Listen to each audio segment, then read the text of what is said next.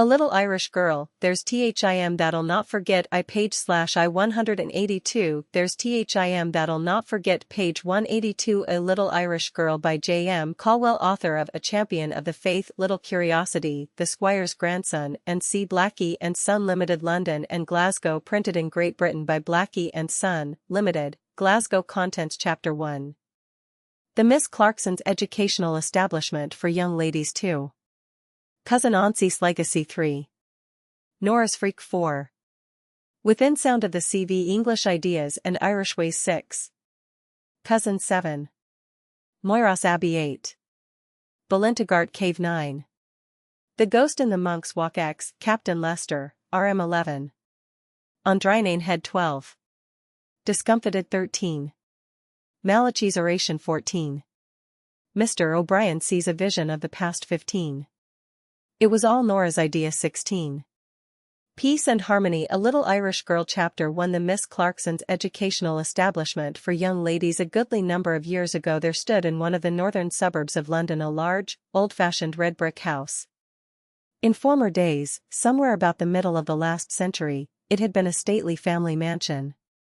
A broad flight of stone steps led up to the hall door, and in the iron railings on either side there still remained the extinguishers with which the Link boys had been wont to put their torches out, after escorting some fashionable lady home in her sedan chair from a gay rout or assembly. Within doors, too, the stone-flagged hall, the wide staircase, and the lofty rooms with their carved mantelpieces and richly decorated ceilings, bore witness to the ancient glories of Treherne House. Those glories, however, had long passed away. The original owners, the Trehernes, had sold it many years before, when fashionable people moved to other parts of London, and though the old house retained its high-sounding name, it had known many vicissitudes and changed hands many times since then. For some dozen years or so it had been owned by three middle-aged sisters, the Miss Clarksons, the principals of a large and flourishing school, or, to quote the inscription on the huge brass plate affixed to the hall door, of an educational establishment for young ladies. If anyone had chanced to stand in the entrance hall of Treherne House upon a certain sunny spring morning, he could not have failed to perceive that this work of education was being carried on even more vigorously than usual. A busy hum of voices pervaded the whole house, and burst forth more loudly every now and again with the opening of a classroom door, while somewhere far aloft indefatigable fingers raced up and down the piano over sharps and flats in persevering efforts to master a difficult passage. Both pupils and teachers, indeed, were working at full pressure, for the Easter holidays were barely 3 weeks off, and the examinations which marked the conclusion of each school term were to begin the following week.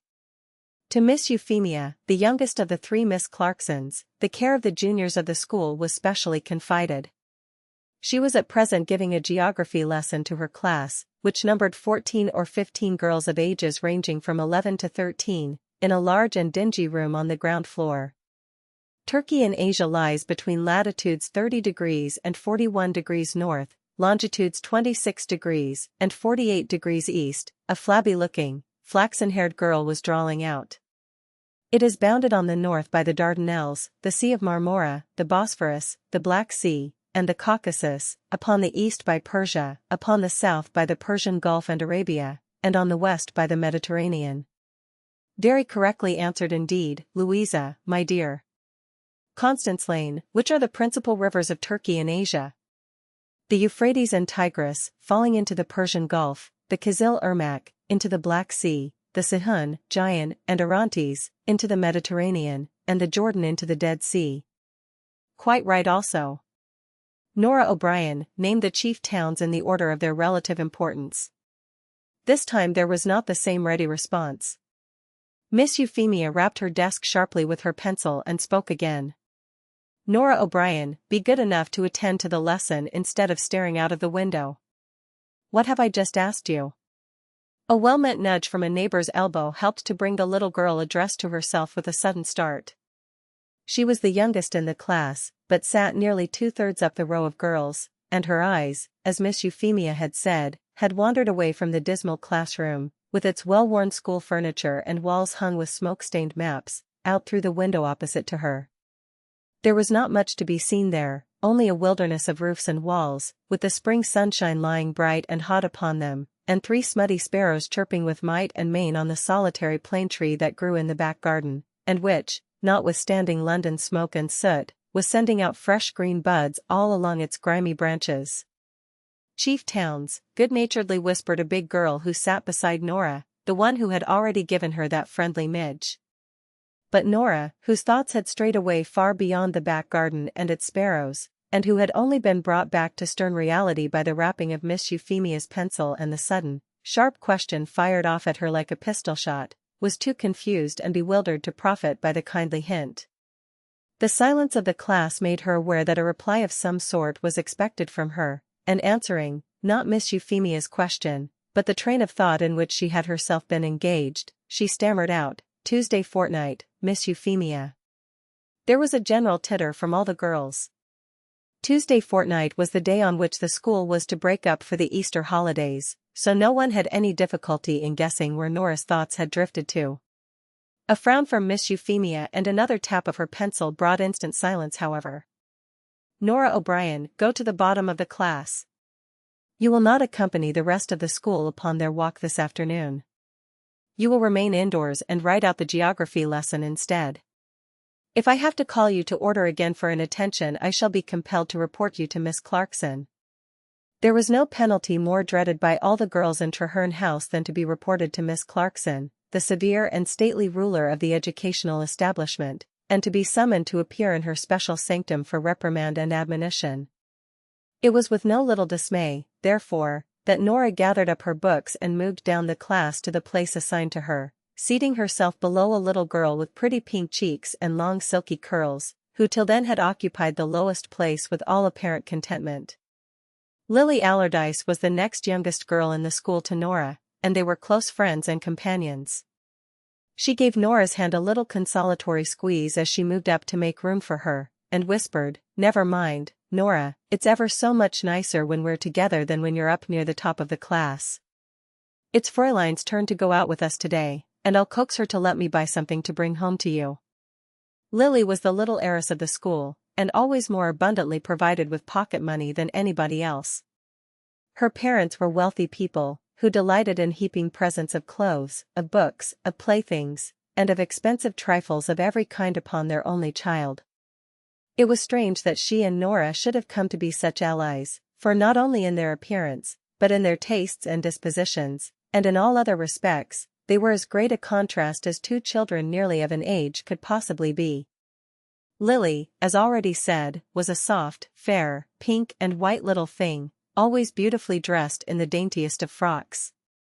No one had ever seen Lily flushed, or tossed, or untidy. She was always well behaved too, a quiet, plodding little maiden who was not brilliant in any way, but who learned her lessons steadily and never got into scrapes, except when she was led into them by her more venturesome companion. One of her brothers had once teasingly, but not at all inaptly, described Nora as short and dark, like a winter's day. She was so small as to look much less than her 11 years, and she had a thick shock of short black hair which resembled a pony's shaggy mane more than anything else. With her turned-up nose and rather wide mouth, Nora would have been undeniably plain, if not absolutely ugly, if it had not been for her dark blue eyes, Irish eyes, Nora loved to have them called. In general those eyes of Nora's were brimful of fun and mischief, but on this particular morning they looked as though tears were much nearer to them than laughter, for together with her Irish eyes Nora had inherited the quick Irish temperament with all its April-day changes of mood. Usually she was the ringleader in every frolic and in every piece of mischief that was set on foot, and at once the torment and the delight of her teachers. She was so bright and intelligent that when she gave her mind to her lessons she could master them in half the time that it took the rest of the class to plod through them, and girls considerably her seniors were wont to consult her about difficulties in their sums and exercises. Unhappily, however, there were very frequent occasions when Nora's mind was not given to her lessons, but was running on all sorts of other things, so that it was no uncommon experience to her to find herself, as at present, sent to the bottom of the class with a punishment in prospect. Not even the strictest of her governesses, however, could retain their displeasure against her very long, and as for the girls, they one and all adored little Nora. The elder ones petted and made much of her, and amongst the juniors, youngest of all though she was, she had constituted herself the leading spirit, the originator of freaks and schemes of daring which would never have occurred to any of them except herself. "I'm Irish, you know, it all comes of that," Nora would say modestly when complimented on her fertility of invention. There was nothing indeed of which she was so proud as of her Irish name and her Irish descent, although she herself had never set foot in Ireland in all her life. She did her best, not very successfully, to cultivate an Irish brogue, and no one could have displeased her more than by spelling her Christian name without the concluding H, which marked it as distinctively Irish. The shabby black frock which Nora wore, adorned by more than one unscientifically cobbled rent, with cuffs and collar of frayed-out crepe, betokened that she must be in mourning for someone near to her, not long dead, and there were times, as all her companions knew, when even in her wildest and merriest moods some chance word carelessly uttered would call up old memories and send Nora in floods of tears into some dark corner to sob her heart out in passionate grief and fruitless longings. Poor Nora's troubles were weighing very heavily upon her on this first morning of our making her acquaintance. It was her first term at school, and as has been seen, the holidays were close at hand. Already the 40 girls at Treherne House talked of little else but what each of them hoped and intended to do during those happy weeks. Nora alone, out of the whole 40, had no home to go to, no plans or projects to make. Lily Allardyce, however, had promised to ask leave to bring her down with her to her home in Hampshire, and Nora knew that Lily's parents were not the least likely to refuse her anything which she might ask. On this very morning, however, Lily had had a letter from her mother, to tell her that she and her father were so pleased by Miss Clarkson's report of her conduct and progress during the term, that they had determined, as a reward for her diligence, to take her to Paris in the holidays, and to let her have her first glimpse of foreign life. "You shall come to us in summer instead, Nora," Lily had said consolingly. "We shall have 6 weeks' holidays then instead of 3, and there will be picnics and boating parties, and ever so much more fun than we'd have had now." To poor Nora, however, the prospect of a longer and pleasanter visit several months off seemed but meager compensation for 3 weeks of loneliness and desertion in the immediate future. Even the Miss Clarksons themselves were going to the seaside for the holidays, and she would be left to inhabit the gaunt, empty rooms, with no other company than Fräulein Glock, the German governess. She had loyally done her best to conceal her disappointment and to enter into Lily's delight at the promised trip, but it was hardly to be wondered at if her eyes strayed wistfully out of the prison-like schoolroom to the sunshine outside, or if her thoughts wandered away from Turkey and Asia and its towns and rivers back to her old home on Hampstead Heath, and to the joyous, untroubled home life which had been interrupted so rudely by her father's death 6 months before. It had been a very easy-going, harum-scarum household in which Nora had grown up, almost as Irish in its ways as if it had been situated amongst the old ancestral possessions of the O'Briens on the wild west coast of Ireland instead of in an eminently orderly and respectable suburb of London. Nora's father, Piers O'Brien, with his cheery, genial manner, his unfailing spirits, and the soft Irish accent which he had never lost, had been the life and soul of the little home on the green heights of Hampstead. He had been its mainstay and support too, for it was the brilliant, racy articles for newspapers and magazines, which flowed so freely from his pen, that furnished the means for providing for the wants of the household. But coming out from London one wet night in the previous autumn, Piers O'Brien had caught a severe chill. A sudden and serious illness followed. There were a few days of agonized anxiety and distress, and then all was over, and the young O'Briens found themselves left, orphaned and well-nigh penniless, to face the world as best they could. Their mother had died long before, quite beyond Nora's memory, but Nora had never felt the want of a mother's love. Her elder sister Anstace, with her sweet womanly ways, had filled the vacant place so completely. Anstace was the second of the family, the eldest was Roderick, the tall brother of whom they were all so proud, who had just finished his college career with honors and distinction, and who was to have gone to the bar. He was 21, and Anstace was 2 years younger, and after her there had been a stretch of 7 years before the next brother, Manus, the special object of Nora's devotion, had made his appearance. Nora herself, the fourth and youngest, made the little family circle complete. Roderick and Anstace were both very young to have such a heavy load of anxiety and responsibility thrust suddenly upon them. Careless and easygoing in money matters as in everything else, Their father had not troubled himself about laying up any provision for the future, and when once the expenses of his illness and the funeral had been paid, there was but little left. The brother and sister, however, set themselves to bear their burden bravely. They decided with all promptitude that what little money remained, together with all that they could spare from their own scanty earnings, must be devoted to the two children and to their education, whilst they made shift to provide for themselves as best they could. Anstice in former days had been a favorite pupil in the Miss Clarksons' educational establishment, and she had always kept up friendly relations with its principals. They now offered to take Nora into Treherne House on very much reduced terms, an offer which Roderick and Anstice most gratefully accepted. A cheap school, too, was, after some trouble, found for Manus in Kent. Roderick, relinquishing his hopes of the bar, accepted employment as a lawyer's clerk with as much apparent cheerfulness as if he had never looked forward to any other career, while Anstice became governess in the family of the doctor who had attended their father in his last illness, who had come to know their circumstances and was anxious to befriend them.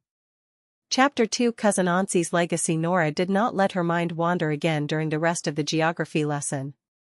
At its conclusion, Miss Euphemia gave 3 taps of her pencil on her desk and said in her sharp, determined tones, "Dictation." In a moment, with the precision of an infantry battalion going through its drill, each girl had her exercise book open before her and her pen dipped in the ink, ready to begin to write at the first word which should fall from Miss Euphemia's lips.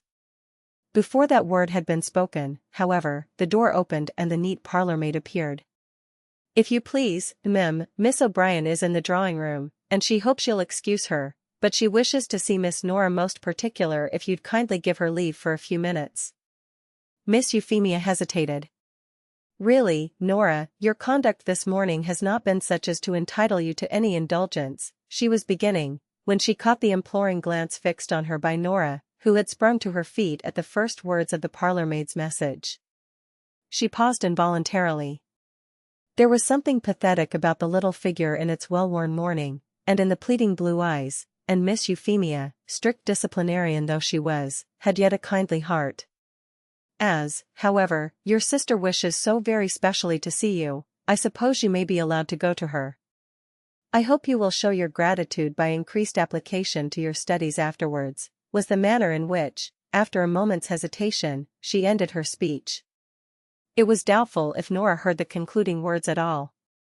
She let her pen fall with a clatter from her fingers, dropped a jerky little curtsy, and gasping out, "Thank you, Miss Euphemia, thank you so much," she whisked out of the room and raced upstairs to the drawing-room, where Anstice stood awaiting her, a slight graceful figure in her simple black gown, with coils of shining hair wound round beneath her hat. Nora crossed the room in one bound and flung her arms round her sister. "Oh, Anstice, darling," with a hug between each word. "It's such an age since I've seen you, I began to think you weren't ever coming again. I couldn't get away last Sunday afternoon, 2 of the children were not well, and so I did not like to leave Mrs. Trafford alone," Anstice said, seating herself in an armchair and lifting her little sister on her knee, where she held her closely folded in her arms. "Why, Nora, you are as wild a little Irishwoman as ever, school has not tamed you in the least. And oh, my dear child," as her eye fell on the roughly darned rents in the front of Nora's frock, "look at the state your dress is in. How could you have got it so torn?" "I can't help it, Anstice, I can't indeed, it will hook on to things and tear. It's getting ever so much too short for me, too. See," and Nora slipped off Anstice's knee and stood up before her with her feet in the first position, to show what a very little way the scanty black skirt reached below her knees. "So it is indeed," Anstice said with a sigh, as she turned up the hem and examined it critically to see if any letting down was possible. "Nora dear, I do wish you would try to be more careful of your things, you know how difficult it is for Roderick and me to buy new ones for you." "I do try my very best," Nora protested, with a threatened return of the tears that had been so near to her all morning, "but it's no use, I do think nails and spikes stick themselves out on purpose to catch me. There's Lily Allardyce, who might have a new frock every week if she liked, and her clothes never tear or have things spilt over them. Oh dear, wouldn't it be nice if we were rich like the Allardyces, but I don't know either, they're only city people, and her father made his money selling chemicals or something of that sort, and we're the old O'Briens, no matter how poor we are." "And one of the old O'Briens is a goose to talk such nonsense," said Anstice gravely. Then, as her quick eyes took in the signs of recent trouble on the little girl's face, she asked solicitously, drawing her close to her side, "What is the matter, dearie? Have you been in difficulties over your lessons this morning?" "Well, yes, but it wasn't that altogether," and Nora hid her face against Anstice's shoulder. "You know that Lily promised to ask leave for me to go home with her to Heron's Court for the holidays, but she's heard from her mother that they're all going to Paris for Easter, and I do feel horrid and mean, for of course it's splendid for Lily, and I ought to be glad that she's going to have such fun, but I can't. It's so miserable to think that I'll have to spend all these weeks here alone with Fräulein. And hearing all the others talk about going home, and all that they're going to do in the holidays, makes it worse." And the tears which had been kept back with such difficulty hitherto were coming in real earnest now. Anstice stroked the little rough head that lay upon her shoulder tenderly. "Do you remember, Nora," she said, "when I used to teach you at home, and you came to the heading in your copybook, 'Never cross a bridge till you come to it,' that you said it was the most ridiculous nonsense you had ever heard, for no one could possibly go over a bridge till they got there?" "Yes," said Nora, dully, not understanding where this was going to lead to. "Well, Nora, you have just been doing that very thing today and fretting about something that is not going to happen. You are not in the least likely to spend the holidays at Treherne House." "Anstice." "Why, what do you mean?" Nora started upright and brushed the tumbled hair back behind her ears, whilst the tears still hung from her eyelashes. A strange light was shining in her sister's eyes. "A very wonderful and unexpected thing has happened. We have come into a fortune, Nora." Nora clapped her hands and whisked wildly round the room. "Oh, I know, Anstice. It's Uncle Nicholas. He's forgiven us and made up the feud, and we're all going over to live with him at Moyross Abbey, and Roderick's to be the heir." "Is that it?"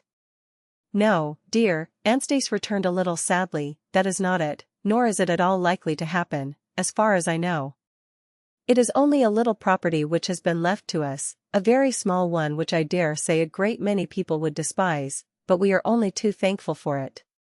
Did you ever hear father speak of his old relation Anstice O'Brien, who was my godmother, and whom I was called after, Cousin Auntie he used to call her?" Nora was doubtful, but thought she remembered having heard of such a personage. "She died last week." Poor old woman, she had had a very sad life.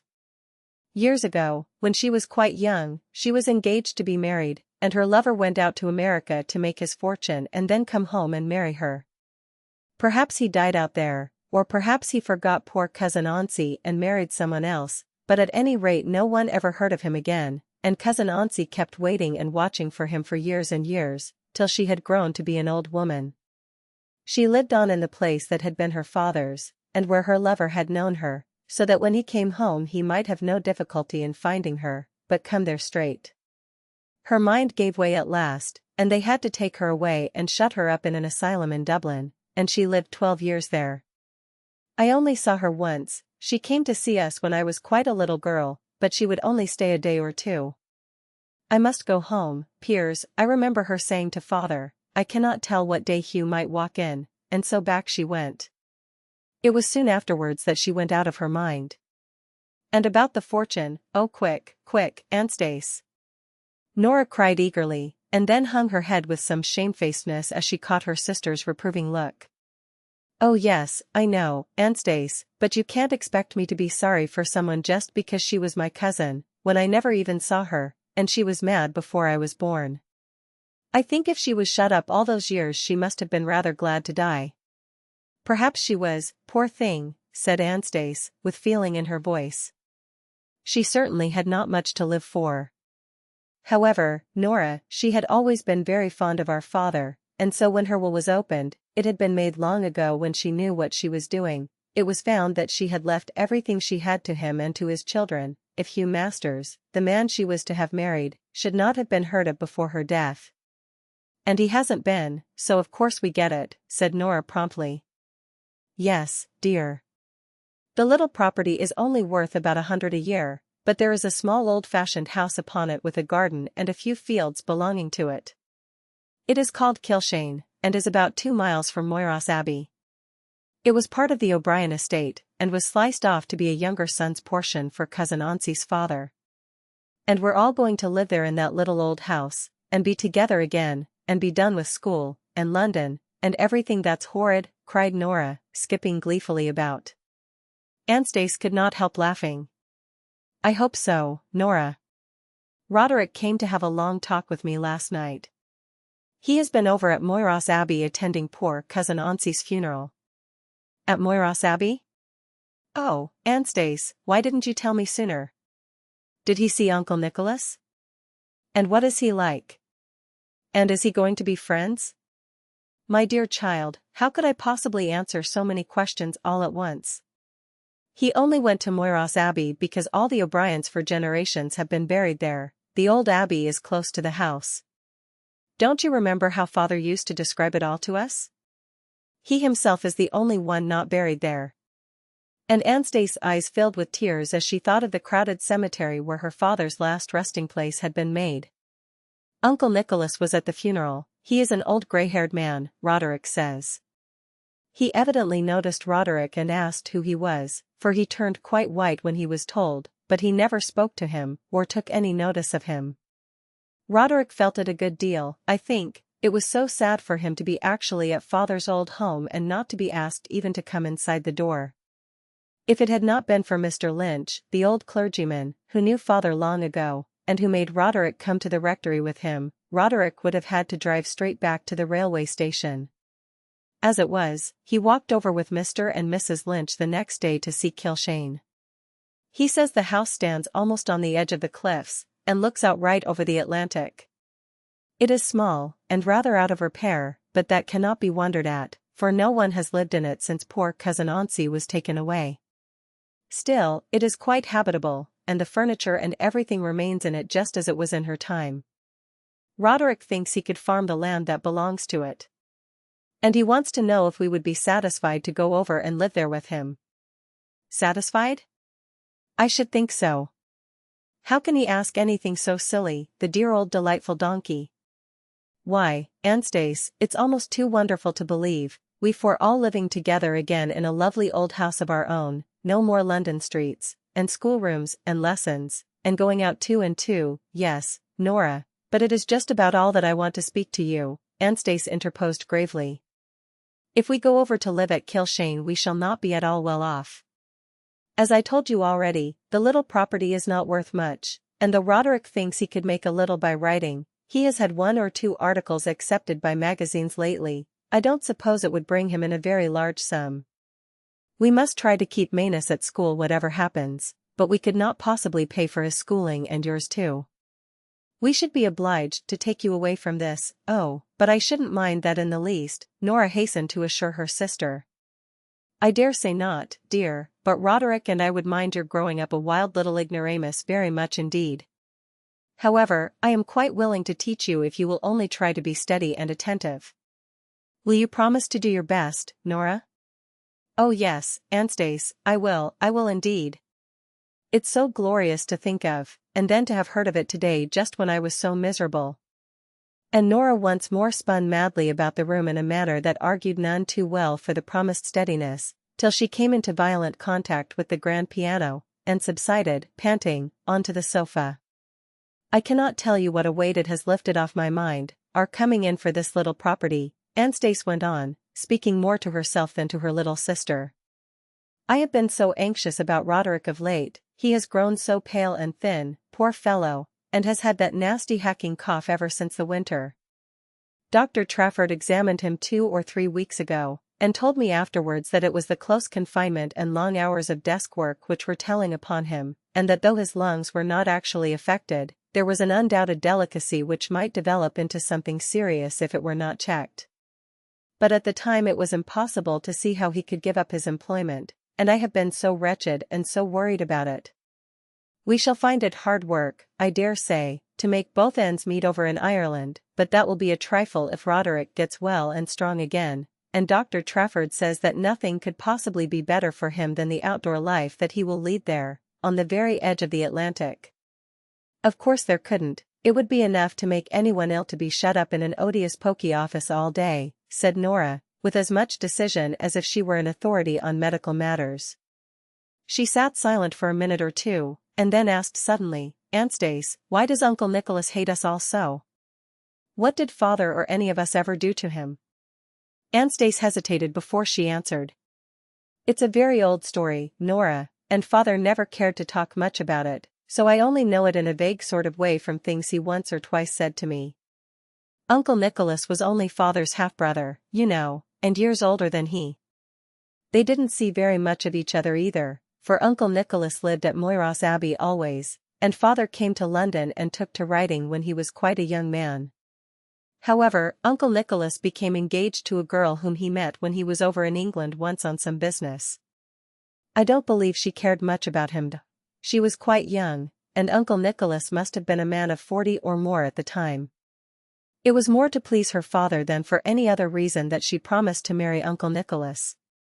Her father was very ill, dying, and he was anxious to see her provided for, and of course Uncle Nicholas was a rich man and a great match for her. So it was all settled, and the day for the wedding fixed, and Uncle Nicholas wrote to Father to come down and make his future sister-in-law's acquaintance, and be present at his marriage. I don't know how it all came about after that, Nora, but Father and she were thrown a good deal together, and they found out that they loved each other. It was all very wrong, no doubt, and not straightforward, but they stole away together and came up to London, and were married the very day before her wedding with Uncle Nicholas was to have been. Then that girl was our mother? Nora cried, with her eyes open to their widest. Yes, dear, Marion Belthorpe her name was, and that was the way in which she and Father were married. It was a very unhappy business altogether, for the shock killed her father, he was in bad health, I told you, and she never saw him again. Uncle Nicholas never got over the blow either, he had been really and truly fond of our mother, and he was a changed man from that time out, so everyone who knew him said. Father and Mother tried more than once to make it up with him, but he would take nothing to do with them. Perhaps it was hardly to be expected that he would. He must be a horrid, mean, unforgiving old thing, Nora said indignantly. And does he live at Moyross Abbey all by himself? No, the children of a niece of his live there with him. She and her husband died out in India some years ago, and Uncle Nicholas brought the children home and adopted them. There are 2 of them, a boy and a girl, so Mr. Lynch told Roderick. I don't quite know how old they are, but I suppose that Harry Wyndham will be owner of Moyross Abbey some day. Nora stared at her sister in angry amazement, as if she could hardly believe that she had heard aright. But he has no right to it, he's not an O'Brien, and Moyross Abbey has belonged to O'Briens for hundreds and hundreds of years. Harry Wyndham. Why, he might as well be called Smith, or Robinson, or anything else, she burst out vehemently. Aunt Stace could not forbear smiling a little at her impetuosity, but she sighed too. It is hard upon Roderick that the old O'Brien estate should pass away from him, for however our father wronged Uncle Nicholas, Roderick had no share in it. But then, Nora, you must remember that the Wyndham's mother was Uncle Nicholas' own niece, while our father was only his half-brother, so that though they are not O'Briens they are really nearer to him than we are. Besides, I am afraid that our father and Uncle Nicholas did not get on very well together, even before that last quarrel. Uncle Nicholas was always very prudent and careful himself, and he thought Father reckless and extravagant. It never was Father's way to be careful of money. And Aunt Stace gave another sigh. I'm sure Uncle Nicholas is an old curmudgeon, said Nora decisively. If he is something to show for it, and if it had not been for him Moyross Abbey would most likely have passed away from the O'Briens long before this. The property was loaded with debt when it came to him, and the house was falling to ruin. Father has often told me so. Uncle Nicholas was quite a young man then, but he set himself steadily to redeem the estate, and worked hard and economized, and denied himself in every way till he had paid the mortgages off, bit by bit, and rebuilt the house. Then a vein of copper was discovered on the property, and he managed to raise money enough to begin mining, and was his own engineer and manager, and now that mine brings him in a very large income. I don't wonder that he looks upon Moyross Abbey as absolutely his own, and considers that he has a right to leave it to anyone he pleases. He has not, then. He has no right to leave 1/2 of a yard of the O'Brien land to anyone except an O'Brien. Oh, Anstace, how can you sit there and talk of it all so quietly? One wouldn't think that you cared the very least bit. The look of pain which crossed Anstace's face might have told a keener observer than Nora that her brother's exclusion from the old family inheritance, which should have been his by rights, was by no means a matter of indifference to her. She only said, however, in her wonted quiet way, as she rose to go, "It seems to me, Nora, that it is wisest for us to make the best of things as they are, instead of fretting over what they are not, and to be thankful that at least one little bit of O'Brien land has come to us. You had better run back to your lessons now. I hope Miss Euphemia will not be annoyed at my having kept you so long. I must speak to Miss Clarkson and tell her of the change in our plans, and that you will be leaving at the end of the term." The sisters parted at the foot of the first flight of stairs. A door upon the landing gave access to the eldest Miss Clarkson's sanctum, a small room where she transacted the general business of the school and had interviews with the parents of present or future pupils. No girl in Treherne House, even if not summoned into that room to receive reproof and admonition, ever approached it without some trepidation, and Nora, as she continued her way down to her classroom, felt a sort of wondering admiration at the smiling unconcern with which Anstace, having first tapped at the door and received permission to enter, disappeared within the dreaded precinct. Chapter 3 Nora's freak. Perhaps no little girl ever underwent punishment with so light a heart as Nora did that afternoon.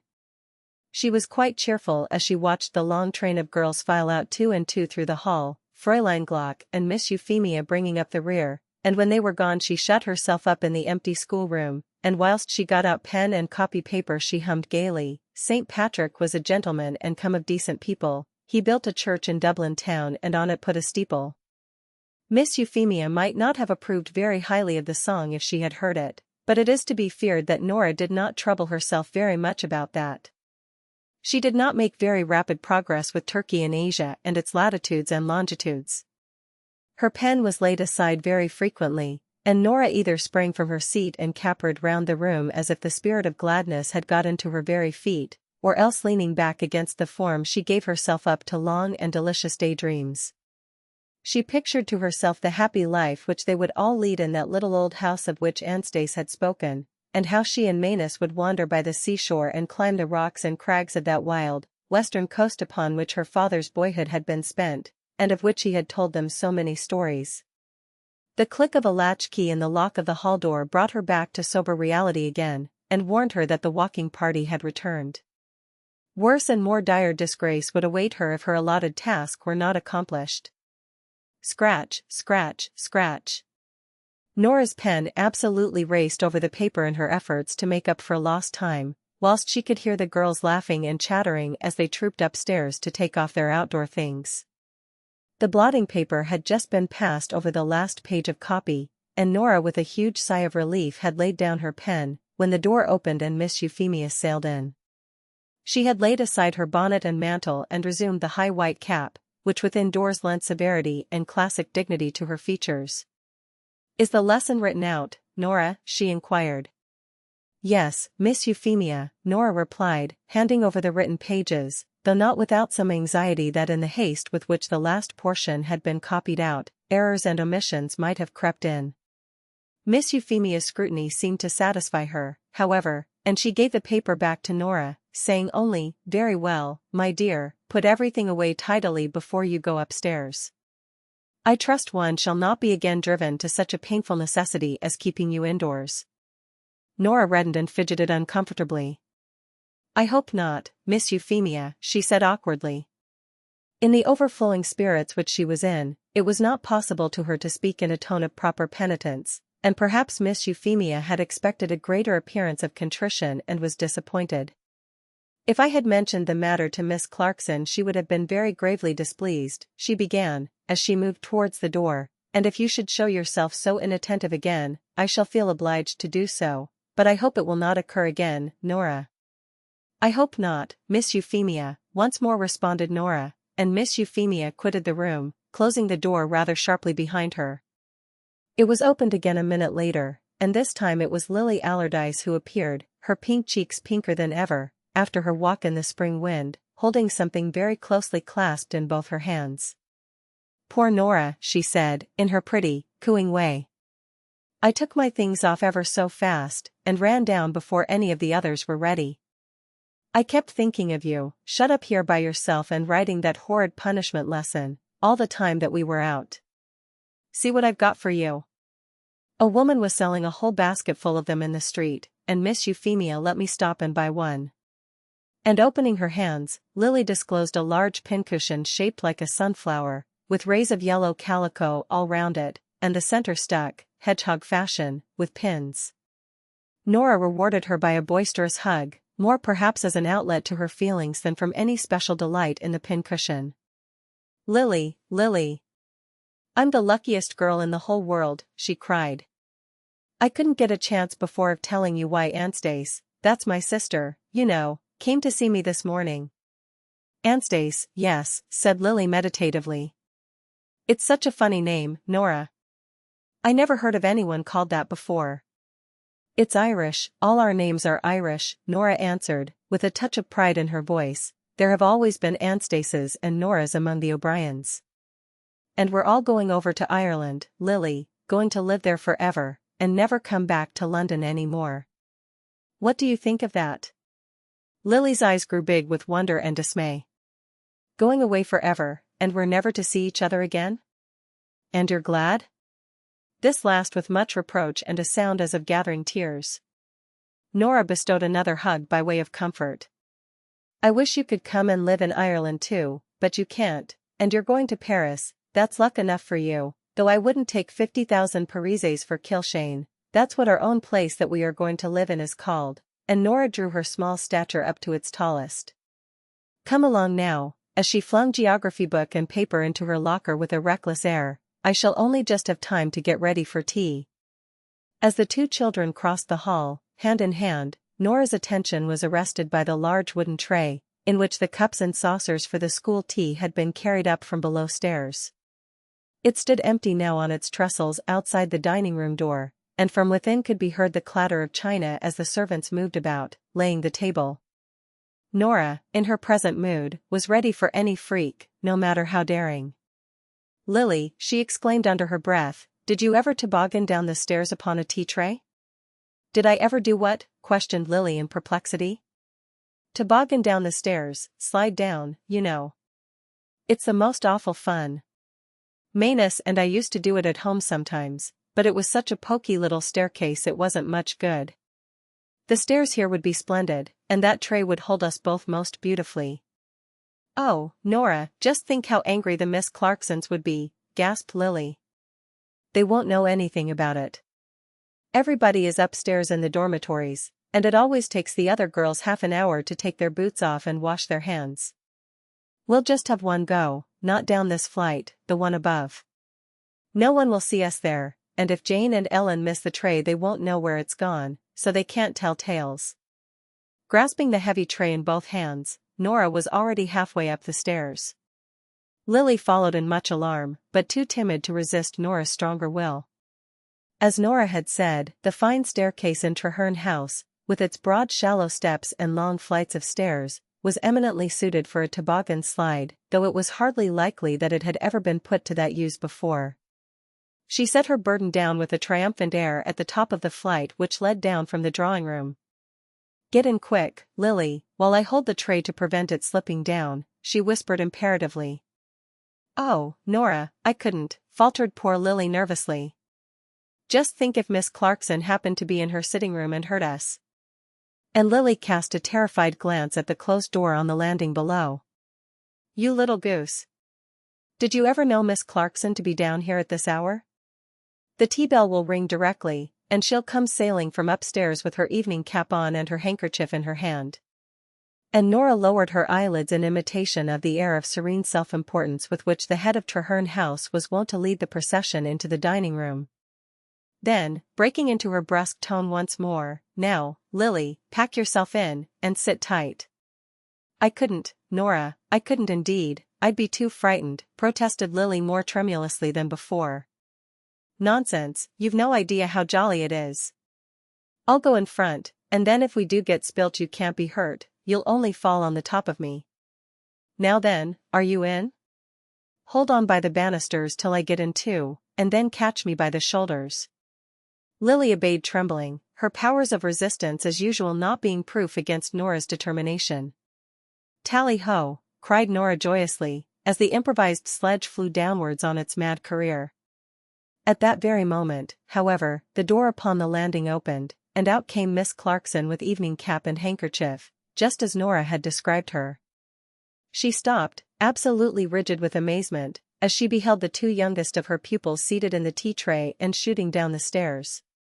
The sudden appearance of her schoolmistress was too much for Lily, whose nerves were already overstrained by the headlong speed with which they were rushing through the air.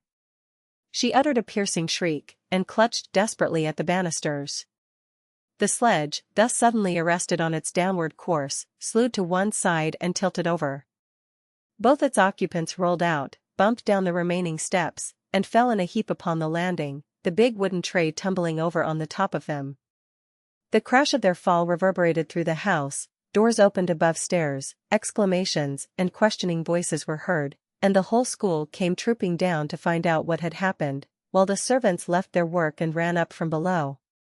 Nora had fallen undermost, but she was on her feet again in a moment, her hands clenched, and her small white teeth set tight. Her head had come in violent contact with the floor of the landing, and a bump had already started out upon her forehead, which was swelling visibly and promised before long to display a variety of shades of blue and green. She was conscious besides of a bruised knee and sundry smaller injuries, but Nora was a heroic little soul, and she deemed it beneath her to cry merely for pain, so whilst poor Lily, after struggling out from under the tray, could only sit in a forlorn little heap and sob pitifully, Nora boldly faced Miss Clarkson, who had not yet recovered sufficiently from the shock she had received to utter a syllable. "It was my fault, Miss Clarkson, it was indeed. I made Lily come with me, and she didn't want to. I knew it was naughty, but the tray was standing in the hall as we came out, and I couldn't help it. I haven't known what to do all day. I've been so glad since Anstice told me that we were all going over to live in Ireland. I've been very happy here," she added with sudden recollection, for Nora possessed a share of Irish politeness with all her other Irish qualities, "but at school, you know, it's not home, and if you had thought that you weren't ever going to have a home of your own again, or at least not for years and years, and then heard all at once that you had got the dearest, most delightful old house in Ireland to live in, oh, Miss Clarkson, if you'd been me, and you had seen that tray standing in the hall, you'd have wanted to toboggan downstairs too." The whole of the school had flocked downstairs by this time. Miss Susan, the second Miss Clarkson, had been foremost to reach the scene of the disaster. She had picked poor disconsolate Lily up, and was examining into the extent of her injuries, whilst Miss Euphemia stood with the fallen tray in her hand, and the girls and the French and German teachers crowded upon each other on the stairs in their efforts to get a view of what was passing. An absolute shiver went through the close-pressed ranks at Nora's audacious speech, which called up a vision of Miss Clarkson seated in the tea tray and careering madly downstairs with her cap ends streaming behind her. In awestruck silence the whole throng waited for the thunder of Miss Clarkson's wrath to fall on the daring offender's head. There was a momentary pause, and then Miss Clarkson, as if prompted by some overmastering impulse, stooped and kissed, yes, actually, a thing which, in the memory of the oldest girl present, she had never been known to do before, she kissed the little upturned face that gazed so earnestly at her. "I scarcely think that, my dear," she said in answer to Nora's venturesome suggestion, "but I was truly rejoiced to hear of your good fortune from Anstice this morning, even though it means that we shall lose you from amongst us very soon. Under such exceptional circumstances I can make a certain allowance for your feelings having carried you beyond yourself, especially considering what a little wild Irishwoman you are. Your behavior was of course most reprehensible," she went on, straightening herself and resuming her wonted scholastic manner, as she remembered her audience and the effect that might be produced upon them by such unexampled lenity. "Nothing would induce me to pass over a repetition of it, but for this once, considering the circumstances as I have said, and that you and Lily have already suffered from the consequences of your very silly and unladylike freak, I will take no further notice of it. Jane, carry the tray back to the pantry at once. Euphemia, be good enough to take Lily upstairs and put some sticking plaster on her face. We will now proceed to the dining room, girls."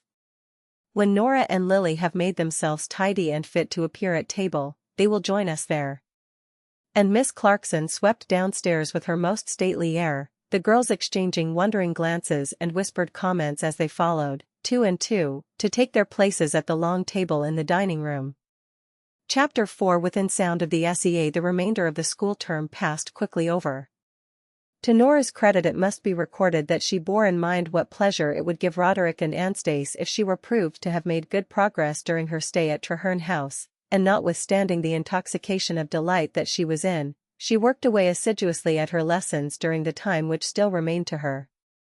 Accordingly, when the examinations were over, she was found to have won a place very near the top of her class for herself. The great day of the breaking up of the school arrived at length. The hall was filled with boxes, and cabs drove away from the door with luggage piled upon the roof and happy faces inside. From earliest morning Nora had been the busiest of the busy, helping to carry handbags, and rugs, and parcels of all kinds downstairs, and receiving the affectionate farewells of the girls as they departed. It was quite wonderful how sorry they all seemed to say goodbye to her, and innumerable parting tokens in the shape of pencil cases, purses, and such small articles were showered upon her. As for Lily Allardyce, whose parents arrived early in a brougham to carry their darling off to the station from which they were to start for Paris, her joy at seeing them again was quite swallowed up by her grief at parting from Nora. Her eyes were swelled almost past recognition, and her little frame was shaken by sobs when she was at last induced, most unwillingly, to quit her hold of Nora, and to follow her parents to the carriage which waited for them. Nora was after all to remain at Treherne House and to share Fräulein Glock's solitude for a week, as Roderick and Anstice had been unable to complete their preparations for leaving London any sooner. This appeared a very trifling hardship to her now, however, and in the evening, when she had seen the 3 Miss Clarksons, who had been the last to leave, drive away in their turn, she settled herself down quite cheerfully by the fire in the empty schoolroom to keep Fräulein company till bedtime.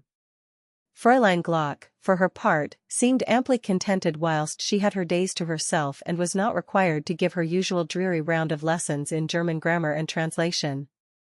She was engaged upon a crochet antimacassar of most intricate design, which required an incessant counting of stitches. She had, besides, a friend, a German teacher like herself, who was also spending her holidays in solitude in another school a few streets away, and the two were wont to pass many hours together, exchanging low-voiced confidences with each other. They were very kind to the little girl, who had perforce to make a third in their party, and strove spasmodically to entertain and amuse her. Nora could not but feel, however, that she was more or less an encumbrance to them, and she generally preferred to steal away to a sunny window on the stairs, where she curled herself up on the wide window seat, and let her imagination run riot in happy visions of the future. Nora had counted on her fingers the number of days that she would have to remain at Treherne House. Beginning with the little finger of her right hand, they reached as far as the forefinger of her left, and each morning when she woke she dug the finger representing the day just begun into her pillow, saying to herself, "We've got as far as you now." And each evening when she went to bed she made another dig with the same finger, saying triumphantly, "There, you're over." Thus the days went by till the forefinger of her left hand was ticked off like the rest, and in the evening Roderick, her tall, dark-haired, dark-eyed brother, arrived to carry her off to Euston Station, where Anstice was to meet them. And so the doors of Treherne House closed behind little Nora for good and all. She was so wild with glee and in such boisterous spirits that Anstice had some difficulty in keeping her within the bounds of due decorum during the quarter of an hour that they had to wait for the departure of their train. More than once indeed Anstice had occasion to remind her of the ancient nursery adage, that too much laughing ends in crying. The saying was to prove true enough, for a few hours later poor Nora, tossed to and fro in her berth, and enduring all the agonies of sea-sickness, was in truth a vast deal nearer to tears than to laughter, and both she and Anstice presented a very limp and woebegone appearance when they landed next morning in a drizzling rain upon the wharf in Dublin. Their surroundings were not calculated to raise their spirits. A raw wind blew cheerlessly in their faces, and the tall dark buildings that lined the quays, the forest of masts on either hand, and the air, all seemed dripping with moisture. Roderick alone maintained a cheerful demeanor. The rough crossing appeared to have had rather an exhilarating effect upon him. He had been on deck since daylight, pacing up and down with his cap drawn over his eyes and the skirts of his ulster flapping about his legs, quite regardless how the steamer lurched and rolled under him, whilst he watched the Irish coast coming gradually into view. He exerted himself to the utmost for his sisters' comfort, and carried them off to an hotel, where, however, neither Anstice nor Nora was able to taste the breakfast set before them. Then came long hours of railway travelling, diversified by wearisome delays at junction stations, and at last, in the dusk, they alighted at Ballyfin, the terminus of the railway, and its nearest approach to the wild coast region where their future home was situated. The drizzle of the morning had developed by this time into a heavy and continuous downpour, and poor Nora, cold, hungry, and tired out, felt more wretched than she had ever done in all her life before, and in her secret soul, I believe, would have been rejoiced could she have found herself back in the deserted schoolroom of Treherne House, where Fräulein Glock counted her interminable crochet patterns. At any other time she would have been in transports of delight at the novel sights and sounds which greeted her on every side, at the strange, guttural utterances of a group of frieze-coated men and blue-cloaked women, who, regardless of the rain, were talking volubly in Irish, at the scent of peat smoke, which hung in the air, above all, at the outside car which, on issuing from the station, they found waiting to carry them the 12 Irish miles which had still to be traversed. Now, however, Nora could only rouse herself to a very faint interest in all these things, and in silence she allowed Roderick to lift her onto the seat beside Anstice. The little town of Ballyfin, with its marketplace and its one long, straggling street, was soon left behind, and they emerged upon a level tract of dreary bogland, the monotony of which was only broken here and there by a squalid cabin streaked green with damp, or by a few fields fenced in from the road and from each other by walls of loosely piled grey stones. The leaden sky hung low above their heads, and the mountains were wrapped in mist down to their very base. It was impossible to hold up an umbrella, so fierce and wild were the gusts that swept across the bog. Anstice and Nora sat close to each other, a shawl drawn over their heads and held together in front, while Roderick, on the other side of the car, with the collar of his ulster turned up about his ears and a travelling rug wrapped round his knees, shielded himself from the weather as best he could. On and on the car sped through the seemingly interminable waste, till at last Nora, who had hardly spoken since they had started on their drive, said, with something that sounded suspiciously like a sob, "Anstice, I didn't think Ireland was one bit like this. I thought it was the nicest place to live in the whole world, and ugh! It is so ugly and so miserable. You could not expect any place to look well on such a night as this, dear.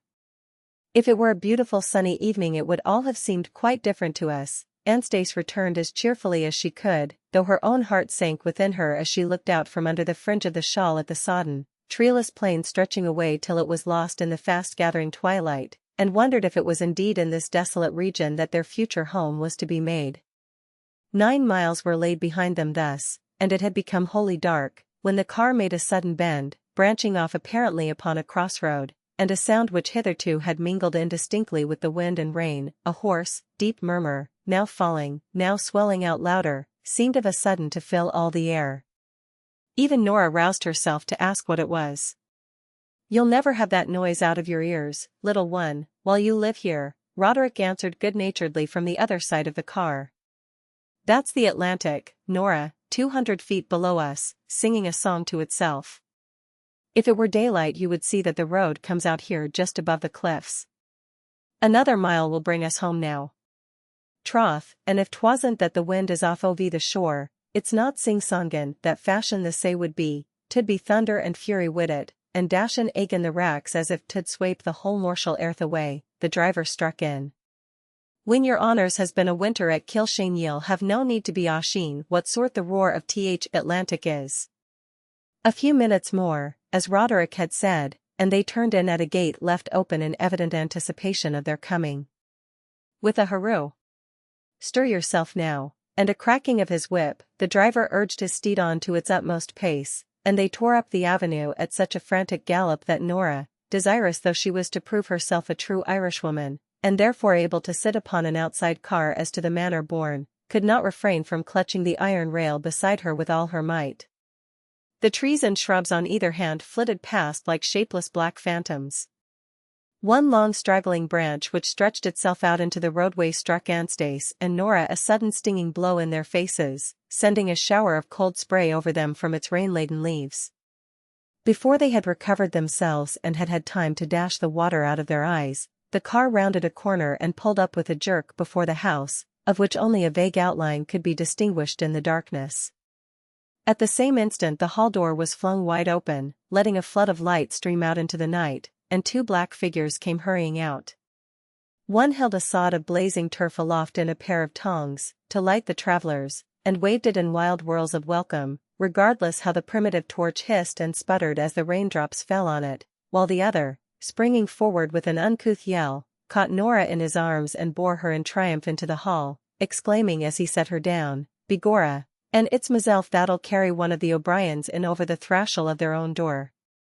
'Tis the great day that sees the ould stock back in Kilshane, and God and his saints give them luck and prosperity, and blessin's early and late, arra, wisht would ye, Tom," commanded the torch-bearer, whom Nora now perceived to be an elderly woman clad in the rough red skirt and cotton bodice common to the country, with a wisp of grey hair coiled up closely at the back of her head. "There's no I&D to ye, so there isn't, and it's frightenin' the little darlint ye'll be wid your goin's on." "Not a bit of him, Biddy, only delighting her heart with such a right Irish welcome," said Roderick, as he came into the hall and shook Biddy and Tom heartily by the hand. "And here's a new Miss Anstace for you," he added, drawing forward his sister, who had been so encumbered with wraps and mufflings, and so stiff with cold and the long drive, that she had found some difficulty in descending from the car. "And wouldn't I have known it widout the tellin'," declared Biddy, as she caught the hand which Anstace held out to her and kissed it fervently. "Sure, 'tis the very moral of old Miss Aunsy she is, the darlint Joel. And who would she take after, if 'twasn't her own godmother that she's called for? I'm glad Miss Anstace was so alive to her duties as to have a proper resemblance to her namesake," said Roderick merrily. "And now, Biddy, I hope you're prepared to give us something to eat, for I'm pretty ready for it after traveling all the way from London, and I've no doubt the others are too." Sure, Master Roderick, and I've a fire in the parlour anyway that'll do your heart good to see. If your honors'll warm yourselves a weeny minute I'll have the tay wet and all ready."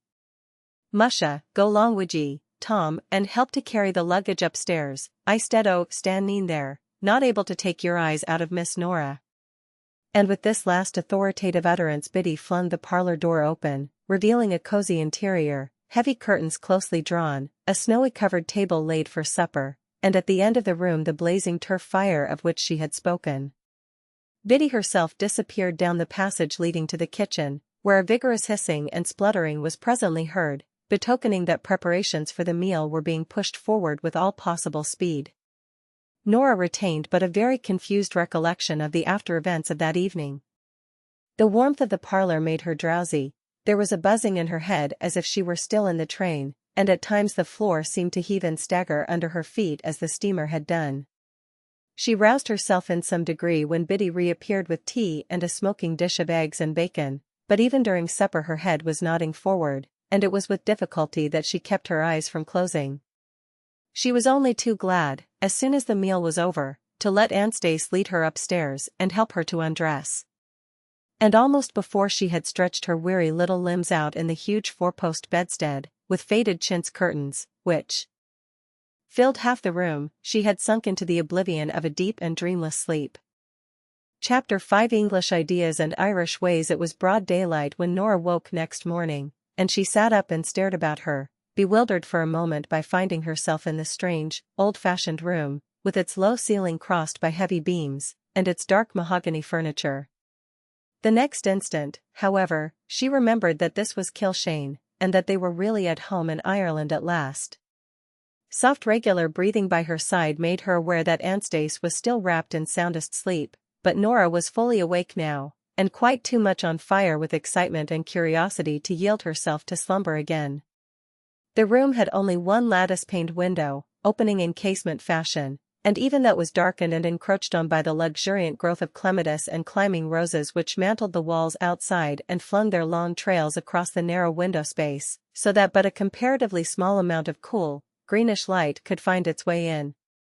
Nora slipped down out of the lofty bed, and pattered across the floor in her bare feet. Pushing the casement open, she leant far out, regardless of the shower of dewdrops which she shook down upon herself, drinking in one gasp of delight the freshness of the early morning, the salt sea breeze that blew in her face, and the undreamt of beauty of the prospect that lay outstretched before her. Immediately below her the green lawn sloped down to the cliffs, though from the window at which she stood nothing could be seen of the dizzy precipice. The low wall that bounded their little domain stood out against the mid-sea, as though one could have stepped from it far out upon that shining blue plain which stretched away to the far misty horizon, its solitude unbroken by even a single sail. Upon the left rose the great purple mountains which had been invisible the night before, and beneath them lay a wide tract of heathery moor, of gorse-clad hills and green pasture land. Lower still was a long range of woods, and below them the bold coastline, with its lofty headlands, its sheer black cliffs and jagged rocks, over which even on that calm and sunny morning the long Atlantic surges broke in foam. Anastasia's voice behind her recalled Nora to herself. "You will catch your death of cold, child, hanging out of the window in your nightgown. Come in and dress yourself. You will have plenty of time to look at the view afterwards." Nora reluctantly drew her head in. "Oh, Anastasia, it's the loveliest place in the whole wide world, and we are the very luckiest people to have got it all for our own." Anastasia laughed. "Well, that sounds more cheerful than your remark when we were driving here last night. Do you remember how dismal you were then?" Nora gave her shoulders an unwilling shake. "As if one could know what anything was like, sitting in pouring rain with a shawl over one's head. And you haven't half looked at the view, only given it a sort of glance out of the corner of your eye." "My dear, the view won't run away," said practical Anastasia, "and we shall be late for breakfast if we don't hurry on. Do begin to dress yourself."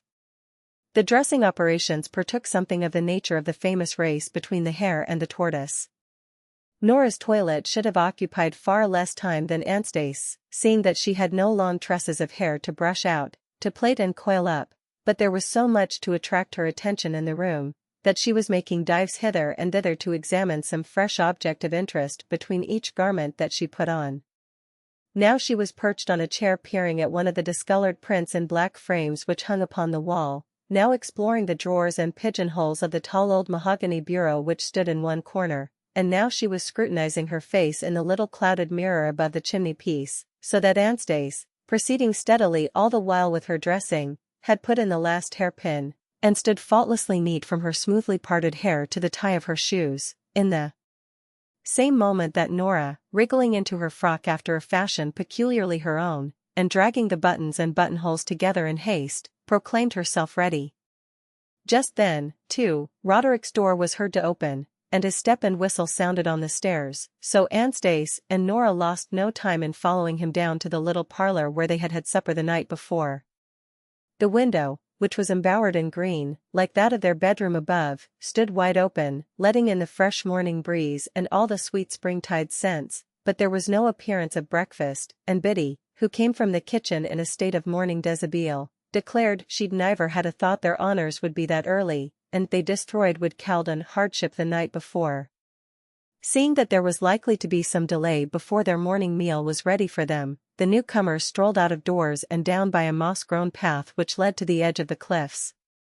Viewed from without, the house was a rambling, irregular structure, 2 stories high in some parts, only a single story in others, but overgrown everywhere with the same luxuriant green mantle of roses, jessamine, and ivy, all matted and intertwined. Anastasia's eyes soon wandered back from the house to Roderick's face, on which they rested anxiously. She was afraid he might have caught a chill from the exposure of the previous evening, but he laughed her fears away. "I feel another man already," he said, drawing a deep draught, as he spoke, of the vigorous sea air. "I shall write to Dr. Trafford and tell him I have tossed all his tonics and physic bottles over the cliffs. It was that stifling city den, and the everlasting scribble from morning till night, which were doing for me."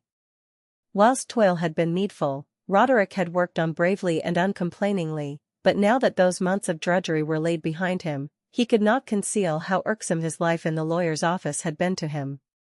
Nora interposed here to ask what the dark woods were which stretched along the cliffs some 2 miles away. "Those are the woods of Moyros Abbey, where our father lived when he was a boy, and Uncle Nicholas lives now," Roderick answered. Do you see how, on beyond, just this side of the headland, Drynane Head it's called, the cliff is all scarped and cut away, and the red earth thrown out upon the hillside? That is the copper mine which Uncle Nicholas set going, and there is an iron pier down below that he made, for ships to lie at to load the ore. It was a wonderful undertaking, said Anstice, following the direction in which her brother pointed. It was, indeed, for one man to plan and carry out. He deserves all the wealth which the mine has brought him in. See, Nora, you can just make out the chimneys of Moira's house above the trees. The ruins of the abbey where the monks used to live in old times are close to it, and behind the abbey there is a little wooded glen, with a steep path winding down through it to a little cove below, one of the very few places along the coast where a boat can find shelter in rough weather. I suppose that was one of the reasons why the monks chose that particular site for their abbey. Some of the steps going down to the sea are the very ones, I believe, that the monks put there, and the stones have deep hollows worn in them by all the feet that have gone up and down for hundreds of years. But Roderick, when did you see it all? Cried Nora. A cloud came over Roderick's face. I walked down through the glen that one day that I was at Moira's, the day of poor old cousin Auntie's funeral. I had heard our father talk so often of that monk's walk, as it is called, and I wanted to see as much as I could of his old home. And you'll take me to see it all some day, won't you, the old abbey and the monk's walk, and all? Pleaded Nora, hanging coaxingly on his arm. Roderick shook his head. Not unless Uncle Nicholas invites us there, and that, I think, is hardly likely. He has made it plain that he has not forgiven our father, even in his grave, for the wrong he did him, nor us, for being our father's children. Roderick spoke with a bitterness very unusual to him, but, after all, it was hard that whilst almost all he could see around him, great mountains, wide sweeps of moorland, woods and farms, and rocks rich in minerals, had belonged to his ancestors, he himself should be an alien and a stranger there. Even that low creeper-covered house, with its 2 or 3 fields stretching along the edge of the cliffs, had only come to him by the bequest of a distant relative, and in all probability, if the old man who now held the great O'Brien estate in his grasp had had the power to keep it from them, not even that one small corner of the family domain would have descended to his own kith and kin. Uncle Nicholas is an old horror, said Nora with energy, and if he doesn't want to have anything to say to us, I'm sure we don't want him either. And just then Biddy appeared in front of the house, and by vehement waving of her arms gave them to understand that the tardy breakfast was at length ready. Their first morning repast in the quaint old-fashioned parlor was a very gay and cheerful one, though Anstice's housewifely eye detected many things that did not please her, the little heaps of dust in the corners which no intrusive broom could have disturbed for a very considerable period, and the long cobwebs that hung down from the ceiling and swayed slowly to and fro as the fresh breeze blew in at the open window. When breakfast was ended, they started to explore the old house which had come into their possession with all that it contained. Opposite the parlor was the drawing-room, a long, low-ceiled room, furnished with spindle-legged tables and chairs, with tall old cabinets, black with age, ranged against the walls.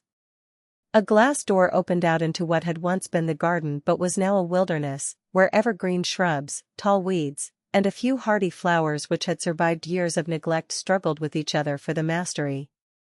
Ragged fuchsia hedges fenced in the little plot, and in the kitchen garden beyond, the old fruit trees stretched out their branches, laden with snowy blossom, over the sea of tangled vegetation that grew about their roots.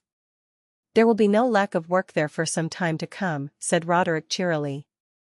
After his months of drudgery at a desk and of close confinement in a city office, occupation of any sort in the open air was alluring, and he opened the glass doors as he spoke and stepped out upon the grass-grown walk, eager to commence the Herculean task of digging and uprooting without even a moment's delay.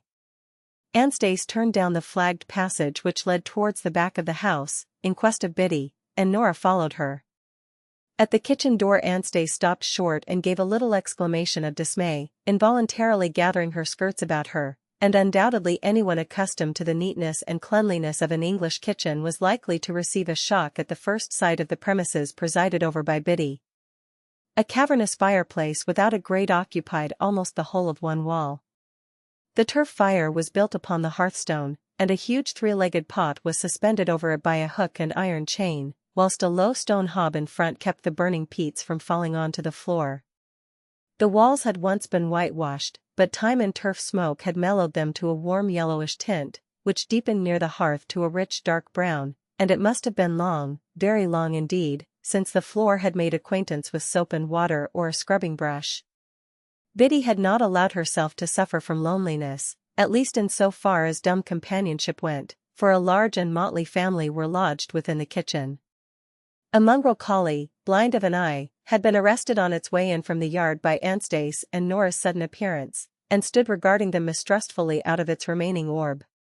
A large black cat, snugly curled up in front of the fire, was sleepily keeping watch out of one eye on the gambols of two kittens as they rolled each other over and over on the floor, and on the top rail of a chair beside her, over the back of which some articles from the washtub had been hung to dry, a chicken was perched, shaking out its feathers and pluming itself in evident enjoyment of the warmth. It seemed to Anstace, in a rapid survey of the kitchen furniture, that this was the only chair possessed all at once of a back, a seat, and the full complement of legs, all others being destitute of one at least of these appurtenances. An old-fashioned mahogany wine cooler in one corner had been turned to a use for which it had not originally been intended, for at that moment a hen flew up out of it, and with loud and long-repeated cackles made everyone within hearing aware that she had laid an egg. Another hen, with a dozen yellow balls of chickens running at her feet, was stalking about the floor, pecking hither and thither in hope of finding something to eat, and the door of a cupboard which stood open revealed a turkey seated in a basket within and engaged in the important business of bringing out a clutch of eggs. Nora subsided onto the floor with a little cry of delight, divided in her ecstasy between the soft, furry kittens and the softer, downy chicks, but Anstace remained standing, her skirts still gathered up, gazing with a face of rueful disgust at the kitchen and its denizens, and at the collection of miscellaneous articles which were piled pell-mell upon each other in the corners. There were old fishing nets and fishing lines, chairs without seats and jugs without handles, empty bottles and broken plates, even odd boots and shoes were stored up with the other lumber. Biddy came in just then from the yard, carrying a pail of water, which she splashed freely round her as she walked. She smiled broadly upon the girls, quite unconscious that there was anything amiss with herself and her surroundings, and with a flourish of her disengaged arm drove out the hen, which was still loudly and insistently proclaiming its feat just achieved. "Quit out o' this minute, the noisy crather that are. Who wants to be hearing ye, d'ye think?" Anstace's feelings had been too deeply stirred to permit her to keep silence, and she broke out impatiently, "Biddy, is there not a henhouse outside to keep the fowl in, instead of having them in the kitchen?"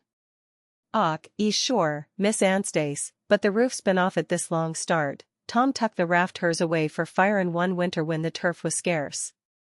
And what would ail the crathers be in the kitchen? 'Tis warm and snug for them, and handy for me to throw them a pratie when I'd be at me dinner." "But I cannot possibly have hens sitting and laying in the kitchen," protested Anstace. "I will ask Mr. Roderick to have the henhouse put to rights, and then the fowl must go out there."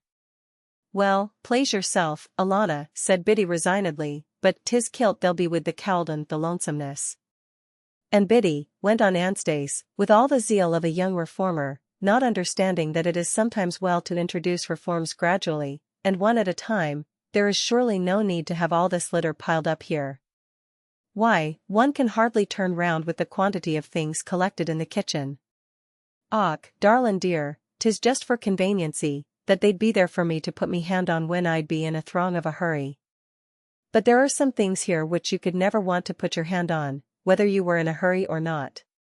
And Anstace, still holding up her dress to keep it from any possible contact with the grimy floor, stepped daintily across the kitchen and lifted the battered remnant of a basket without bottom or handle out of the rubbish heap. "Now what use could that ever be to anyone?" "Trath, Miss Anstace, 'twill be just illigant for lightin' the fire some marneen when the shticks is wantin'. "Well then, Biddy, this won't light fires, and I don't know what else it could be good for," and Anstace's next dive into the accumulated rubbish produced a rusty, lidless kettle, which she held up to view. "Well, maybe no, Miss Anstace," admitted Biddy, "unless 'twould be forgiven the hens a drink out ov, for 'tis tremenjous the crockery thim fowl does break. 'Twas but yisterday, when I was runnin' 20 ways at a time to get the clanin' done and all set to rights afore you'd come, that I put their mate for them in the vegetable dish that was old Miss Auncie's, and I declare to ye, Miss Anstice, I hadn't it but just set down out of me hand than them divils had it broke with their fightin' and their carryin' on, and it more years in the house nor ye could count." And with a tragic gesture Biddy pointed to some broken fragments lying amongst the ashes on the hearth, the rich coloring and quaint design upon them proclaiming that they were of rare old china. Before Anstice could attempt any further remonstrance, however, or suggest that in future the fowl should be given their food in less costly feeding vessels, there was a shrill cry from Nora, who all this while had been goading the kittens into frenzy by trailing her handkerchief slowly before them, and flicking it suddenly high out of their reach just as they were in the very act of pouncing upon it. "The dog! The dog!" she cried, with a shriek of laughter. "Look at the dog!" The one-eyed collie, finding that no one was paying him any attention, had crept across the kitchen and in under the table, and was engaged in licking up the tempting sediment of grease which remained in the frying pan in which the breakfast bacon had been cooked. "Ye Tory! Ye thief o' the world!" screamed Biddy, turning round quickly and hurling the first missile which came to her hand, a battered tin candlestick as it chanced, at the offender, with so true an aim that he fled with a yelp of pain and terror, his tail between his legs, and was seen no more. The speckled hen, startled by the sudden clatter, flew shrieking across the kitchen, her yellow brood scuttling after her. The chicken which had been pluming itself before the fire sought refuge upon the chimney-piece. The two kittens bounded into the recesses of the piled-up lumber, whence they peeped out in much alarm. The old cat alone refused to allow her sleepy dignity to be discomposed, and merely opened her other eye for a moment to see what the disturbance was about. Nora sat back on the floor and laughed till the tears ran down her face, and even Anstice, vexed though she was, could not help joining in her merriment. Judging, however, that no further remonstrances were likely to prove of much effect just then, she drew the reluctant Nora onto her feet and out of the kitchen, declaring that it was time they should get their boxes unpacked and the contents put away in their bedroom upstairs. Anstice was a good deal disconcerted by the laughter with which Roderick received her account of her first visit to Biddy's domain. It was when they met again at their early dinner that she gave it to him, and it was chiefly the horror-stricken air with which she told of the discoveries she had made, and the condition of things which prevailed there, which diverted Roderick, but Anstice was provoked none the less.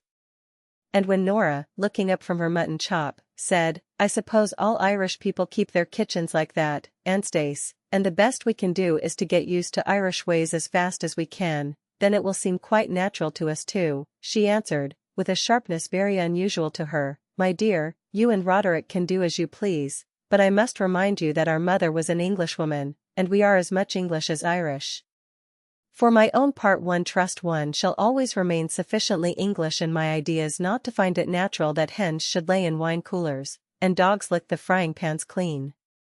And in her own mind the young mistress of Kilshane determined that her first act after taking over the reins of government should be to institute such a cleaning down and clearing out of the old house as it had probably never known since it was built. In the afternoon the two girls started to make further explorations, and went through the long unused rooms upstairs, where the furniture was still standing exactly as it had stood in the days when the elder Anstice O'Brien had dwelt in the little lonely house upon the cliffs. The family lawyer had furnished Roderick with a huge bunch of rusty keys, and Nora and Anstice went about fitting them to the doors of cupboards and presses. The locks and hinges that had grown stiff with years of disuse creaked dismally as they yielded and disclosed to view long-hidden services of quaint old china, old-fashioned silver that bore the O'Brien crest and was worn by the handling of generations of dead and gone O'Briens, antiquated jewels in faded velvet-lined cases, all covered thickly with dust that had filtered slowly in on them through cracks and crevices. There were filmy laces too, and embroideries, and richly colored Indian shawls, all carefully laid away in the bedroom that had been old Miss Anstice, and smelling still of the lavender and sandalwood that had been put amongst them to preserve them. It seemed almost like sacrilege to the two girls to be going about thus letting in the light of day on these hoards, the cherished possessions of the poor old woman whose life had been a living death for 12 years before she died. Biddy had invited herself to assist in the researches, and each fresh store place that was opened produced a torrent of exclamations and recollections from her. "Troth, I mind them well, ivory fork and ivory spoon that's in it. Many's the time I've seen all the quality in the county sittin' downstairs atin' their dinner with that silver and off that Chaney, and Miss Auncey herself sittin' at the top of the table in her silks and her lace, as grand as ye plaze, while me and the other girls would be peepin' in at the door to get a sight of the ladies' fine dresses. 'Twas always Miss Auncey we called her, for all that she'd the right to be Miss O'Brien, and carriage and demeanour she had enough to fit a duchess. To see her sweepin' along wid her head in the air and her silk gown a yard on the ground behind her. "I must keep up my position, Biddy," says she to me times and agin, "sure any one as marries an O'Brien looks to marry into one o' the first families o' Clare, nor they'll not be disapp'inted by me," says she. And all the while her heart was atin' itself oot wid sorra and lonesomeness, and many's the hour I've seen her standin' where Yuri standin' this minute, Miss Anstice, starin' oot over the say as if that you'd draw the man she was waitin' for back to her. But he niver come for all her watchin', and at the last she tucked to go and banshine about the cliffs, Ballyorin and wringin' her hands till we was feared 'twould be throwin' herself over she'd be. Poor cousin Auncey, sighed Anstice. "And so they had to take her away from here and shut her up where she would be safe?" "Ees indade, Miss Anstice. 'Twas your own uncle, Mr. O'Brien of Moyross Bayant, that fetched a grand gentleman the way from Dublin to see her, and between them they tuck and carried her away, and sure that was the last that any of us here ever seed of her. Thin your uncle he come down, and locked all up, and give me the charge, and not a key's been turned nor a hopworth stirred till this blessed day that your own hands has done it, and who'd have the better right? And have you and your husband lived here in Kilshane ever since old cousin Auncey went mad and was taken away to Dublin?" asked Nora. Biddy turned to regard her with amazement. "Musha, what's come to the child?" "Husband," says she. "Sarah wan o' me ever was married, Miss Nora, or ever will be naither. But the man who lifted me off the car and carried me into the house last night, I thought he must be your husband." "Who was he, then?" "Och, that's just Tom, me brither Tom, that was coachman to Miss Auncey, and druv her in her own carriage, more betoken the carriage is in the coach house yet, only the mice, bad scran to thim, has inside of it ate out and destroyed. He's livin' noo in his own house, that yes passed upon the road, if there'd been light to hof seen it, and his 7 orphans wid him, herself's been dead this 12 month past. Sarah tacky, Lanty. What dee come stallin' into people's houses, and frightenin' the sinses out o' them, and me spokin' about ye this very minute."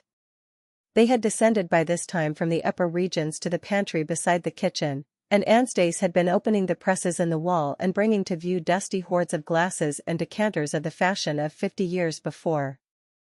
A slight noise behind them had made them turn to behold a red-headed, loutish-looking lad standing in the doorway, a string of fine rock codling in his hand.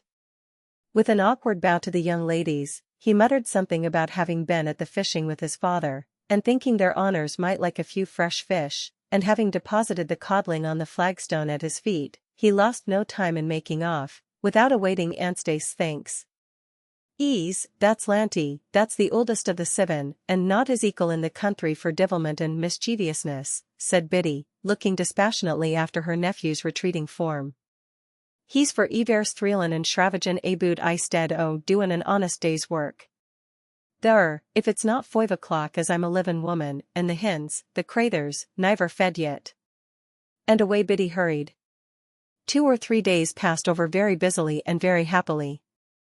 Anstice was hard at work within doors and Roderick no less hard at work without, digging, pruning, clearing away the tangled overgrowth in the neglected garden, or else walking about the 2 or 3 fields which comprised the little domain of Kilshane, deep in consultation on farming matters with Tom Hogan, Biddy's brother, who, since those bygone days of state when he had driven Miss Auncey in her own carriage, had acted as steward, gardener, shepherd, and farm laborer all in one to the little property. They were halcyon days for Nora. No one had much leisure to attend to her, there were no lessons, no irksome schoolroom restraints, she was free to wander where she pleased, Roderick's prohibition against going near the cliffs being the only restriction laid upon her. From time to time she proffered her valuable services to her elder brother or sister, but her efforts to assist them in their labors were somewhat spasmodic, and in general she proved fully as much a hindrance as a help, so that Roderick and Anstice were generally glad to dismiss her to amuse herself as she could. She had speedily made acquaintance with most of the dwellers in the cabins near at hand, welcomed wherever she went with Irish heartiness and goodwill. She was on a specially friendly footing, however, with the Hogan family, and had soon come to know all the 7 orphans, from red-haired Lanty down to Cat, the 2-year-old bare-legged baby, which spent its time for the most part seated on the doorstep scooping water in a broken cup from the stagnant pool in front of the door. A very few days had demonstrated the impossibility of retaining Biddy as servant. Indeed, she herself had no wish to remain, declaring she'd be kilt with the clanin which Miss Anstice seemed to consider indispensable. She had departed, therefore, to the family residence of the Hogans, to keep house for her brother, carrying her cats, her hens, and her other belongings with her, and the orphan next in age to Lanty, a bashful, rosy-cheeked girl of whom Anstice hoped in time to make a neat little handmaiden, had come to Kilshane in her stead. It was quite wonderful, even by the end of the first week, how much had been effected towards making the little house upon the cliffs more homelike. Open windows and well-polished window-panes, fresh air and light let in everywhere, had done much, Anstice's taste and skill even more. Heavy and dusty hangings had been taken down and fresh muslin curtains put up in their place. Bright chintz covers fashioned by Anstice's deft fingers concealed the faded upholstery of the chairs and couches in the little drawing-room. Some rare old china jars and bowls which had been discovered amongst Miss Auntie's belongings had been brought down from the hiding-places where they had been stowed away so long, and were disposed upon the old-fashioned cabinets and whatnots, and such books and photographs and other knickknacks as they had brought from London were scattered here and there. Nora had borne her part in the decoration of the drawing-room, for it was she who had brought in all the springtide spoils, the purple violets and pale primroses, the delicate wood anemones, the silvery catkins and branches of larch just breaking into their first vivid green, which were set everywhere, on the tables, the chimney-piece, the window-sills, and gave grace and beauty to the little room. It was perhaps no wonder that Anstice, lying back in her chair when Saturday evening came, said in a voice that was tired but triumphant, "Well, I do think we may feel proud of our little home." Chapter 6 Cousins. Another week or two sped by, very happily and very busily. Most of the neighboring families, though they all lived at considerable distances, had come to visit the O'Briens and to express their pleasure at seeing them established at Kilshane. But by those who were nearest to them both in kinship and propinquity no notice of their existence had been taken, no sign had come from Moyross Abbey of any desire for truce or reconciliation, and it seemed only too clear that Roderick had been right when he said that Nicholas O'Brien could not forgive his brother even in his grave for the wrong that he had done him. The old rector of the church which stood on the cliffs midway between Moyross Abbey and Kilshane, a weather-beaten, grey building which seemed as though it had been specially built to withstand the wild Atlantic winds, Mr. Lynch, and his wife, had been the first to call, and they remained the O'Briens' chiefest friends. From them the newcomers learned that matters were not running altogether smoothly upon the Moyross property. New machinery had recently been introduced at the mine, the great undertaking which Mr. O'Brien had built up from its first commencement, and of which he was justly proud, and with the machinery had came a Scotch manager to assume the control, which Mr. O'Brien had hitherto kept in his own hands, but which was beginning to prove too heavy a burden to him. The new functionary had loudly expressed his scorn of the easy-going fashion of working which had prevailed hitherto, and his intention of introducing an entirely new system. The ire of the whole countryside had been roused, and reprisals of a sort but too common in Ireland had followed. The new machinery had been broken, and a skull and crossbones painted on the manager's hall door. If Nicholas O'Brien were the man he was 10 years ago, it would not have happened, Mr. Lynch said, with a shake of his head. He understood the people and how to deal with them, but they'd put his back up now, and he'll uphold Bain through thick and thin. A thoroughly determined man Nicholas O'Brien always was, there's no turning him aside when once his mind is made up, and Bain is another of the same sort. But if they're as tough as steel, the people are like tinder, and between them I shouldn't wonder if there was a big flare-up one of these days. "Oh, Mr. Lynch, do tell us something about the Wyndhams who live at Moyross Abbey," called out Nora, who was perched on the window-sill, and had not understood much of the previous conversation. "They are a kind of cousins of ours, you know, and we have never even seen them, it is so funny." "Cousins of yours?" "Of course they are," said the old clergyman briskly. "Their grandmother was Jess O'Brien, the eldest of the family." She married and went out to India while your father was in petticoats. I knew your father before he was the height of that, holding up his walking stick for Nora's inspection, and I'd have known you for his child anywhere. You've just got his eyes and the cock of his nose. As to the Wyndhams, Harry and Ella, why, they are a nice, pleasant-mannered pair of young people. I shouldn't wonder but there might be trouble in that quarter too. Your uncle has been drawing the rein too tight with the boy, just the mistake he made long ago with your father, Roderick. He thinks no will but his is to prevail, and he has made up his mind that Master Harry is to undertake the management of the mine some day, but I've a notion that that young gentleman has different views of life for himself. However, he's been sent off to some Austrian mining works to be trained for a couple of years, and we'll see what comes of it. It must be very lonely for Ella, poor child, living in that big house at Moyross with no other society than old Mr. O'Brien, and that good soul they call Brownie, said Mrs. Lynch, a very trim little old lady in the neatest of black silk mantles and bonnets. She was the children's governess years ago, and came home with them from India after their mother died. She manages the servants and the housekeeping, and is quite wrapped up in Ella. She's as little like a Brownie as anyone I ever saw, laughed the old rector. Come along, my dear, it's time for old folks like us to be getting home. Miss Anstice, you and your brother and sister are to dine with us tomorrow after church. Nonsense, we'll take no excuse. We're not new acquaintances to be paying calls and leaving our pasteboards on each other. Bless me, we're old friends.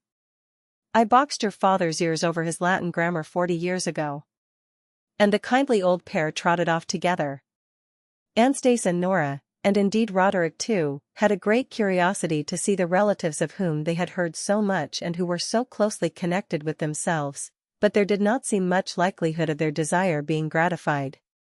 In the church the Moyross family occupied a pew in a recess of the chancel, where they were invisible to most of the congregation, and passed in and out by a side door, and nowhere else was there much chance of their meeting.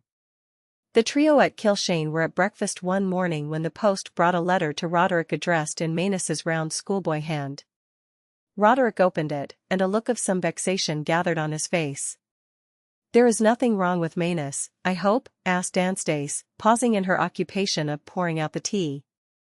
"Not with Manus himself, but it is a most unfortunate business, and worse for other people than ourselves. Diphtheria has broken out at the school, and the doctor has ordered all the boys to be sent home at once." Nora let her bread and butter fall, and jumped to her feet, clapping her hands. "Then Manus will be coming here at once." "How splendid," she cried.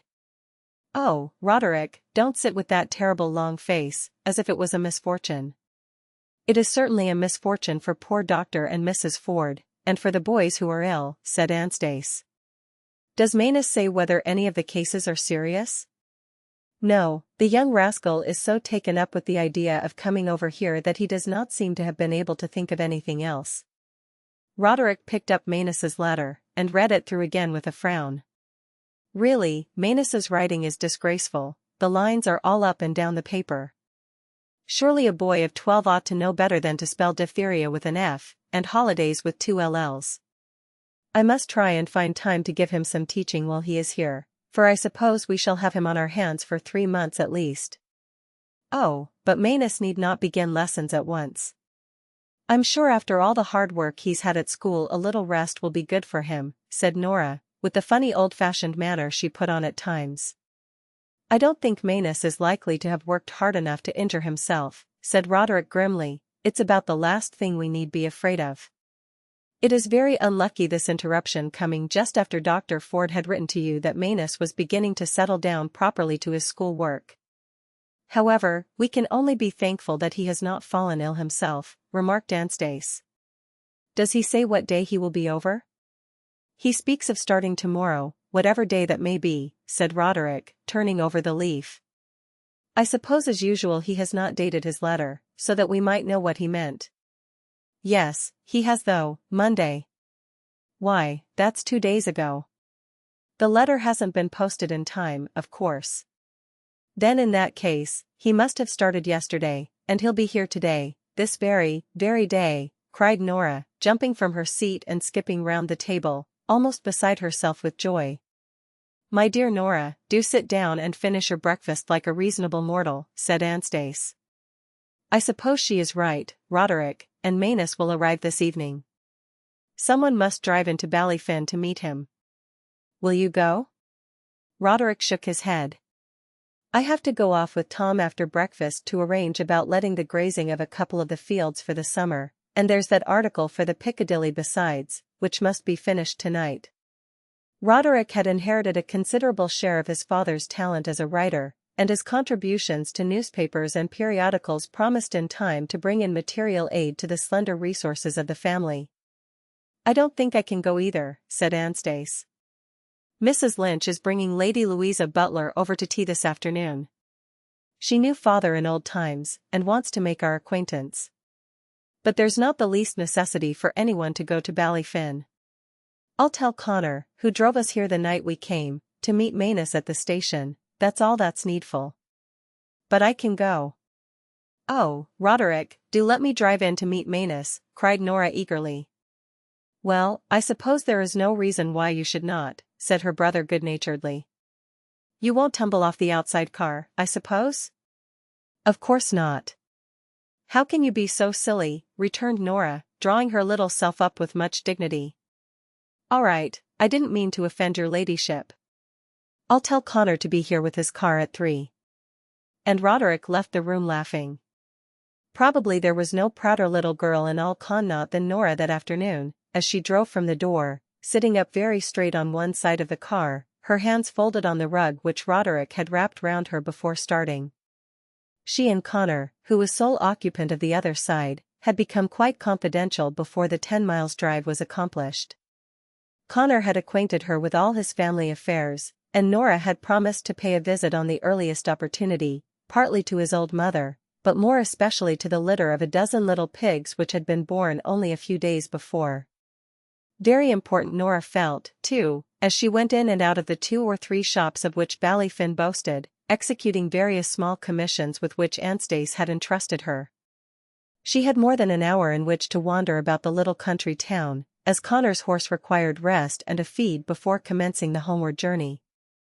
And as Ballyfin did not possess very many attractions and objects of interest, she found herself at the station a full half-hour before there was any possibility of the train's arrival. A porter pointed it out obligingly to her at last, almost at vanishing point upon the track that stretched away with undeviating straightness through the flat bogland. Nora watched its gradual approach, a prey to fears that after all it might not contain Manus, that he might have arrived late at Euston or been left behind somewhere on the journey. Her mind was relieved of this anxiety, however, long before the train reached the station, by seeing Manus's close-cropped, bullet head protruding from one of the windows. Nora ran to the end of the platform to meet the train, and then had to run back for her pains, keeping up with the carriage at the door of which Manus was standing. Almost before Manus had time to alight she had thrown her arms round his neck and was kissing him with all the fervor that was possible, seeing that she had to stand on tiptoe even to reach the point of his chin. "There, hold on, don't squeeze the breath out of a fellow," said Manus, striving to disengage himself from Nora's embraces, and looking round rather sheepishly to see if anyone was observing their meeting. "Oh, Manus, and I haven't seen you for such an age, not since Christmas," said Nora reproachfully, withdrawing her arms, but continuing to devour her brother with her eyes. "You needn't make a gazebo of yourself all the same," retorted Manus. "Come along, and let's see after my traps. I suppose you have some sort of shanterton outside?" And Manus sauntered towards the luggage van with an easy man-of-the-world air which filled Nora with admiration, but accorded none too well, if the truth be told, with his broad, sunburnt face and squat schoolboy figure. As for Nora, she danced along by his side, for in her present ecstasy of delight it was quite impossible for her feet to pace along at an ordinary walk. Once, however, that they were seated side by side on the car and driving over the bog road, Manus condescended to relax in some degree from his newborn dignity and to become more like his former self. He even permitted Nora to hold one of his hands under cover of the rug, but rebelled when in an outburst of affection she rubbed her cheek against his sleeve. "The driver fellow is looking," he muttered ungraciously, jerking her off with his shoulder. Connor, however, who occupied the other side of the car conjointly with the carpet bag and large brown paper parcel, which contained all Manus's worldly goods, and were by him somewhat grandly designated his traps, kept his eyes stolidly fixed upon his horse's ears, and seemed to take no heed of the pair across the well. The drive home was a very silent one for him, for Nora and Manus had so much to tell each other that their tongues never once ceased wagging during the whole of the drive, and Connor did not seem called upon to take any part in the conversation. It was after dark when they drove up to Kilshane, and found Roderick and Anstace at the door waiting to welcome the traveler. "This is a long way jollier than school," observed Manus half an hour later, when he was seated at the supper table with Anstace smiling at him from behind the tea urn, and Nora hovering round, herself unable to eat in her excitement, and her desire to pile his plate with dainties. That brief remark brought balm to his little sister's heart, for Nora had been troubled by terrible misgivings that the brother who had come back to her would prove quite different from the Manus of old. She had feared that after a term of school life and of the companionship of other boys he would look down upon her as being only a girl, an inferiority which Nora fully recognized and the irremediableness of which she most deeply deplored, and refuse her the place in his affections and his confidence which she had hitherto enjoyed. The next day was wild and boisterous, with fierce rain squalls sweeping in from the Atlantic and beating on the window panes. To venture on any distant expedition was therefore out of the question, and Nora had to content herself with showing off the house and garden to Manus, and taking him down to gaze over the cliffs into the wonderful clearness of the green depths below, where the great forests of seaweed could be traced lying like purple shadows far beneath the water. Upon the following day, however, she proposed that he should accompany her upon her promised visit to old Mrs. Connor and the family of infant pigs, and Manus was graciously pleased to accede to the suggestion. The Connors' abode was situated at the end of a long boreen or lane, very narrow and muddy, with high furze-topped banks on either side. It had originally been a tolerably well-built and comfortable cabin, but was much impaired by dirt and neglect. The thatched roof was fastened down by ropes elaborately interlaced, and weighted with stones to prevent its being swept bodily off in the wild Atlantic gales, and the approach to the house was by a causeway with a manure heap on one hand and a pool of stagnant filth upon the other. Mrs. Connor, an old woman in a wondrously quilled nightcap, came to the door on hearing steps and voices outside, and welcomed the children with great heartiness and goodwill. It was quite unnecessary to express a wish to be taken to see the interesting family of pigs, since on entering the kitchen they and their grunting old mother were found to be in possession of the most comfortable place in front of the fire. Mrs. Connor, whilst edging them to one side with her foot to enable her to set chairs for the visitors, explained that this was necessitated by the cannibalistic tastes of the old sow, who had on one or two previous occasions demolished some of her offspring soon after their birth. "It takes Thaddy and me, turn and turn, day and night, to kape an eye on her, the ould villain, but glory be to goodness the crathurs is growin' that fast they'll put a bayant her to ate them soon." Then, whilst Norali eyed the unnatural parent with horror, Mrs. Connor proceeded to hang a griddle, a round iron plate, above the turf fire, and to arrange upon it a goodly supply of potato scones, in the kneading of which she had been engaged when interrupted by the children's arrival. "Thaddy, that's the boy that druv ye, Miss Nora, you'll be fit to break his heart he wasn't here, but he's away to the bog to cut turf since cockshout, and I was gettin' his tay ready agin he'd come home. Yez'll take bite and sup now afore yez go." Looking at the table on which the cakes had been prepared, and the smoky interior of the cabin, Nora had some qualms about accepting the proffered hospitality. She hardly saw her way to refusing it with politeness, however, and Manus manifestly was not troubled by any inconvenient fastidiousness, for he was sniffing the fragrant smell of the potato bread, as the old woman moved it to and fro and turned it in the griddle, with evident satisfaction. Nora thanked Mrs. Connor, therefore, with the best grace that she could, and having once overcome her scruples, was fain to admit that she had never tasted anything more delicious than potato scones buttered hot from the fire, and accompanied by draughts of new milk, the seasoning imparted by a previous walk in the sea breezes not being omitted.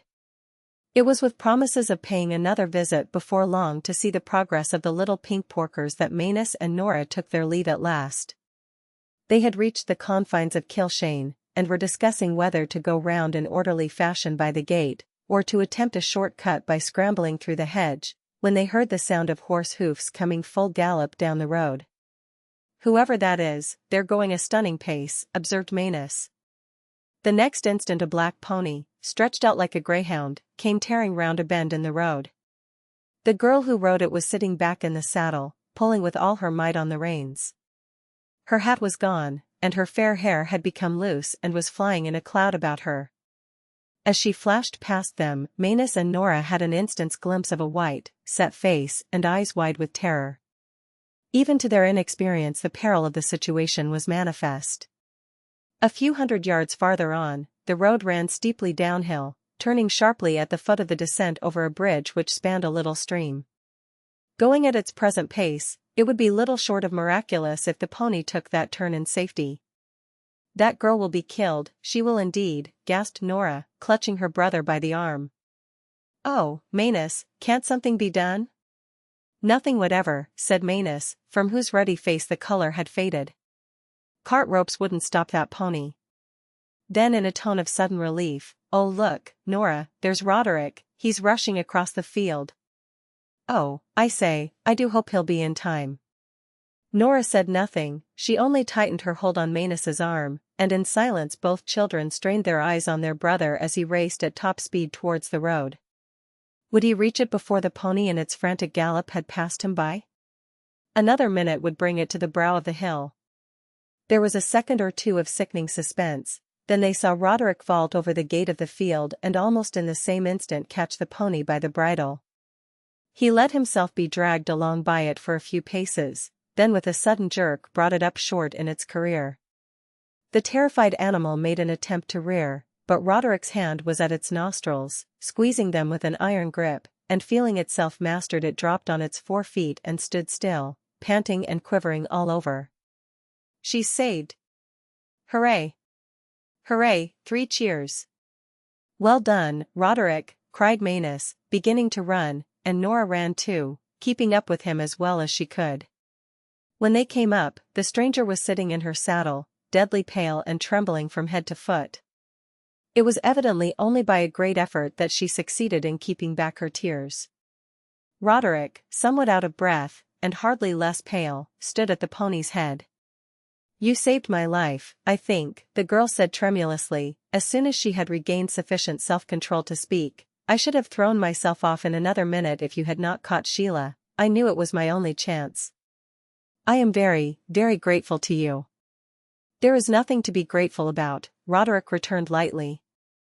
"It was most fortunate I was near enough to reach the road in time. Anyone who had been where I was would have done just the same." "You saved me all the same," the girl repeated, "and poor little Sheila, too, she must have been killed. Even if I had escaped, she never would have got over the bridge safely."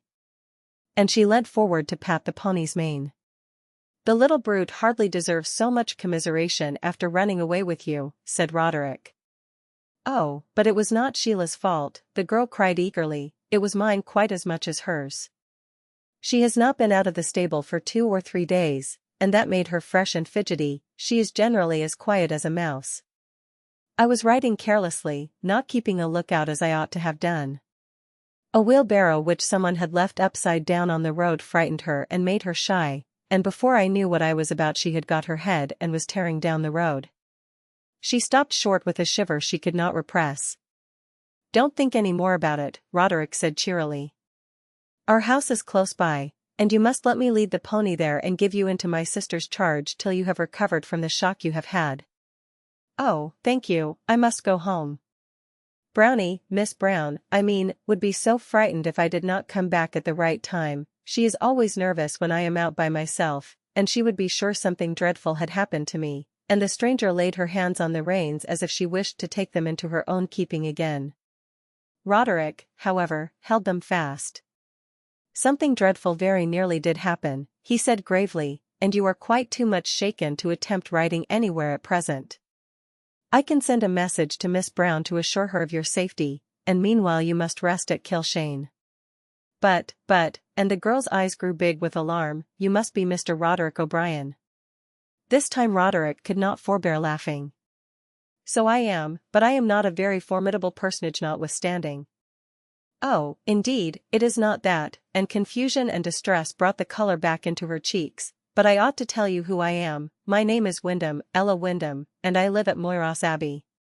"In that case, Miss Wyndham," said Roderick courteously, but making no attempt to claim relationship, "the best arrangement will be to have a carriage sent for you from Moyross Abbey. You are really not fit to ride back, and I hope you will not mind waiting at our house till it comes. Manus, run up the road and see if you can find Miss Wyndham's hat."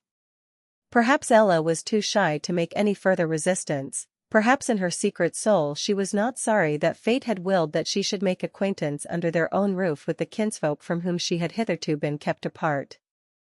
At any rate, she offered no opposition when Roderick turned the pony's head towards Kilshane. He kept a careful hand on the bridle all the way to the house, though Mistress Sheila, who had had the fire taken out of herself very effectively by her wild race, walked along very soberly and evinced no inclination for any further pranks. With a thoughtfulness which Ella fully appreciated, he left her to herself to recover her composure in some degree, and chatted gaily with Nora as they walked along, questioning that small personage about her ramble and her visit to old Mrs. Connor.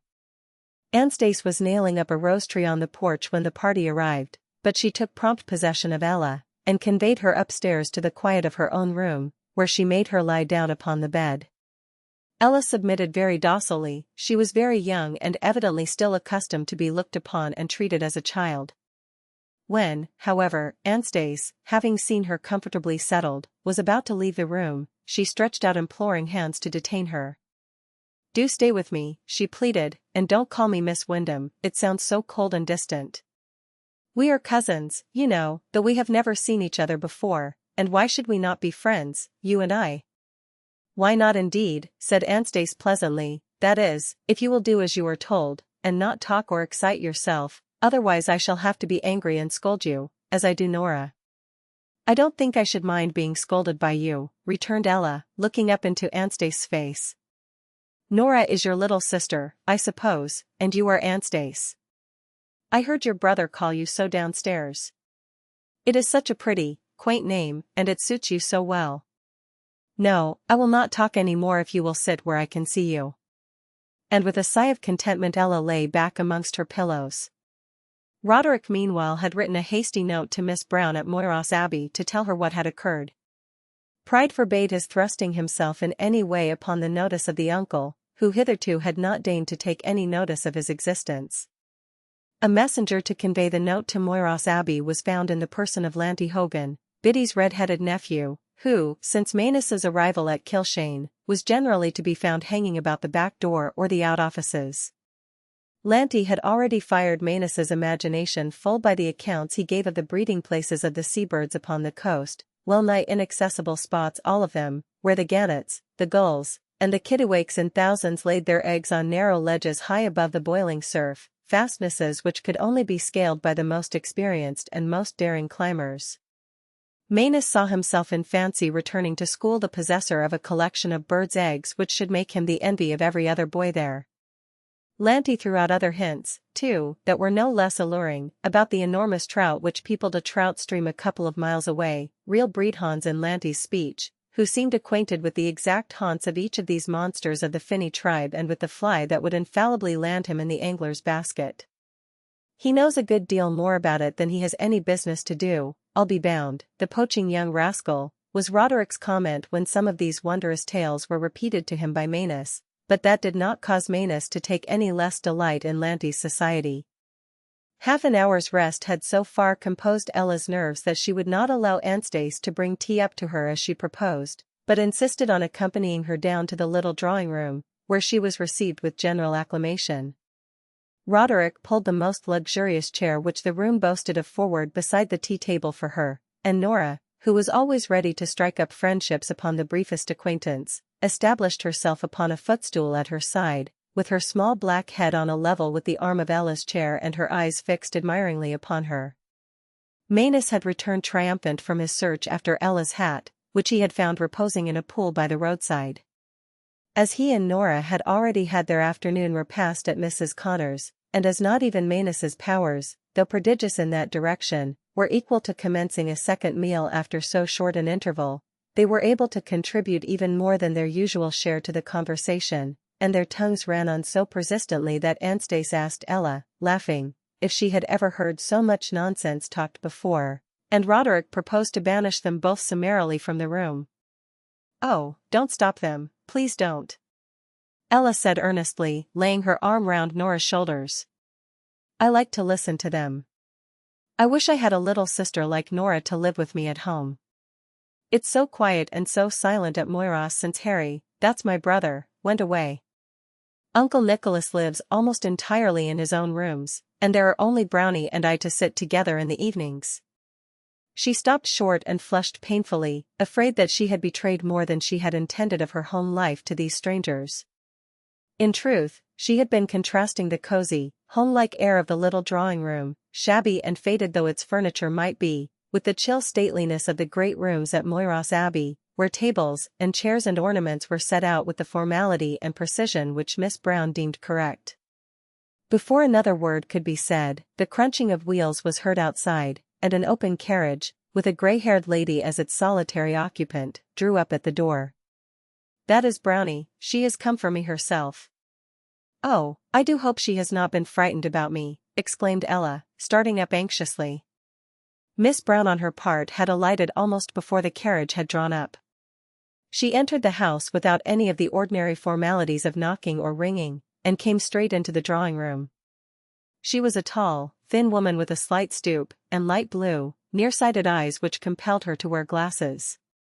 She would have been a ludicrous figure had it not been for her manifest anxiety and distress, for her bonnet was put on backwards, and in her haste she had caught up a table cover to put about her in place of a shawl. "Oh, Ella, my darling child, then you are not so very badly hurt after all," she exclaimed, seizing her by both hands and peering nervously into her face. "I was so afraid I had not been told the worst, and that you were seriously injured, or even killed. Brownie, dear, why will you always worry yourself for nothing?" Ella returned, smiling. "I am not the very least bit hurt, and you have not spoken to Miss O'Brien yet," and to Mr. O'Brien, who caught Sheila and stopped her. "You must never ride her again, never." "I should not have an easy moment if I knew you were on her back," declared poor Miss Brown vehemently. She drew a long breath of relief notwithstanding, and her eye wandered round the room, taking in the paraphernalia of the tea-table, and the family group which her unceremonious entry had disturbed. "Dear me! I think I did allow myself to be alarmed needlessly. I am always so nervous where dear Ella is concerned.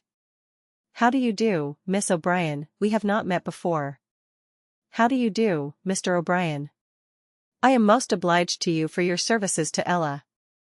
It was all said very jerkily and awkwardly, for as poor Miss Brown's fears and anxieties subsided, she became painfully aware of the eccentricities of her attire, and of the open-eyed amazement with which Nora was regarding her, while Manus had only too evident difficulty in suppressing his laughter.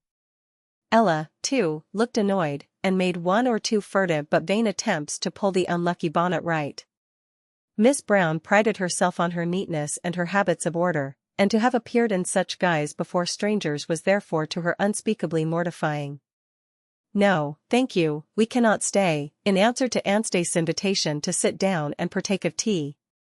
"We must not keep the horses standing, and Ella's uncle is coming from Dublin by the evening train, and will expect to find us at home.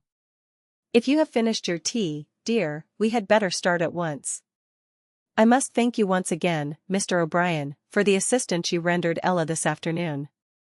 "It is quite unnecessary, I assure you," Roderick said rather loftily, as he escorted Miss Brown to the carriage. "I am very glad to have been of service to Miss Wyndham. My being at the spot was a mere accident." Ella had lingered in the drawing-room to say goodbye to Anstice and Nora.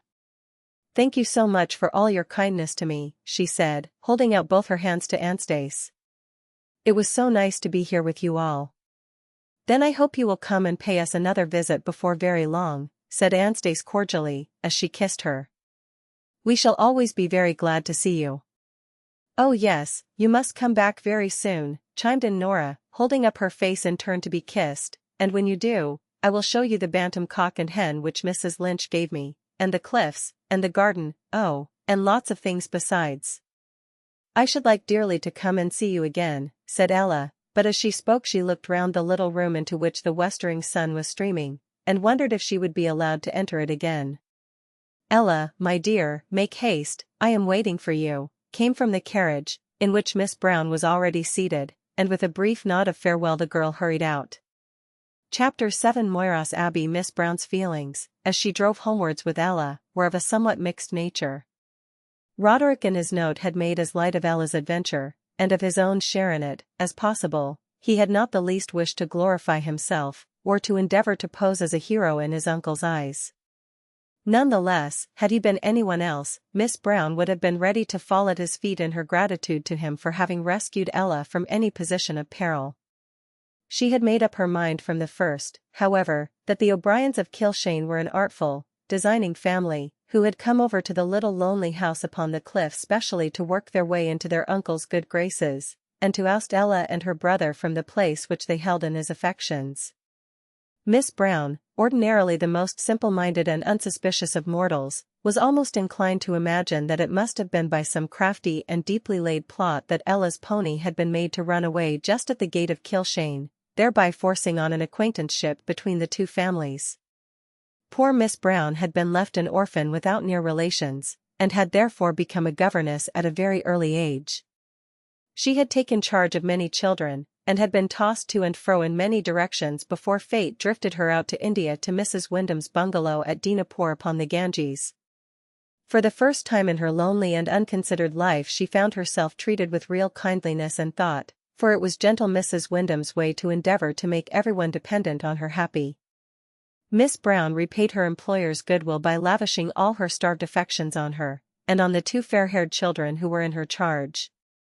Before she had been 2 years with Mrs. Wyndham, the dread scourge cholera smote the cantonment. Captain Wyndham was amongst the first of its victims, and a few days later his young wife was stricken too. Miss Brown nursed her with unbounded and fearless devotion, and Mrs.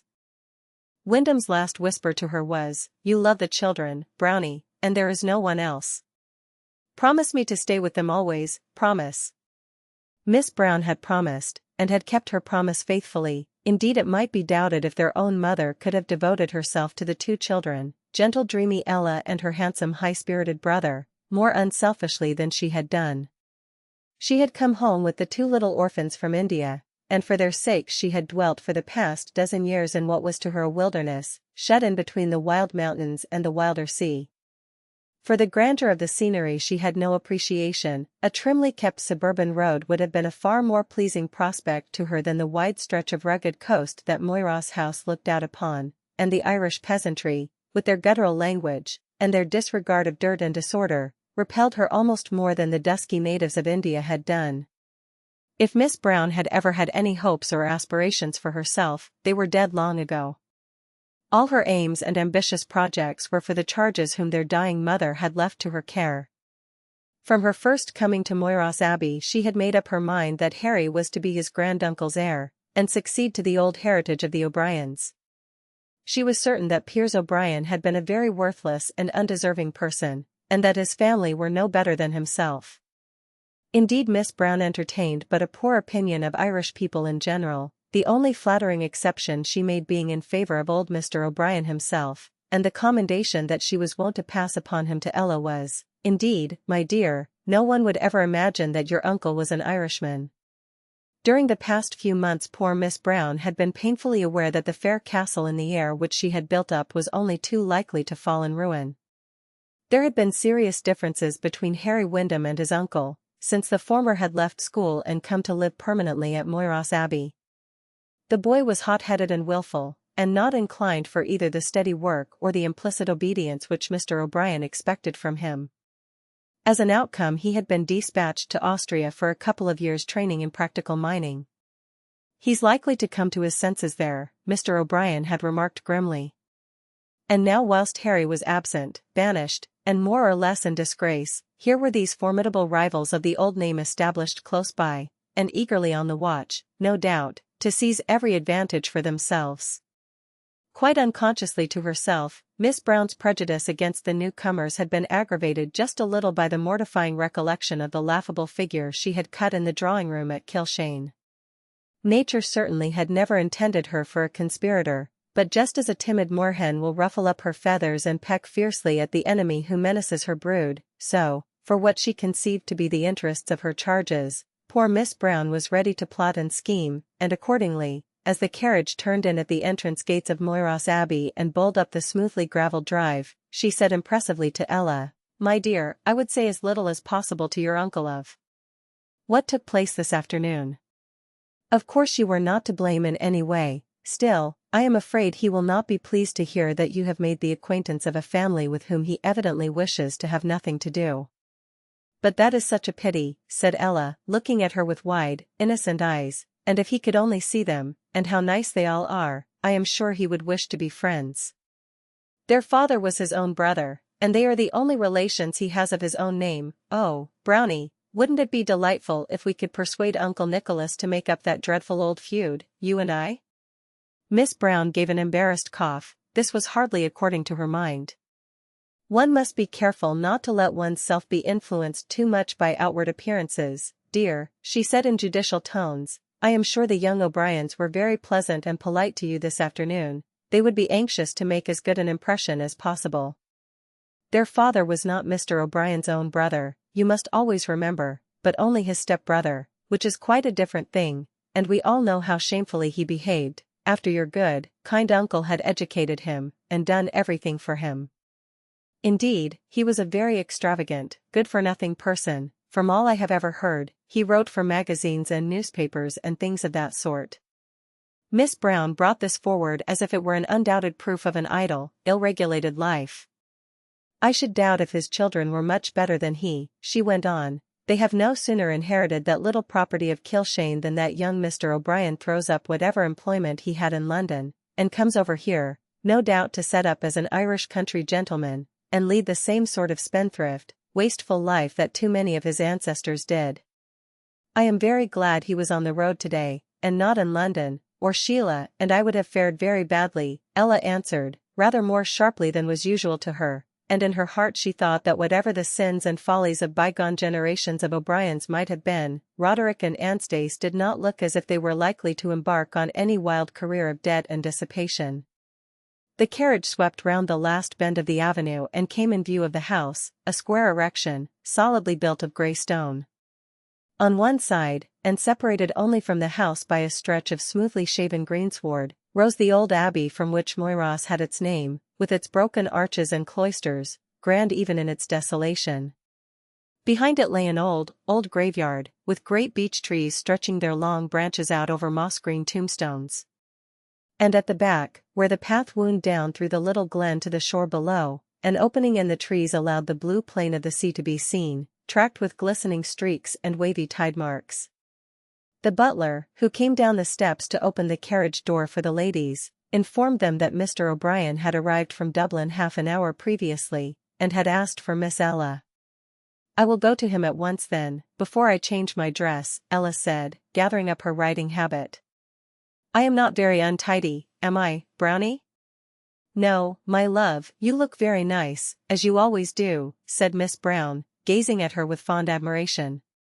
"But as I said before, be cautious, Ella, and don't make too much of the little occurrence this afternoon, or you may vex your uncle." The poor lady would have liked to be more explicit, but she shrank from instilling any of her worldly motives, unselfish though they might be, into Ella's pure mind. As for the girl herself, no thought of the future, with its possibilities of gain or loss, had ever entered her head, and as she went swiftly towards the wing of the house in which Mr. O'Brien's rooms were situated, she could only marvel at Brownie's strange manner that day. Why?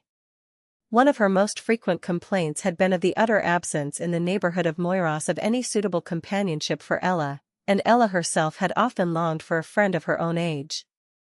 Could she have a more winning one than Anstice O'Brien, with her sweet face and gentle manner, her own kinswoman too? Then there was her brother Roderick, who had saved her own life that day, and those two merry children, how delightful if they might all be on the easy, intimate footing which their relationship warranted, and why should these young O'Briens be held accountable for their father's sins and misdoings? Ella could only shake her head in perplexity, as she opened the door of her uncle's study. Mr. O'Brien was sitting at his writing table, opening the letters that had come for him during his 3 days' absence from home. He was a handsome, high-bred-looking old man, with keen dark eyes, a hooked nose, and a firm, thin-lipped mouth. His hair and his eyebrows were both snowy white, and his figure, that had been tall and erect, was somewhat stooped. He looked tired and dejected, too, as though the letters he was reading were not altogether pleasant, but he roused himself with eager anxiety as Ella came in. "My dear child, I am very glad to see you. They told me something about an accident, but you seem none the worse." "No more I am, Uncle Nicholas," Ella answered brightly. "I was a little frightened and shaken at the time, that was all. Sheila ran away with me near the top of the long hill beyond Kilshane Gate."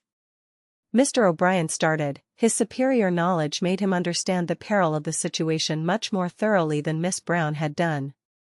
"And a nastier place for a runaway there is not in the whole county. It was a most providential escape." "What stopped the pony?" Young Mr. O'Brien, Roderick O'Brien, was in the field close by, and he jumped out over the gate and caught Sheila by the head. Mr. O'Brien did not speak for a moment or two. "He seems to have displayed great promptitude," he said then, slowly. "The consequences might have been very serious if he had not been there." "Well, what happened afterwards?" "He made me go back with him to Kilshane, while he sent over here for the carriage, and I had tea there with them all." Another pause, but Ella noticed how Mr. O'Brien's fingers were closing and unclosing on the paper knife that lay before him. "Yes, I heard they had come over," he said at length, speaking more to himself than to Ella. "They were not long in taking possession of poor Auntie's little place." "And whom does the all consist of?" "Not very many," Ella said, trying to speak lightly, though she felt somewhat nervous, and Mr. O'Brien still continued to toy with the paper knife without looking up at her as she stood beside him. "There is one grown-up sister and a boy and a little girl, besides Roderick O'Brien himself. They were all very nice and kind to me, but I liked Anstace, the elder sister, best. She is quite unlike the others. One would not take her for their sister at all. They are all dark, and the little girl has such merry blue eyes, full of fun and mischief. Miss O'Brien has very fair hair and grey eyes. She is not pretty exactly, but she has such a sweet face, and it lights up wonderfully when she talks and smiles." She stopped abruptly as her eyes rested on a little watercolor sketch that hung over Mr. O'Brien's writing table, the head of a young girl with fair hair, very smoothly banded down on either side of her face. It had often moved Ella's childish curiosity in former days, and Mr. O'Brien had always put her off with some evasive answer when she questioned him about it, but now she gave an eager exclamation. "Why, Uncle Nicholas, that might be Anstace O'Brien herself, it is so like her. I knew her face reminded me of something, but I could not remember what it was." "Is that a likeness of the old Miss O'Brien who died the other day, who left Kilshane to them?" "No, Ella," Mr. O'Brien said quietly, as he turned back to his letters again. "That is not the portrait of any O'Brien." Ella had no need to ask any more. She knew that the little picture was the face of the one woman whom Nicholas O'Brien had ever loved, and whom, though she had been nearly 10 years in her grave, he had neither forgotten nor forgiven. She had intended to make a timid request that she might be allowed to keep up the acquaintanceship with her cousins which she had begun that day, but her courage failed her, as her uncle went on imperturbably reading and arranging his correspondence, and after a few moments' hesitation she stole away. Chapter 8. Ballintigart Cave. Some weeks passed over uneventfully. May was almost ended, and June was coming in with its cloudless skies and long, clear twilights. Poor Nora, during those days, had many secret pangs of grief and jealousy as she watched the growing friendship between Manus and Lanty Hogan. In London she and Manus had been the closest companions, sharing all each other's possessions and amusements, but now Nora was reluctantly driven to perceive that her company no longer sufficed to content Manus, and that she could not hope to compete against Lanty's greater attractions. There were few mornings indeed on which Lanty's shock head did not make its appearance at the back door soon after breakfast, and then it would be, "Sure now, 'tis a grand marnin for the fishin', Master Manus, after the rain, and there'll be a great rise on the trout entirely. 'Deed now, I wouldn't wonder but we'd be gettin' the full o' the basket. Or else, glory be to goodness, Master Manus, there's a shoal o' mackerel in the bay, the say stiffwood it's jost lin one another out o' the wather they is, and when we've had our divarsion with them there boys, we might have a try for a few cormorant's eggs, if your honor had a mind for't. The says that calm, the coracle would float us in amongst the rocks as acy as if 'twas a duck set tin on a horsepond. Nora shed a few tears in secret sometimes when she had watched her brother and his ally go off on one of these expeditions, whilst she was left behind to find what amusement she could for herself. She took herself severely to task, like a loyal little soul as she was, for grudging Manus any pleasure merely because she could have no part in it, and when Manus came home at night, bringing back his trophies and brimming over with accounts of his own and Lanty's adventures, Nora was nearly as proud and delighted as he was himself. Yet that did not hinder her from experiencing the same feelings of loneliness and desertion the next time Manus and Lanty went off fishing or sailing together. Anstace had her doubts as to whether Lanty's constant companionship was likely to be a benefit to Manus. She spoke to Roderick on the subject, but he laughed her fears away. "You don't expect to keep a boy of Manus's age about the house like a tame cat, do you? Nonsense, let him go about with that red-headed young scamp as much as he likes, and learn to row and fish and climb the rocks. I only wish I'd had the same chance when I was his age, I'd be twice the man that I am now." A glance of loving admiration from Anstace said plainly that in her estimation Roderick was already perfect, and could not possibly have been improved upon. Roderick was her special brother, as Manus was Nora's. Concerning Lanty, however, she remained of the same opinion as before, though she attempted no further remonstrance. One bright, sunny afternoon Lanty appeared at the kitchen door with an air of unusual mystery. "Wisht, Master Manus," he said, "there's been spring tides this couple o' days past, and the says that smooth as ye'd not see't twiced in the 12 month, no, nor maybe onst. If you and me was to be havin' that little adventure with the sails in Balintagart Cave, that we've talked of, 'twould be the day for't and no mistake." Manus hesitated. "I told Mr. Roderick about it, Lanty, and he said he'd come with us, whatever day we went, with his gun and try a shot. He didn't think it would be safe for you and me to tackle the seals by ourselves, with nothing but clubs. 'Tis himself that knows, that niver was next nor nigh a sail before," Lanty muttered under his breath. Aloud he said, "And won't his honor come wid us this day, it's no finer one we'll be gettin'? He and Miss Anstace have driven into Ballyfin, you see, and they won't be home till evening." "Faix then, that's the chance for us," said Lanty, with a knowing look. "We'll take the gun and be off wid ourselves, unbeknownst. His honor can't say as we wasn't well armed, anyways, and if we get killin' of a sail, I'll be bound it's not displaced he'll be, but quite contrary."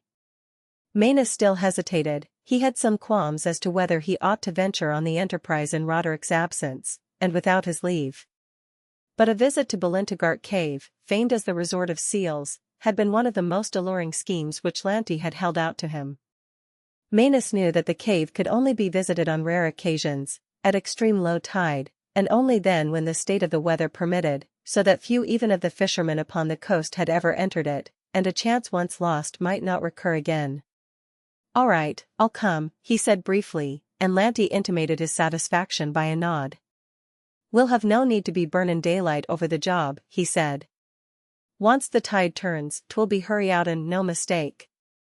If ye'll be at Porkern in half an hour, Master Manus, with the gun, I'll meet ye there with the oars and all else we'll be needin'. Neither Lanty nor Manus had any idea that there had been a listener to their colloquy. The dairy window was close to where they stood, screened and overshadowed by a clump of tall shrubs that grew outside it, and Nora had been standing just within. She had had no intention of playing eavesdropper, but it had never occurred to her that Manus and Lanty could have anything to say to each other which it was not open to all the rest of the family to listen to. When they separated, however, and she heard Lanty's footsteps dying away outside, whilst Manus ran whistling into the house and upstairs, a sudden wild desire took possession of her. She too had heard of the wondrous, seal-tenanted cave. Why should not she be one of the party about to visit it? If she were to beg Manus to take her with him she would only meet with a contemptuous refusal, she knew that well enough, but if she were down upon the shore when they were starting, perhaps she might prevail upon them to let her go too. Deep down in Nora's heart, perhaps, besides her desire to see the cave, there was the thought that, if she were to prove herself a competent comrade upon the present occasion, Manus might not disdain her company occasionally in the future on his fishing and boating excursions. Poor Nora's aspirations were very humble. All she desired was to accompany Manus, much as a faithful dog accompanies his master, to watch him whilst he fished, or sit in the boat which he rowed, and she hoped to be able to convince him that the mere fact of being a girl did not of necessity disqualify her from such lowly participation in his pursuits. She knew that Lanty kept his boat at Portcurin, a little cove about half a mile away, and having made her escape out of the house unseen, Nora raced thither at flying speed. A breakneck track, hardly to be called a path, trodden only by the feet of the fisherfolk, led down from the cliffs to the strip of sandy beach below, on which 2 or 3 coracles were lying, keel upwards, well above high water mark. When Manus and Lanty came down the track together half an hour later, Manus walking first, and feeling himself of no small consequence with Roderick's gun over his shoulder and a well-filled cartridge pouch slung round him, their astonishment was great at finding Nora in the cove before them, a solitary little figure sitting on a block of grey stone, where the sand and the coarse sea grass, met. "Hello, Nora, whatever are you doing here, sitting by yourself like a thin gummy in the wilderness?" was Manus's greeting. Nora sprang to her feet, breathlessly eager. "I want to go to Balintagart Cave with you," she cried. "I heard you and Lanty settling to go, Manus. I was behind you in the dairy, and I ran all the way to be here before you. Do let me come." "Rubbish," said Manus loftily.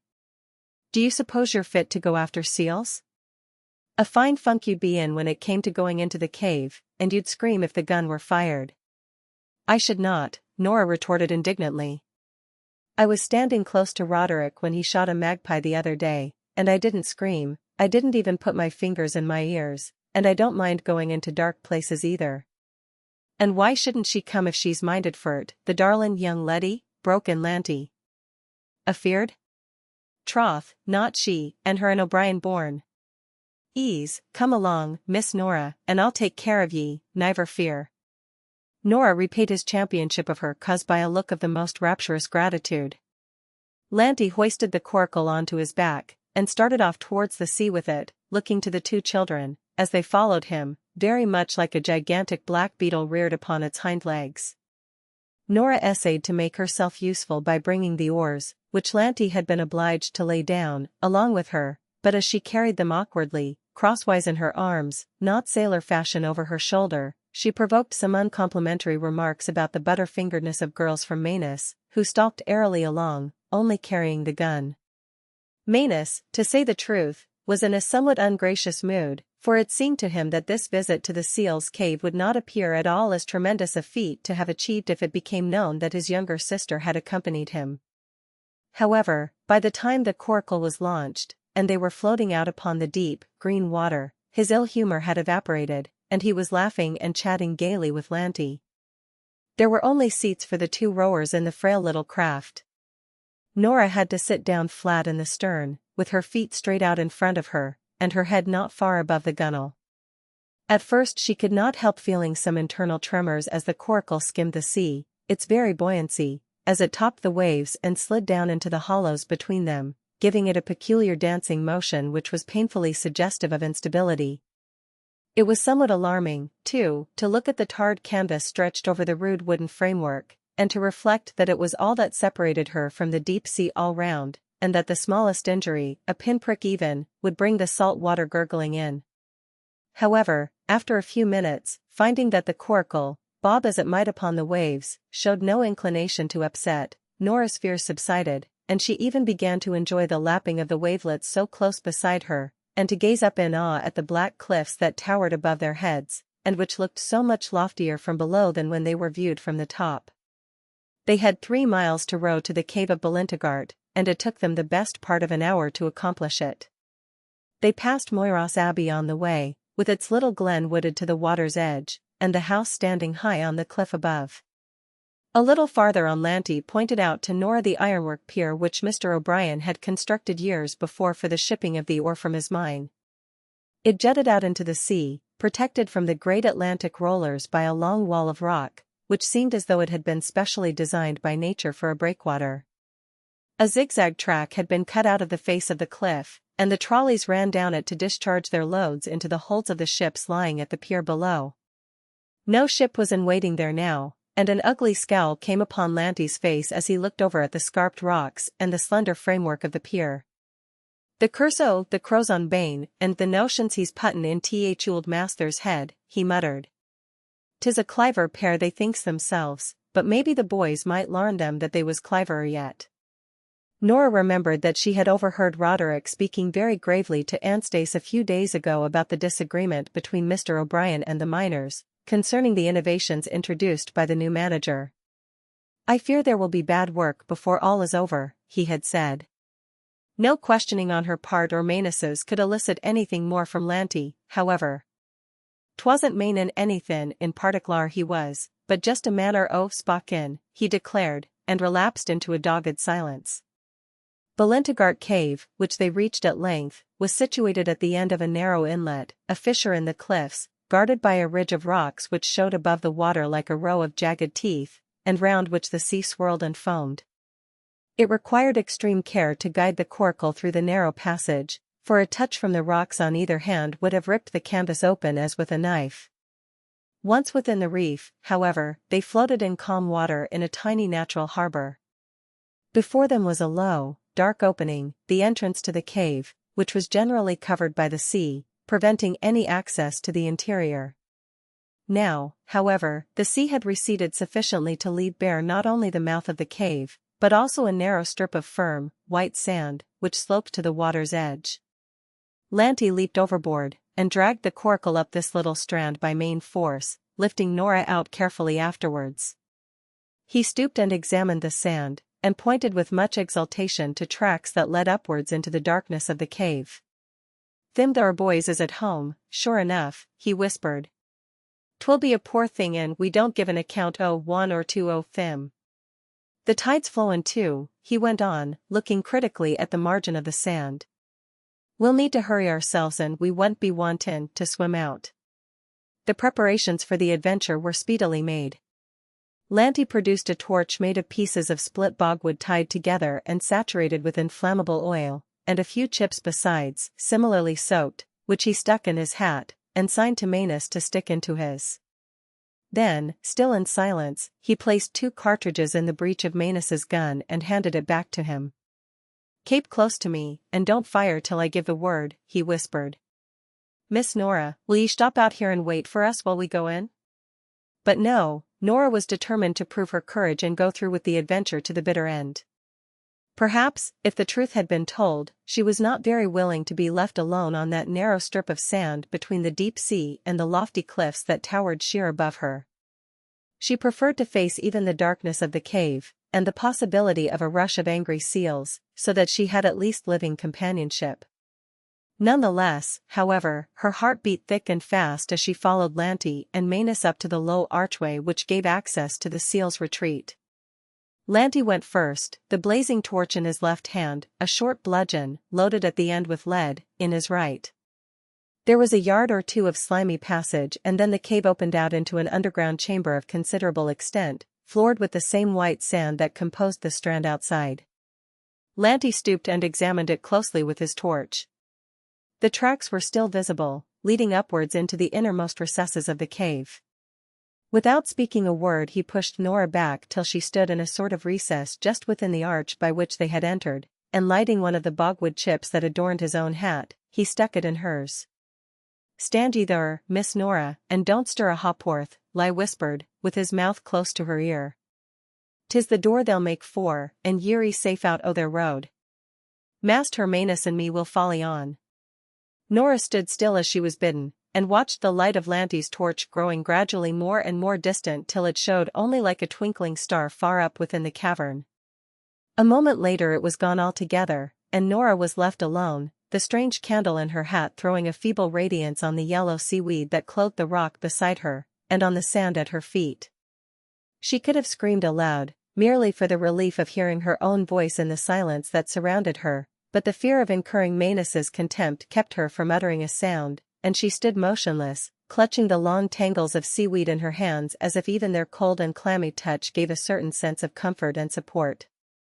Lanty and Manus meanwhile were making their way slowly and with much difficulty up into the interior of the cave.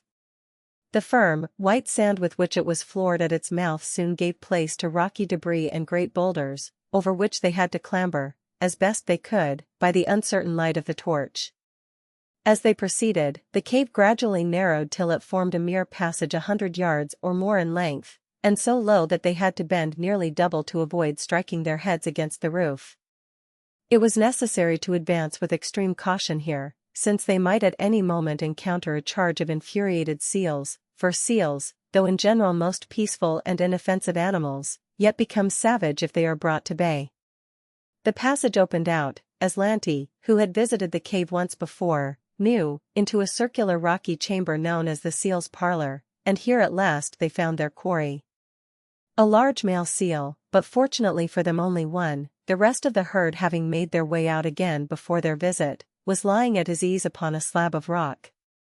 He gazed for a moment with a calm, sage air of wonderment at his unexpected and unwelcome visitors, then with a heavy flop he slipped from his couch and made, with an awkward, shuffling gait, for the passage they had just come by, the only way of escape to the sea. "Fire, Master Manus, fire!" shouted Lanty, and Manus, bringing his gun up to his shoulder and aiming as well as his excitement would permit, pulled the trigger. There was a flash, a deafening bang and cloud of smoke, and before the noise had died away the seal charged straight for Manus, between whose legs it sought to pass. Manus was swept off his feet by the rush, and fell right before the seal, which gripped him fiercely by the arm as he lay. So close were boy and animal together that it was impossible to strike at one without risk of injuring the other. Lanty, all the same, seeing the extremity of Manus's danger, whirled his club round his head and brought it down with such terrific force that the seal rolled over, dead, with its skull shattered like an egg-shell. Manus scrambled to his feet again, hugely frightened but unhurt. The seal happily had only caught the sleeve of his jacket, but the long rent which its tusks had made showed plainly what the result would have been if they had closed upon the flesh of his arm. "Glory be to goodness, Master Manus, but that might ha' been the mischief's own job," panted Lanty, breathless between terror and the exertion that he had just made, "but sure what matter, so that the old ruffian hasn't ye destroyed." "Oh, I'm all right," said Manus proudly, beginning to feel himself something of a hero as he looked at his fallen foe. "All the same I should have been in Queer Street only for you, Lanty. And now, however are we going to get the brute along?" This, indeed, seemed a task not very easy to accomplish, for the seal was nearly as heavy as a well-grown sheep, and considerably longer, whilst its slippery, glossy hide made it extremely difficult to catch hold of. Lanty, however, giving the torch to Manus, went vigorously to work to convey it back over the rough road by which they had come, alternately dragging and shoving the heavy carcass over the rocks which impeded their course. To Nora, meanwhile, the leaden moments had seemed like hours as they crawled along, and she waited vainly to hear the sound of voices or catch a glimmer of the returning torch. All sorts of horrible fancies began to crowd into her brain. What if Manus and Lanty had encountered a whole host of furious seals or even more ferocious sea monsters, for who could tell what terrible shapes and creatures might dwell far up in the inmost recesses of the cave?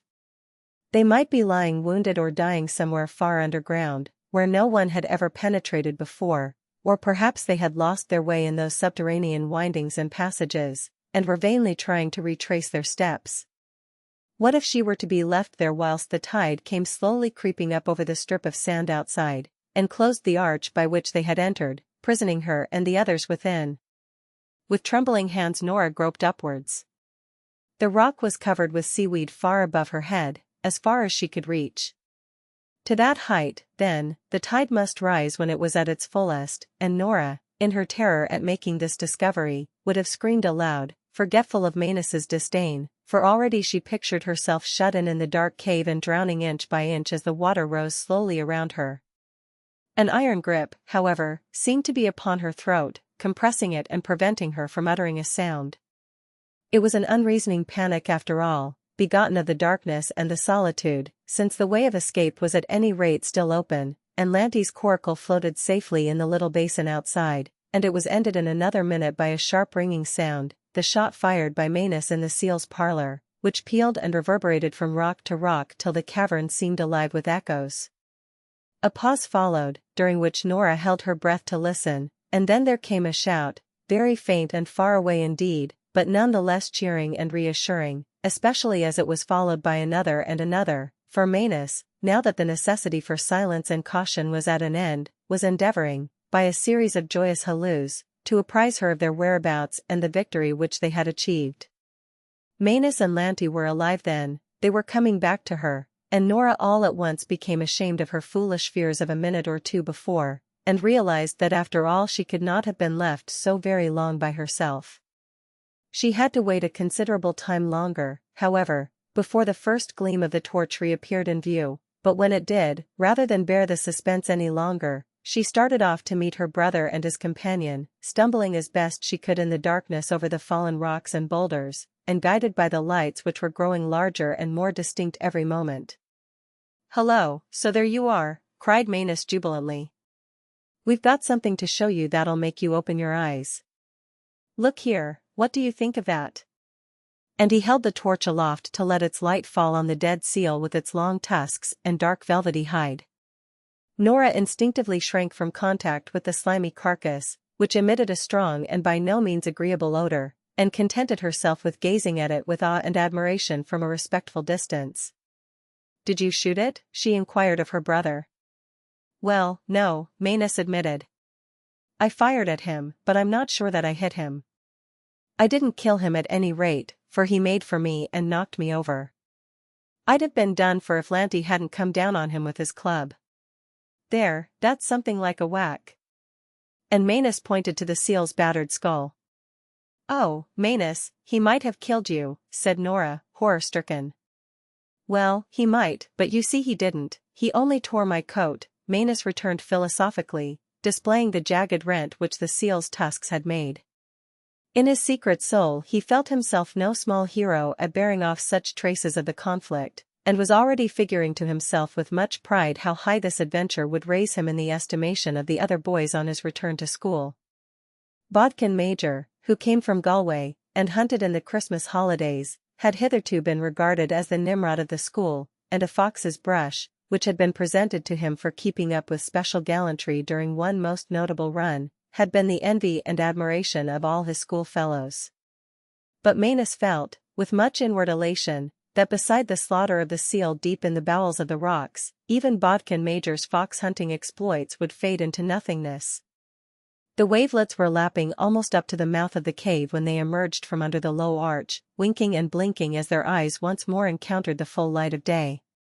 Manus, who had been torchbearer on the return journey, tossed the bogwood torch, which had burnt down almost to the handgrip, hissing into the sea, whilst Lanty, not without considerable difficulty, hoisted the seal into the coracle. "Bedad, Miss Nora," said the latter, when they had taken their seats in the canvas-covered bark once more, and he was shoving off with his oar, "Ye bait the whole world out. Sure ye're the first leddy that ever went sail huntin' in Ballintigart Cave, and 'tis like ye'll be the last." Chapter 9. The Ghost and the Monk's Walk. The row home proved to be a long and toilsome one. The dead seal in the bottom of the coracle added no little to its weight, and the wind, which had freshened considerably whilst they were in the cave, was full in their teeth. Added to this, both Lanty and Manus were tired after their exertions, and Nora, who tried taking in oar once or twice to relieve her brother, did not prove a very efficient aid, as indeed could hardly be expected of her, seeing that it was the first time that she had handled that implement of navigation. Their progress accordingly was but slow, and the sun had sunk into the sea, leaving a wondrous rose-red glow behind it, before they rounded Drynane Head, the great black promontory which forms one of the extremities of the bay within which both Moyross and Kilshane lay. Nora was beginning to speculate rather uncomfortably as to whether Roderick and Anstice were likely to have got back from Ballyfin yet, and what they would think of Manus's and her own prolonged absence, when a sudden hail came across the water from the shadows that were beginning to gather under the cliffs, and the next moment a large boat, pulled by 4 rowers, shot out of the gloom and lay to beside them. A most animated and voluble colloquy took place between Lanty and its crew, but as it was carried on wholly in Irish it was, of course, quite unintelligible to the children.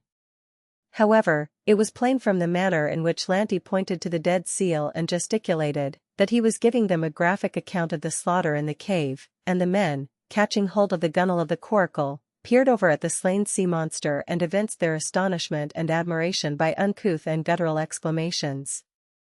The steersman, a wild-looking, red-bearded man, doffed his battered headgear to Nora and Manus, saying in English, "'Tis myself and Ivory Mother's son here is proud and glad to see your honours this day. No need to be tellin' that ye come of the ould fightin' O'Briens, for 'tis their spirit that's in yez both, young master and little darlin' miss. And I say," and here he raised his voice and waved his hat, "God's blessin' on Moyross Abbey, and on the blue sky over it, and on them that should be in it and will be there yit some day, plaise God." After this, however, the conversation relapsed into Irish, and now it was the men in the other boat who were becoming vociferous, and were apparently, as far as Nora and Manus could gather from their gestures, urging something upon Lanty which he, with a glance towards the children, seemed to raise objection to. Further vehement utterances on the part of the strangers followed and became more rapid and excited as Lanty still seemed to hold back. Hands were pointed towards the cave below Moyross Abbey and then back towards the great headland that reared its heather-covered summit behind them. "Thou," Lanty called out at last, in evident consent, for thou, as Nora and Manus had both already learnt, signifies yes in Irish, and the strangers, satisfied as it would appear, dipped their oars once more and speedily disappeared from sight. The glow had almost faded away by this time, only a few gold and purple cloudlets still caught the light of the sun and marked where it had gone down. Nora shivered, everything seemed to have become chilly and grey all of a sudden. "Sure 'twon't be long now till we have ye ashore, Miss Nora," Lanty said encouragingly. "I was thinkin', Master Manus," he went on, turning his head to address Manus, who was pulling the bow oar, "that 'tis hard set we'd be to pull to Port Curran and the wind blowin' us back ivory stroke. If we was to put in at Moyross, it's just there close forninst, 2 good miles nearer, we could run the coracle in handy, and you and Miss Nora would be home in no time at all." Neither Manus nor Nora relished this suggestion. They were both sure that Roderick would be very seriously annoyed if he heard that they had come home through the Moyross domain, seeing that their uncle had not so far condescended to take the least notice of their existence, and the path from the shore, as they had heard, led past the abbey ruins and in front of the house. "And what matter for that," returned Lanty. "Hasn't Ivory Cell that place gone up and down the Monk's Walk since there was monks in it, aye, and before too, and who'd have the better right to set foot in Moyross nor yourself and Miss Nora?" Manus attempted some further remonstrance, but in vain. It was evident that Lanty was determined to effect a landing in the little cove below Moyross Abbey and nowhere else. "'Tisn't like that Miss Ella or Wold Brown," so he disrespectfully termed the controller of the Moyross household, "would be trappesin' about in the black night, and if the master's never set his eyes on you nor on Miss Nora sure he wouldn't know ye if he was to meet ye itself." And in a few minutes more the sand was grating beneath the keel of the coracle as it ran in upon the beach. Lanty jumped overboard and hauled the coracle up out of the water, lifting Nora out, and then dislodging the seal by the summary method of turning the boat over and shooting the slain monster out upon the strand. Within the cove all was shadow, but behind them the water still reflected the clear light of the sky, and the little waves, as they broke at their feet, were bright with a strange phosphoric radiance. With Manus's aid Lanty dragged the body of the seal up above high water mark, wedging it insecurely among some stones. He said a few words low and energetically to Manus, and before Nora well understood what he was about, he had hurried down to the water's edge again. Launching his tiny craft once more he pushed off, and pulled vigorously in the direction from which they had just come, his track marked by phosphoric flashes each time the oars were dipped in the sea. "Manus, he surely hasn't gone and left us here alone," exclaimed Nora, as she looked with alarm at the dark wood which came down almost to the shore, and up through which they had to make their way. "Well, and what does it matter if he has? He says the path is as plain as a pikestaff, we can't possibly mistake it, and when we get up above we'll come out upon the avenue." "It's so dark in there," faltered Nora, as she reluctantly followed Manus towards the shade of the overhanging trees, "and you know, Manus, they say, at least Bride does," Bride was Lanty's sister, the little handmaiden who had been imported into Kilshane to take Biddy's place, "that the Black Monk goes up and down here sometimes at night. He was a wicked monk who lived long ago, and he did such dreadful things that he can't stay in his grave near the old abbey. People have seen him, they have really, Manus." "And you believed all that stuff?" Manus returned derisively. "Well, I've got my gun and a cartridge in it, and if any Mr. Ghosts come bothering, they'll get the worst of it, I can tell them." Perhaps, in spite of his bold words, Manus did feel a slight nervous tremor as he and Nora plunged into the thick darkness under the trees, and began slowly to mount the narrow path that wound up through the little glen. Manus went first, his gun over his shoulder, stumbling up the uneven track as best he could, and Nora followed as close to him as the steepness of the path would allow.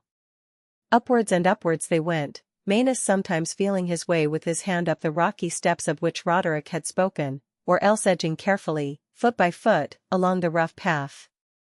"I say, Nora, there hasn't been much to be afraid of after all," observed Manus in his loud, cheerful voice.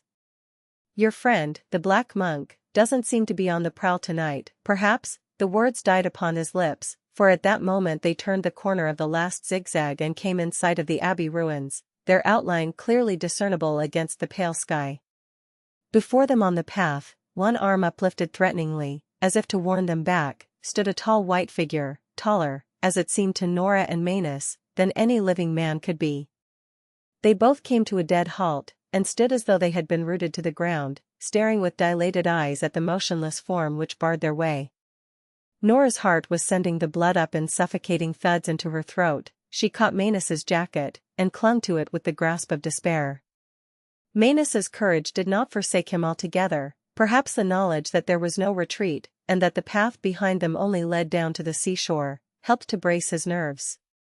"Look here," he called out in accents which sounded strange and eerie in the darkness, "if you think that we don't know that you're someone dressed up, trying to frighten us, you're very much mistaken.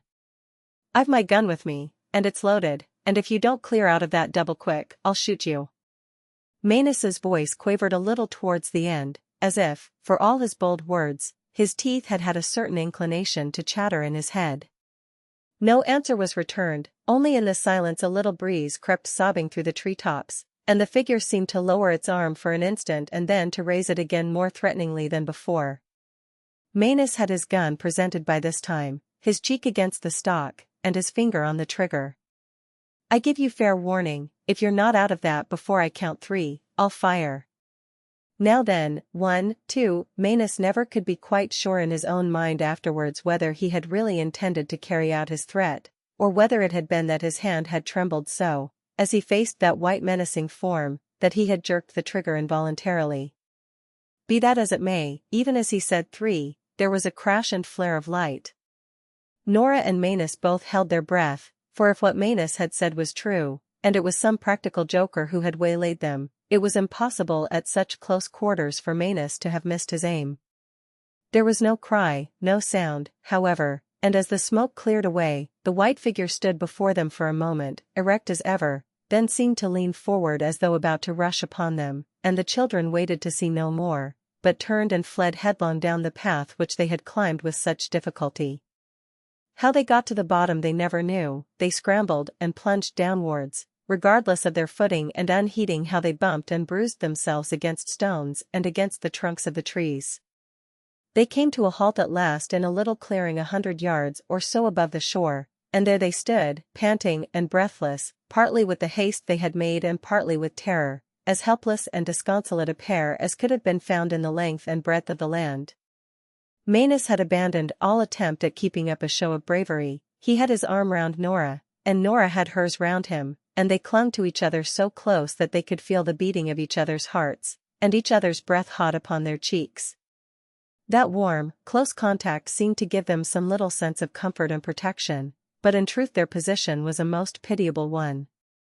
Behind them there was only the strip of lonely beach and the sea, and they must either wait where they were all the night through, till daylight came, or mount the path again and face that dread white shape once more, and even whilst they stood clinging to each other, they were straining their eyes into the darkness, terrified lest they should see it loom out as it moved downwards in pursuit of them. Manus's shot, however, had not been without effect. It had evidently been heard at the house, for voices now became audible, eager, excited voices, all speaking at once, and a light could be seen moving up above amongst the trees. Manus's spirits began to revive a little. "Come, Nora, come along," he whispered, though his tongue was so dry that he could only form the words with difficulty. "There are people up there now, and those sort of things, you know, don't appear except when one's alone. And if we did see anything we could call out. Come on, quick. And let us get up through the wood before whoever's up there goes away and leaves us alone again." Nora was willing enough, and holding each other's hands tight they climbed up the steep path once more, not uttering a word, and treading softly, as though they feared to disturb the ghostly apparition which might be lurking somewhere still amongst the trees.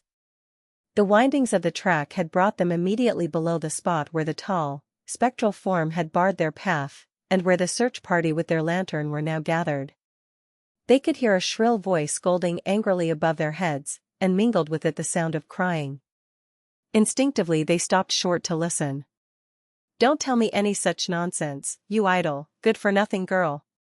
And though Manus and Nora had only heard Miss Brown's voice once before, on the occasion of her brief visit to Kilshane, neither of them had any difficulty in recognizing the high, thin tones as hers. How would anyone have known that the tablecloth was hanging up here if you had not been in league with the vile, cowardly wretches? One of the very best tablecloths, too, you took good care of that. "Och thin, ma'am, the saints in heaven knows 'twas niver a thought of harm was in me mind," broke in another voice, its utterance interrupted by frequent sobs. "Run off of me feet I was this blessed day to get the washin' done, and that cloth, the one thing I kept back to give it an exthry rinsing, seein' 'twas stained wid wine and all sorts. And I just run down a weeny minute to the shore to see was me feyther's boat in, and him away to the fishin' before cockshout, and I thrown that cloth up on the three as I went by, the way to Dhry, and be handy to fetch in the marneen. Och wirra, to think 'tis clane destroyed, and it the beautifulest tablecloth ever was." And the voice broke down in hopeless weeping. "And how often have I given orders that the washing is not to be hung out anywhere except upon the bleach green that's intended for it?" Miss Brown's voice was shrill with indignation. "It is all of a piece with those hateful, slatternly Irish ways that nothing will cure any of you of. Of course you would rather hang the clothes up here on the trees, you would spread them on the rosebushes in the garden, or on the doorsteps if you only could, rather than take them where there are clotheslines and everything you require provided for you, not so far away? Don't tell me any such nonsense. I don't find that you're so anxious to save your time in general." Stealthily and cautiously, whilst this dialogue was proceeding, the children crept on up the path, and by moving in amongst the trees and treading with the utmost care, lest by chance the snapping of a dry twig under their feet should betray their whereabouts, they were able to gain a view of the group gathered on the pathway, whilst they themselves were completely shrouded in the darkness. Foremost, tall and erect, stood the English coachman with a stable lamp in his hand, which he flashed about, here and there, letting the light fall on the stems of the trees on either hand, and making the spaces between them appear all the blacker by contrast. He did not seem to relish his position particularly, thinking, no doubt, that the light shed on the party from his lantern made them an easy mark for any miscreant who might still be lurking in the wood, and a knot of frightened maids, who were huddled together higher up on the path, their white caps and aprons just making them visible in the gloom, seemed to be of his opinion and to be afraid of venturing further.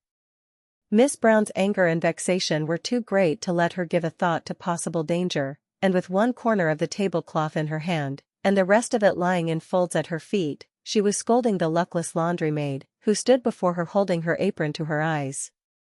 Ella was standing beside Miss Brown, and she interposed now, but in so low a tone that Manus and Nora could not hear what she said. "Nonsense, my dear, you would find an excuse for anyone, no matter what they did," Miss Brown returned sharply. "I tell you, it was a plot, a vile plot, got up to annoy me, no doubt, because I am English and because I have persuaded Mr. O'Brien only to have English servants in the house. Perhaps it was intended as a hint that if I did not take care I might be served in the same fashion as the tablecloth." With a dramatic gesture Miss Brown spread the luckless piece of damask out in full view, and as the light of the stable lamp fell on it, Manus and Nora could see, even from the distance at which they stood, sundry large circular holes where the charge of Manus's gun had pierced, not the impalpable form of a ghost, but the warp and woof of one of their uncle's tablecloths. "But if they imagine that they will frighten me by any such proceeding they are greatly mistaken," Miss Brown went on, raising her voice with the evident intention of being heard by anyone who might be still within earshot. "I shall stand my ground, and continue to do as I think right, without paying the least attention to miserable creatures who prowl about in the dark to shoot holes in tablecloths." "Then, begging pardon, ma'am," interposed the coachman, whose uneasiness had clearly not decreased during Miss Brown's last words, and who was peering apprehensively at the trunks and branches of the trees as the yellow glare of the lamp fell on them, "if standing your ground means setting ourselves up as figureheads for parties as is sitting behind bushes with guns to fire at, I says, the sooner we're out of this the better. I don't yield to no man with a hoss, let him kick his worst, likewise rear or buck, but when it comes to these Irish ways of taking shots from no one knows where, then I ain't got no mind for it." And with a last twirl of his lantern he set off determinately up the path towards the house, leaving nothing for Miss Brown and Ella and the maids but to follow him. Manus and Nora were left behind in the darkness of the wood. In honor, no doubt, they ought to have come forward and acknowledged that they were the culprits who, by mistake, had damaged the Moyros table linen.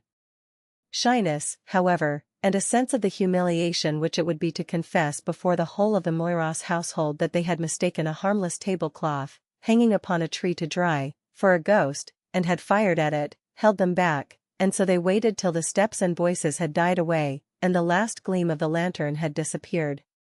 Then only did they venture on, silently and cautiously. All their fears of supernatural appearances had melted away, and the ruined arches of the old abbey bore quite a friendly aspect as they skirted past them, keeping as far from the house and its lawns and gravel walks as possible. They struck the avenue some distance farther down, and walked rapidly along it, in momentary dread of being called upon to stand and answer who they were and what had brought them there. Nothing of the sort occurred, however. They passed unchallenged out of the gates, and drew a long breath of relief when they found themselves on the public road once more.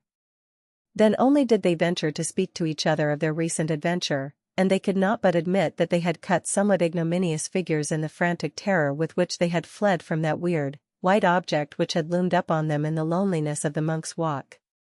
Manus, in particular, felt himself getting hot all over at the thought of how everyone would laugh if the story of his firing at the tablecloth should be known, and what, oh what, if any ill wind should blow it to the ears of Bodkin Major over in Galway?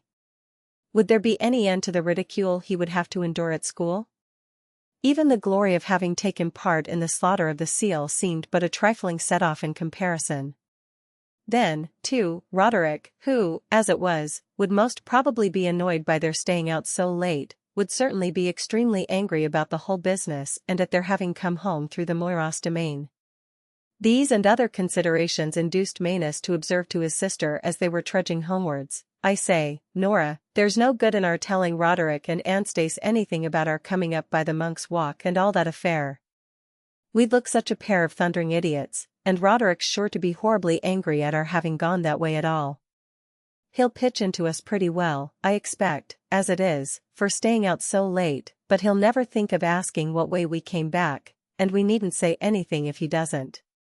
"But why shouldn't we, Manus? There wasn't any harm really in our landing down there when it was blowing hard and we were so late, and I always tell Anstice everything." "Oh yes, that's all right for a girl, of course," said Manus loftily, "but when a fellow's been to school it's different. He doesn't think it necessary to run and tell everything as if he was a small kid. And there's another thing, Nora, if we said anything about it, Roderick and Anstice would begin asking where Lanty was, and why he didn't come back with us." "And why didn't he?" in tones which made it clear that Nora still resented his desertion of them.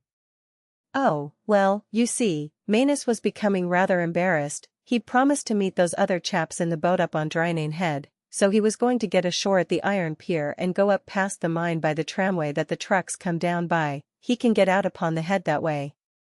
He'll be back ever so early in the morning, before daybreak, and bring the seal round to Portcairn, so we can take Roderick and Anstice down after breakfast tomorrow to see him before he's cut up. Lanty's going to get the oil out of him. He says there's a whole winter's burning, as he calls it, in him, and I'm going to have the head to keep." "But what are he and the other men going to do up on Drynane Head in the dark? Are they going to stay there all night?" asked Nora in not unnatural amazement as she turned to look back towards the great promontory, which could be dimly descried rearing its rugged head against the sky, and which certainly did not seem to hold out much promise of comfortable quarters for the night. "Oh, there's some sort of house up there, and they've things to do," mysteriously.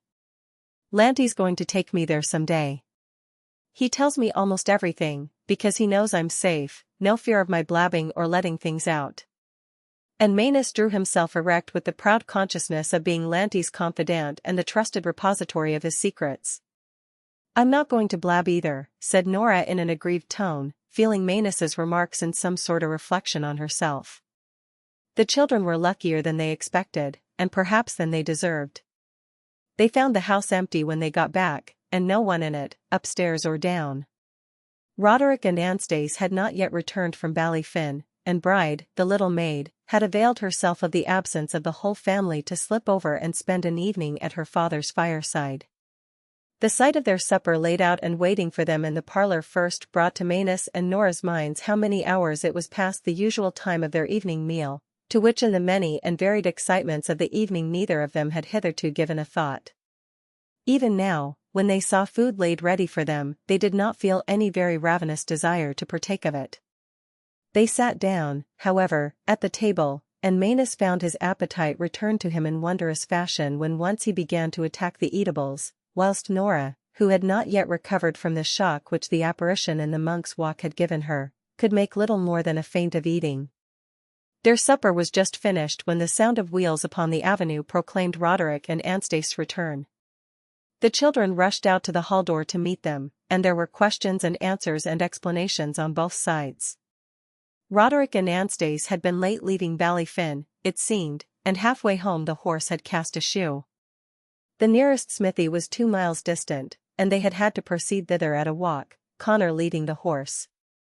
When the forge was reached there was further delay, for the smith had not expected any customers at that late hour and had let his fire out, and they had to wait till it was rekindled, so that nearly a couple of hours had elapsed before they were able to resume their journey.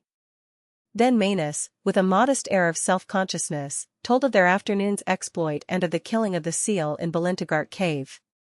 Roderick looked rather grave at first on hearing of Manus having set off on such an expedition without leave and with no other companion than Lanty, and still graver on learning that Nora had been of the party. However, his displeasure was not of long duration, and though he gave Manus an admonition against the repetition of any such rash feats, he promised to accompany him in the morning to inspect the trophy in Portcarin, and, to Manus's great satisfaction, he asked no awkward questions as to the hour or manner of their return, taking it for granted that they had all landed at the same place where they had embarked. Nora's pale face did not escape Anstace's solicitous gaze, but she supposed it to be the result of excitement and over-fatigue, and ordered her to bed without delay, to which refuge indeed Nora was not sorry to betake herself. Chapter 10 Captain Lester, R.M. "Did you hear what happened last night?" said Anstace when she came into the breakfast room next morning. "The whole neighborhood is in excitement, and Biddy has been up in the kitchen to tell me about it. A tablecloth which had been left hanging up on one of the trees in the monk's walk had a charge of shot fired through it, and it is all riddled with holes." "And what is the object of that piece of marksmanship supposed to be?" inquired Roderick as he took his seat at the table. "Well, no one seems exactly to know, but the general impression is that it is a sort of warning to Uncle Nicholas, in place of the usual threatening letter with a skull and crossbones on it, an intimation that something worse may happen if he does not dismiss Bain and give way to the men's demands." "It looks as if a bad spirit was getting up in the country," observed Roderick thoughtfully. "I am afraid it does, and I could see that Biddy was secretly delighted, though she did not want to betray it to me.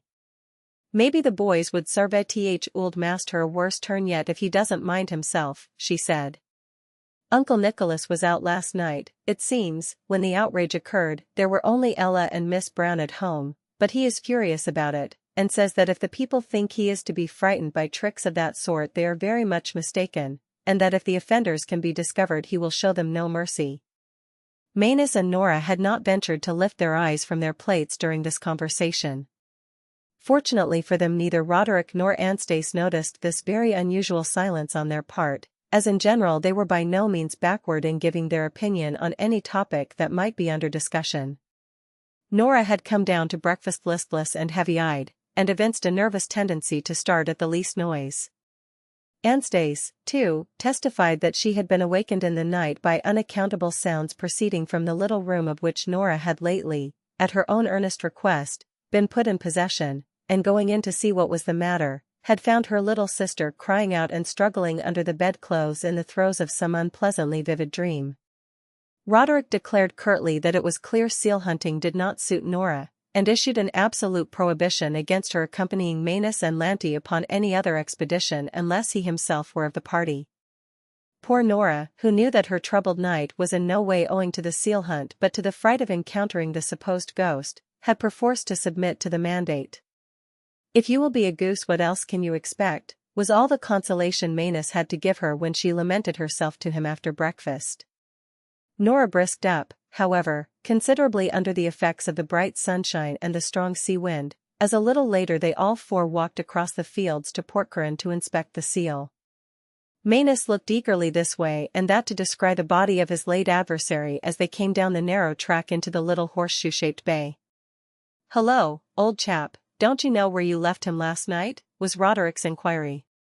"Oh yes, but Lanty thought he'd have to haul him over somewhere else, somewhere better suited for cutting him up, you know," Manus muttered confusedly, carefully avoiding meeting Nora's eye.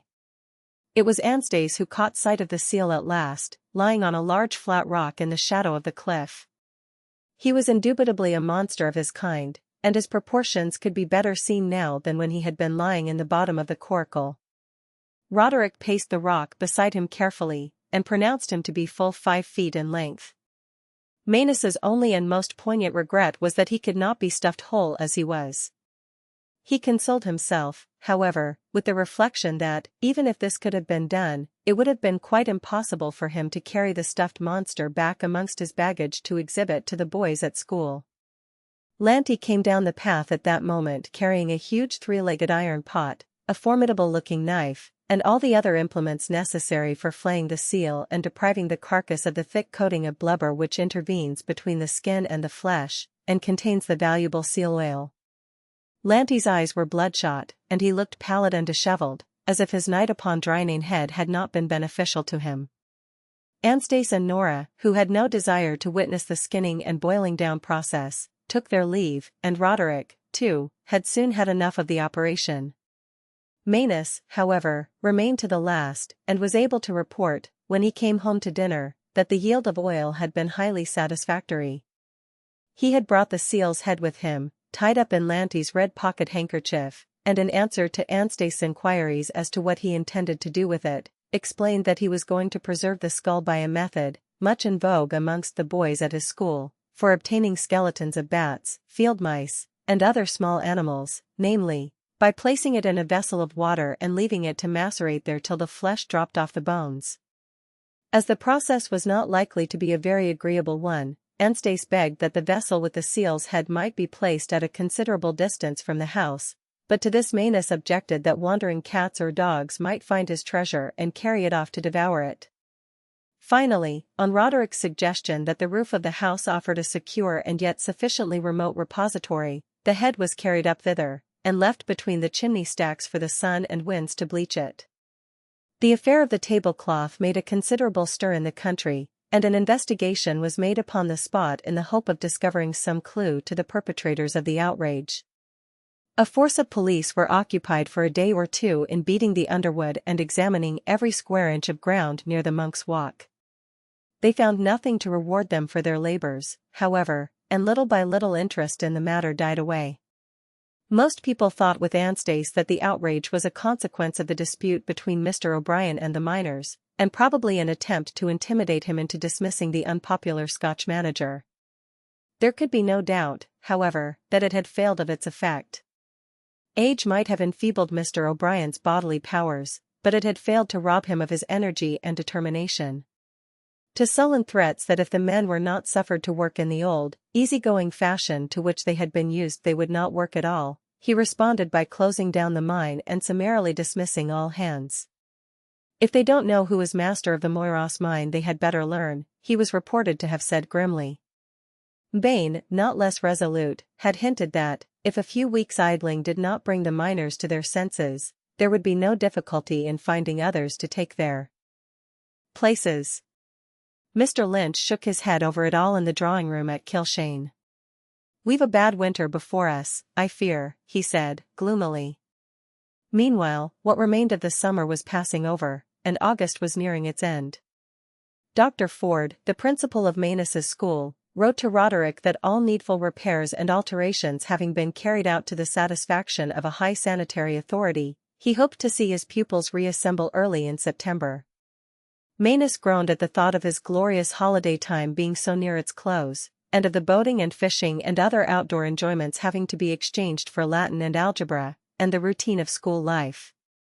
Lanty had been much less about Kilshane of late, but Manus seemed to understand his comings and goings very well, and evinced no surprise thereat.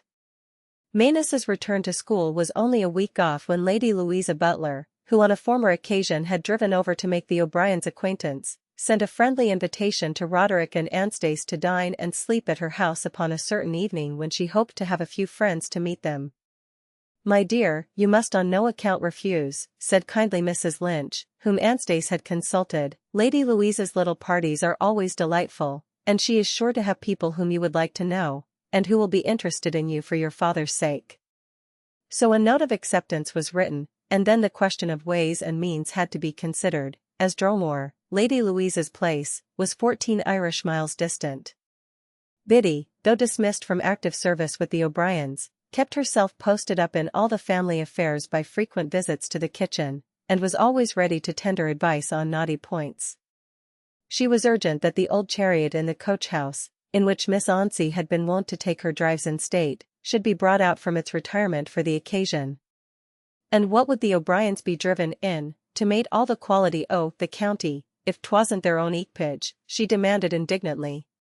"Sure it's not on a common jauntin' car, that any shonen wid a shillin' in his pocket could pay for as well as yourself, that ye'd have Miss Anstice Saughton, Master Roderick?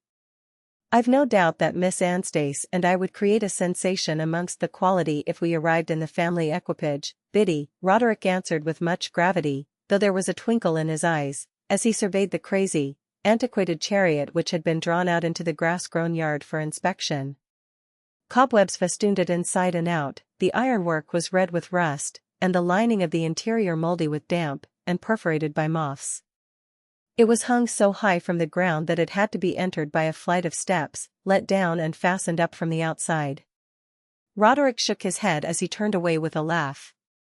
"No, Biddy, I'm afraid that however humiliating it may be to Miss Anstice and me, there is nothing for it but for us to make our first appearance amongst the aristocracy of Clare upon a hack car."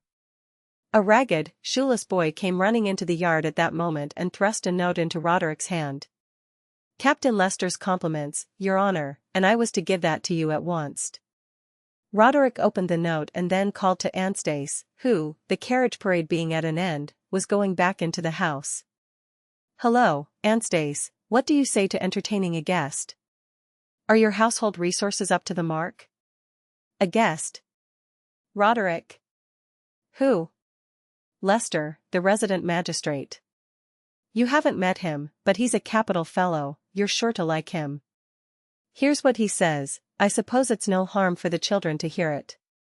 For Nora and Manus, with eyes brimming with curiosity, had drawn near to listen, leaving it to Biddy and Bride, with the assistance of Captain Lester's messenger, to push the ancestral chariot back to slumber once more within the dilapidated coach-house.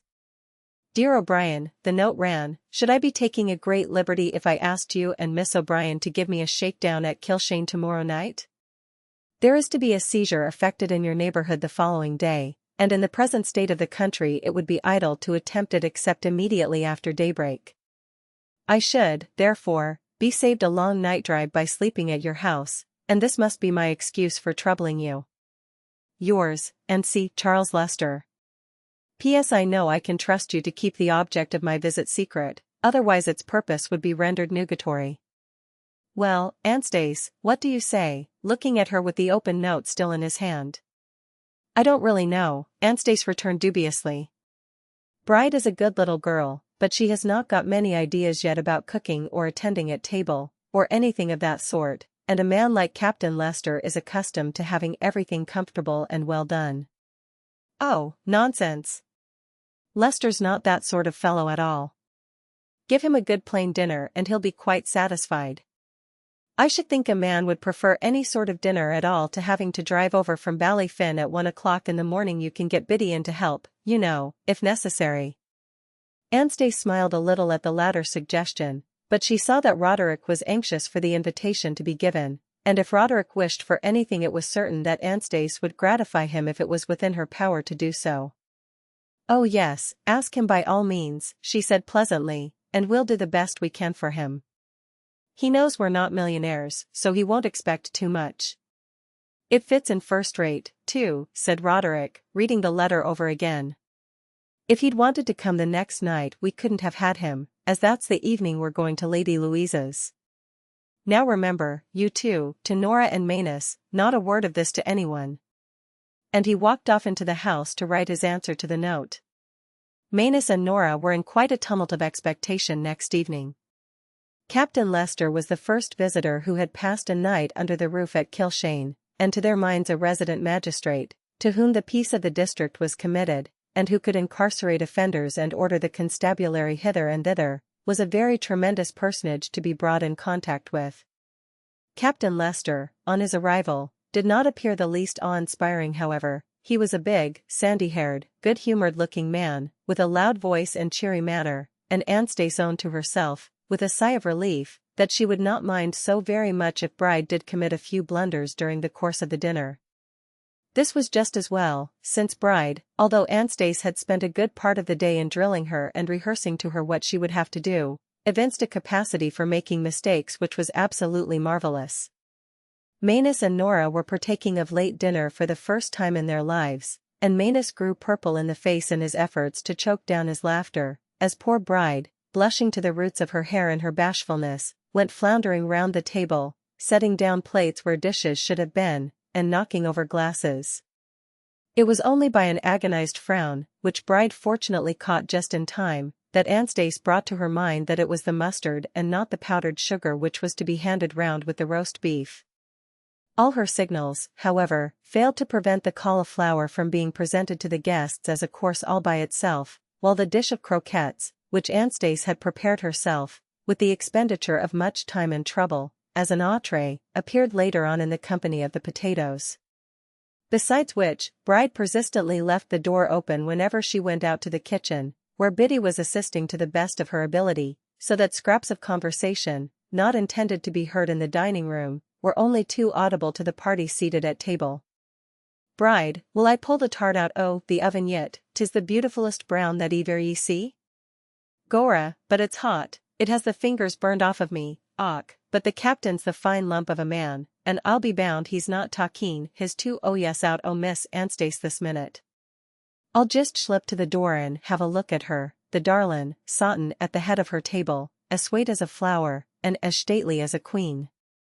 This was too much for Manus, who from his seat opposite the door had a full sight of Biddy trying to post herself where she could command the best view of the room, and he winked knowingly at her. Biddy, much discomfited at being detected, retreated backwards on some crockery which Bride, notwithstanding all Anstice's injunctions to the contrary, had set down in her hurry on the floor of the hall, and there arose a terrible outcry. "The saints twixt us and harm!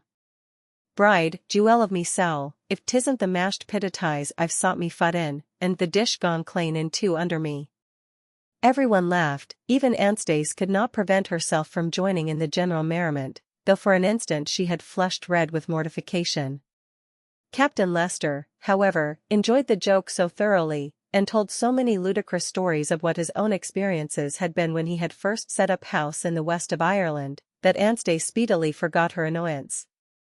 Manus elected to remain with the gentlemen when Anstice and Nora withdrew after dinner.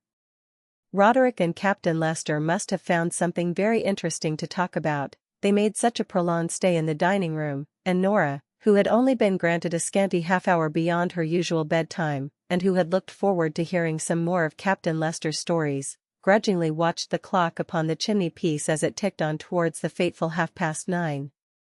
"What an age they are in there, Anstice," she grumbled, "why can't they come in and talk here? I did want to ask Captain Lester to tell us the end of that story about the old woman and her goose." Don't you remember he was in the middle of it when Biddy stood in the potato dish? It's 25 minutes past 9, so I have only 5 minutes more. Oh, they're coming at last, as the dining room door was heard to open.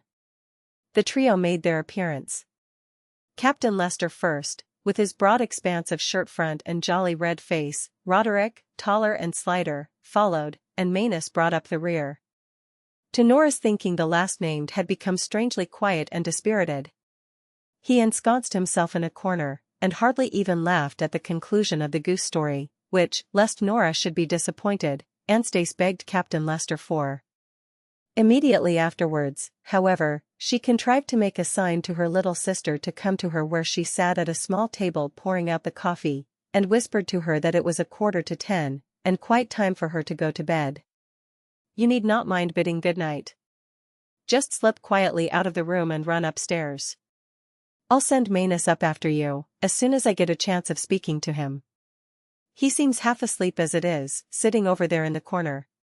Nora stole off as she was bidden. The last thing she heard was Captain Lester saying to Anstice, as he took his cup of coffee from her, I am going to show your brother a little real Irish life, Miss O'Brien. He is going to accompany me on the raid I am making on some gentry who are distilling illicit whiskey near this. We shall have to be off before 5 in the morning. More Nora did not hear, as she was obliged regretfully to close the door. It would be nice to be grown up, she reflected, as she went upstairs, and to sit up just as long as one liked without an elder sister to order one off to bed. Nora had been in that safe refuge for some time, lying wide awake, with the door open so that she could hear the murmur of voices downstairs, and Captain Lester's loud, hilarious laugh ringing out every now and again, when a light pattering footfall came along the passage, and Manus appeared in the doorway. A quaint figure he was, as seen by the light of the lamp on the stairs, for he was barefooted, and only attired in his nightshirt with his flannel cricketing jacket drawn over it. He came over towards the bed, groping his way in the dark. Nora, he whispered, I say, Nora, are you awake? Yes, as wide as anything. What's the matter? There's the most awful thing going to happen, and I'm sure I don't know what's to be done. I've been lying awake, thinking and thinking till my head feels like splitting, and I thought at last I'd come and tell you. Gracious, Manus, starting up in bed as she spoke, what on earth is it? Hush, don't speak so loud, in an apprehensive whisper. That's still what you heard the captain speak about, that they're going to seize tomorrow morning. Well, it's Lanty's. Manus paused to see what effect this tremendous communication would produce, but as Nora had never heard of a still before, and had not the least idea what it was, she was not as much dismayed as Manus had expected. But if it's Lanty's, she said stupidly, how can anyone take it from him? You don't understand one little bit, Manus returned impatiently. A still is for making whiskey with potheen, Lanty calls it, and all whiskey has got to pay tax to the government. Why, I'm sure I don't know. But Lanty says he's not going to pay taxes to the English government anyway, so he and the fellows who work with him have their place hidden away on Drynane Head, where they thought no one was likely to find it. Pronounced Puccine. Oh, and it was up there Lanty was going the night that he left us to come home by the Monk's Walk, exclaimed Nora, a sudden light breaking in upon her. Manus, who had by this time established himself on the side of her bed, nodded, forgetful that that manner of signifying assent is not of much use in the dark. You remember that boat with a lot of men in it which pulled out to us, just under the head? Those were the other fellows who help in the business, and they wanted him up there for something special that night. They have meetings up in that place of theirs, and talk over all sorts of things, as well as making the potheen. Lanty didn't like leaving us, but they made him. He told me about it while I was helping him to drag the seal up over the rocks. Lanty knew I was safe to trust, only of course I said nothing to you, as it was such a tremendous secret. And Manus assumed an air of conscious rectitude which was unfortunately also lost in the darkness. And have you ever been up where they make whatever the stuff is called? No, Lanty's promised to take me up there ever so often, and let me see it all, but we've never been able to manage it somehow. But, Nora, the question is, what's to be done? Captain Lester has got wind of it somehow. He told Roderick after dinner, when you and Anstice had gone, that he had known there was this still working somewhere hereabouts, and he had been trying to hunt it out for ever so long, but now he had got certain information of its being up on Drynane Head, and right enough he is, for he described it all to Roderick, just as Lanty did to me. There's a tarn, that's a sort of lake, you know, on the very top of Drynane Head, and a little stream flows out of it and falls right over the cliffs. That's the water they make the potheen with, real Mountain Dew, Lanty calls it. They built some kind of a hovel there, up against a rock, and they work days and nights together sometimes when there's a brewing going on. Hugh, did Captain Lester find out about it? Did he go up there to see? I'm sure he did not. They'd have smelt a rat fast enough if he'd been poking about anywhere within miles of them. But he has found it out somehow or other, and he's going to pounce down on them at sunrise and capture the whole gang. That's what he called them, a gang, said Manus in high indignation. He has it all laid off pat, how he's going to surround the place and all, and he's so afraid of its leaking out that he hasn't told a single soul what's brought him here. Even the police who are coming won't know what they're wanted for till he meets them at the crossroads at 5 tomorrow morning. Of course he knew he was all safe in telling Roderick, and he didn't think I was of any account at all. I went on eating the dessert things and didn't pretend to be listening much. And now, Nora, we've got to get Lanty out of the mess somehow or other. Perhaps he's not there at all, perhaps he's at home, suggested Nora hopefully. Oh yes, he is though, he's been up there for days past, said Manus, who seemed extremely well informed of his allies' movements. He hasn't been out fishing or boating with me once the whole of this week. To both Manus and Nora it seemed that if Lanty were only safe, the capture of his confederates, of the wild-looking crew whom they had seen under Drynane Head, was of comparatively little importance. Nora sat silent and reflected. In former childish days it had always been her little brain which had done the contriving necessary to get them out of any scrape in which they happened to find themselves. Manus of late had got into the way of speaking of girls as of an inferior race of beings, but now that he was in trouble he came to her as of old for help and advice. I wonder if Biddy has gone home yet, she said at last. I could slip down to the kitchen and tell her, and she would tell Tom. He could go up to Drynane Head and let Lanty know that Captain Lester was coming. No, that wouldn't do at all, said Manus.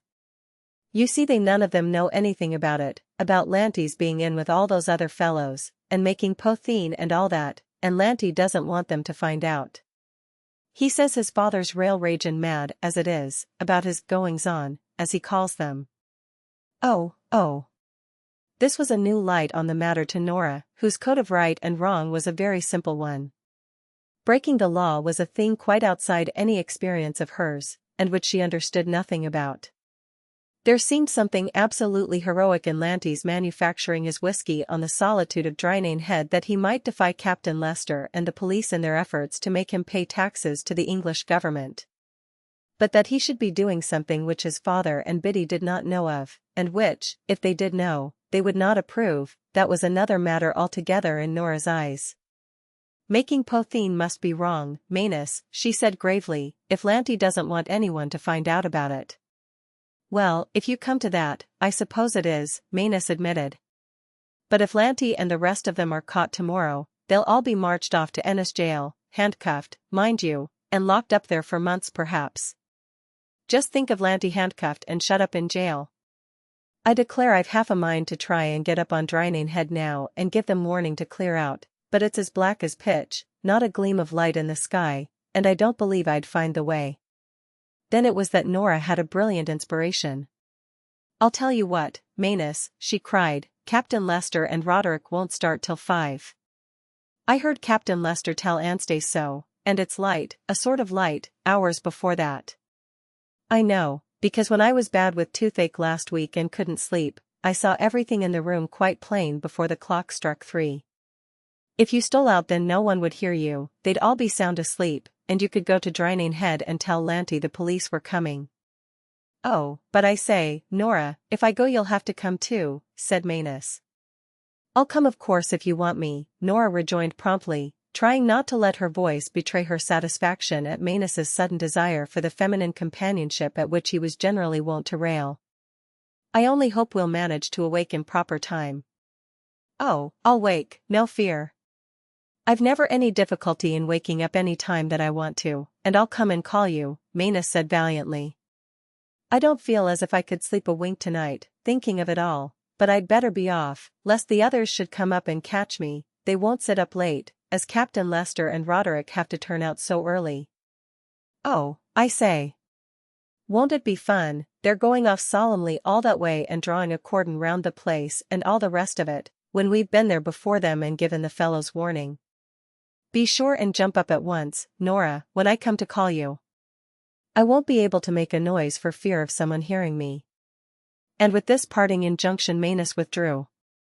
Chapter 11. On Drynane Head. Notwithstanding Manus's valorous undertaking to come and call her in the morning, Nora took the precaution of getting up after he had gone and drawing back the curtains and pulling up the blind, so that the first gleam of the grey dawn might fall into her room and wake her.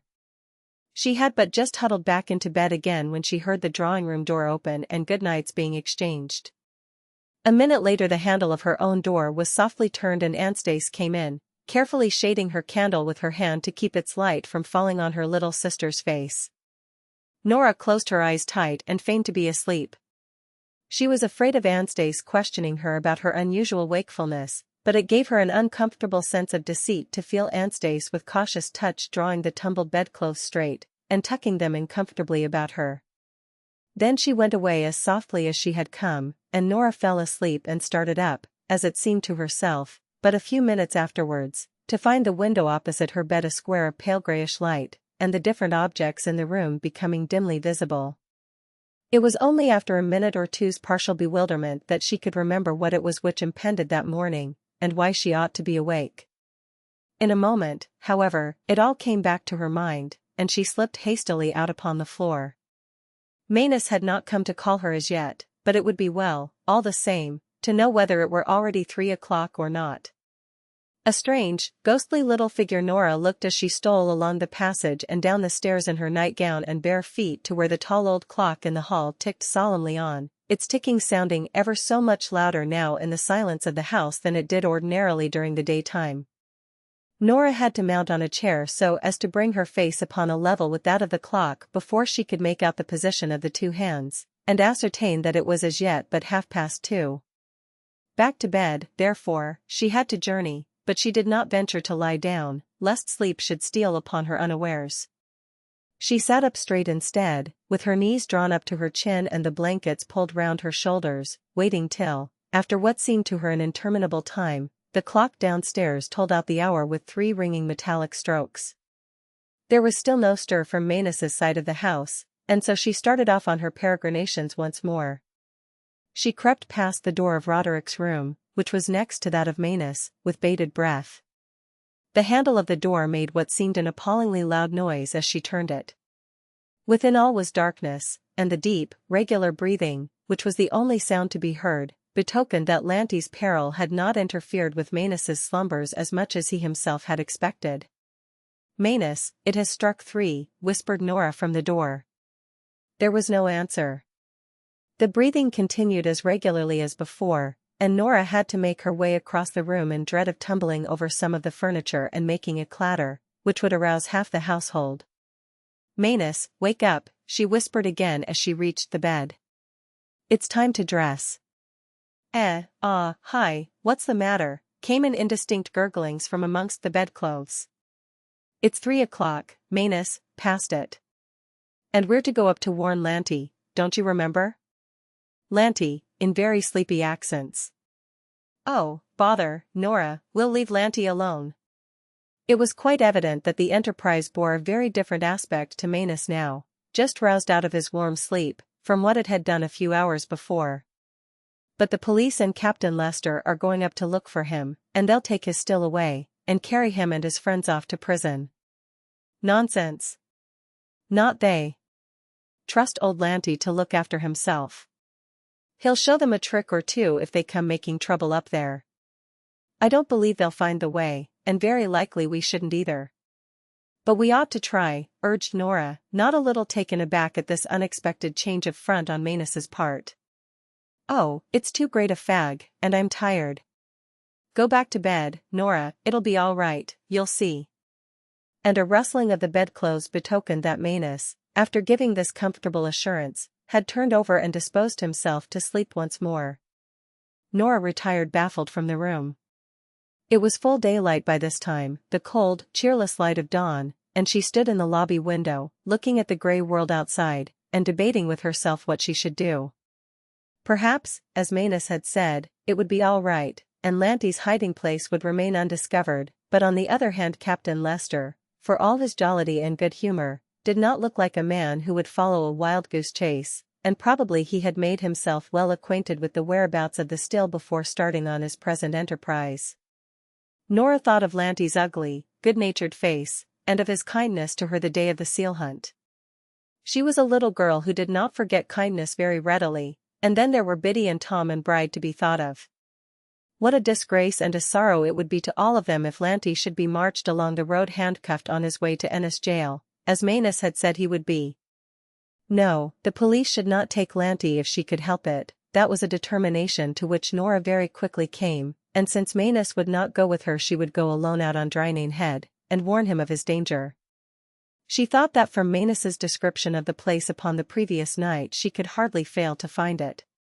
It must be confessed that it required all Nora's self-command, when she went back to her own little room, to keep her from plunging into bed again. It looked so invitingly warm, and the raw chill of the early morning had penetrated to her very bones.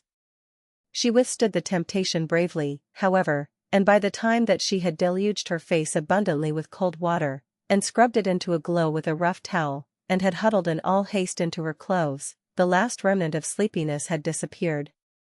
It was a strange sensation to step out of doors into the freshness of the day which had but just begun. The birds were awake, and twittered loudly in the trees as Nora walked down the avenue, but they and she seemed the only things that were astir as yet. The cattle were still lying down in the fields, as they had lain during the night, and the doors of the few cabins which she passed upon the road were shut, and not even a curl of smoke rose upwards from the chimneys. It was a longer walk than Nora had expected, but she kept the lofty frowning headland for which she was bound well in view, and trudged steadily on. The road grew rougher and steeper as she went, and dwindled down at last into a mere cattle track which led out upon the open moorland and left her free to make her way in what direction she pleased. Nora had never been so far from home by herself before, but that did not trouble her much, any more than did the heathery solitude on which she found herself. She had grown used to lonely rambles since they had come to live at Kilshane, and her only fear was that she might miss the snug retreat in which Lanty and his confederates carried on their illegal practices, or that she might not reach it in time to enable them to escape. She found that walking through the deep heather, which reached almost to her waist, was very hard and tiring work, and here and there she came upon soft, swampy places into which her feet sunk with a squelching sound, and threatened more than once to stick fast altogether.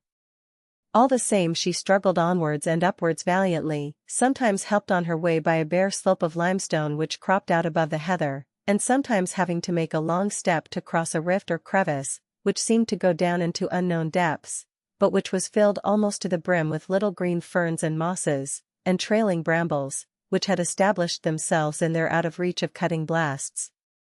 A yellow glow had been spreading gradually higher into the sky, and the tops of the great mountains to her left were bathed in sunlight.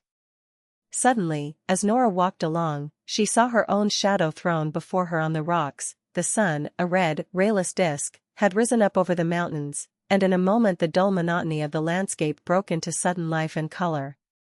It was the first sunrise which Nora had ever been out of doors to witness, but its beauty awoke little response in her, her only thought being that if the sun had risen it must be getting late, that is, for what she had to do, and that it behoved her to hurry on if her expedition was not to fail of its purpose. Panting, she struggled on up the steep heathery incline, till she stopped all at once with a little gasp of wonder and relief. She had reached the end of the long ascent, and almost at her very feet the great cliff sank sheer to the sea, 500 feet below. For a brief moment the little girl stood still to recover her breath, whilst the keen salt wind blew her hair and her short skirts about. A seagull circled close above her uttering its short, plaintive cry, then with extended wings glided far out over the abyss. No other living thing was in view on all the wide waste of heather and sea, in the midst of which she stood, a little solitary speck. She could walk faster now, for here, on the edge of the cliffs, exposed to the fierce western gales, not even the heather could grow, there were only a few inches of black peaty soil covering the rocks. The long, level rays of the early sun shone upon her as she hurried along, and far beneath her the great Atlantic surges broke in foam upon the rocks. She had to make more than one detour to avoid yawning clefts that ran far inland, another rise had to be struggled up, and she stood at last on the very summit of Draining Head. Immediately below her was a hollow, a little green oasis which seemed scooped out from the surrounding wilderness, and with a great throb of joy Nora recognized the description which Manus had given her, and knew she had arrived at the secluded retreat in which Lanty had deemed that he might securely carry on his lawless trade. The little mountain tarn lay in the center of the circle of green, its black sullen waters not brightened even by the morning sunshine. A tiny stream flowed out of it and fell over the edge of the cliffs, to be blown away in mist and spray long before the sea was reached. Facing her, midway between the lake and the cliffs, was the thatched hovel of which Manus had spoken, built against a rock, so that the wreaths of blue peat smoke which curled up from its roof seemed to rise out of the very ground. No one, police constable or anyone else, was in sight, and by all appearances she was still in time to accomplish her errand. Slipping, scrambling, jumping from ledge to ledge of the rocks, Nora descended from the height on which she stood into the little dell below. She had to cross the streamlet which purled and gurgled between banks of close mountain turf in its short course to the sea. A large stone, however, had been placed in its bed to facilitate such crossings, and a moment later Nora was knocking boldly at the door of the hovel.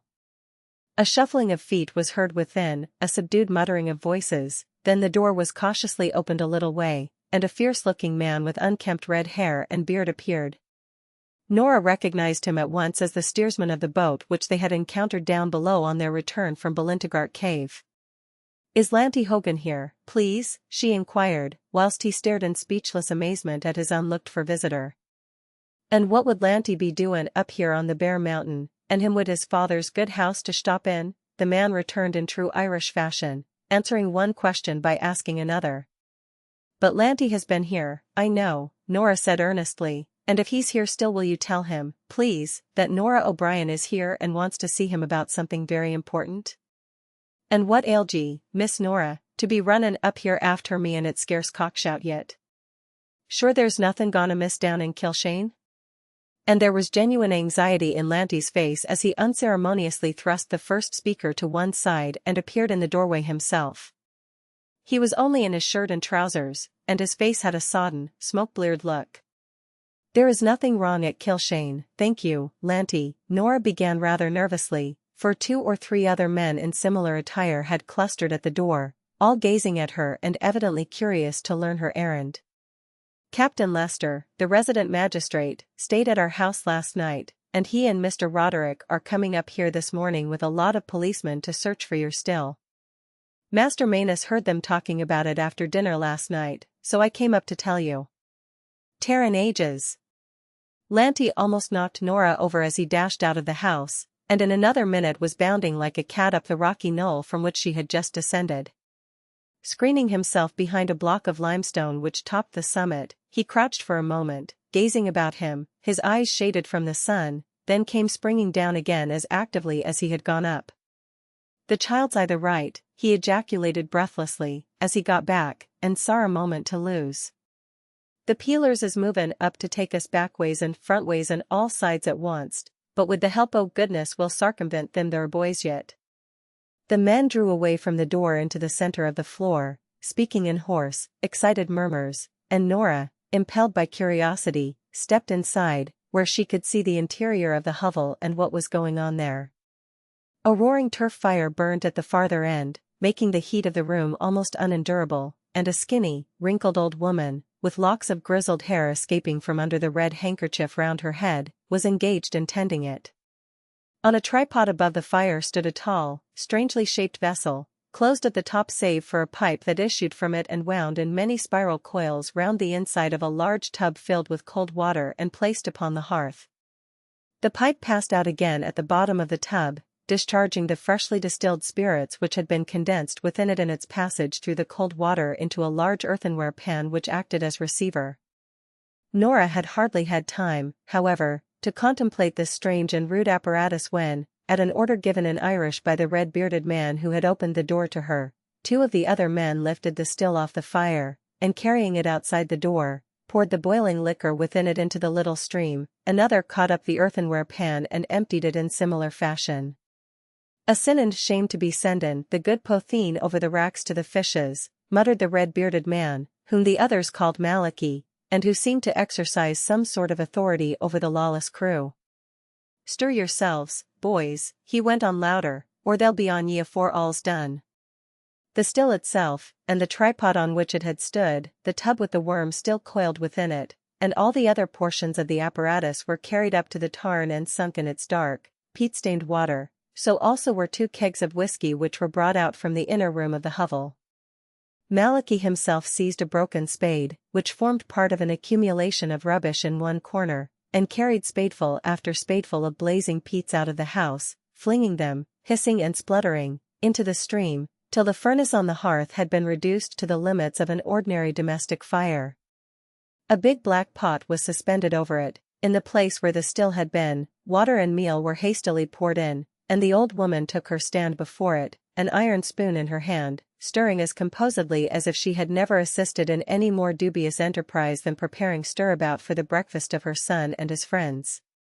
"Now, thim there boys may come as soon as plazes thim, and we'll be ready to bid them the top o' the marneen," chuckled Malachi, when the preparations indoors were completed and the men who had gone to sink the still and the other appliances in the tarn had straggled back to the hovel again.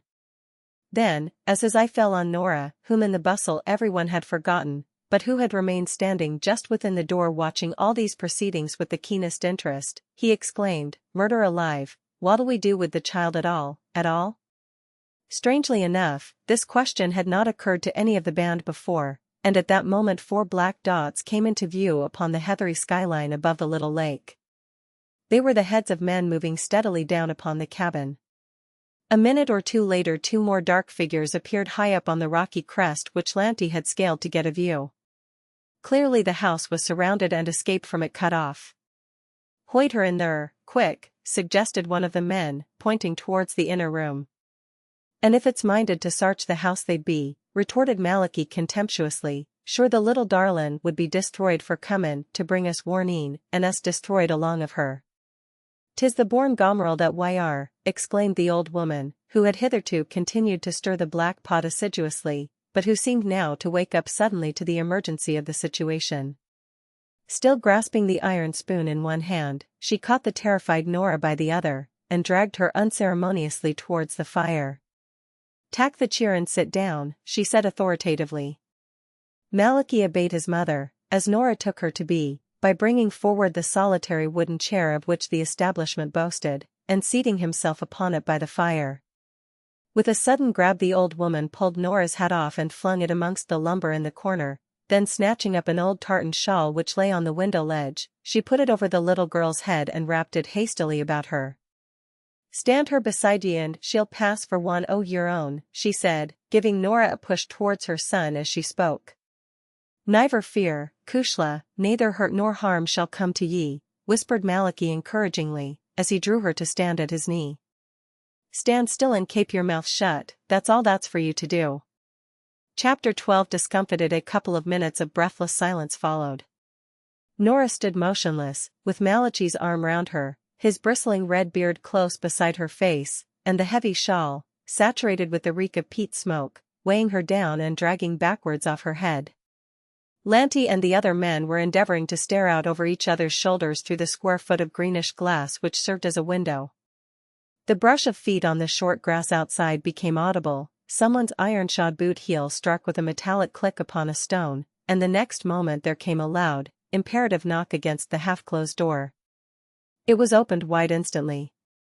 Captain Lester stood outside, with Roderick beside him, and 4 policemen closing in behind. The hot, red blood mounted up into Nora's face as Roderick, stooping his tall head to look under the low doorway, gazed straight at her. It seemed impossible that he should not recognize her, but she had forgotten that to him, standing outside in the bright morning sunshine, the interior of the cabin appeared to be in almost total darkness, and if he was able to distinguish her at all, it was only as a little country girl, frightened by the sudden appearance of the police, and keeping close to her father's side. "Malachi Flanagan," said Captain Lester, "I have come up here with a search warrant. having received information that you are in the habit of carrying on illicit distillation in these premises." "A nicent dissertation," returned Malachi, scratching his head in much apparent perplexity. "And what would your honor be meanin' by that?" "Nonsense, my man," Captain Lester answered sharply. "You know what I mean well enough. There is no use in pretending ignorance. You are suspected of manufacturing whiskey up here, or potheen if you prefer to call it so."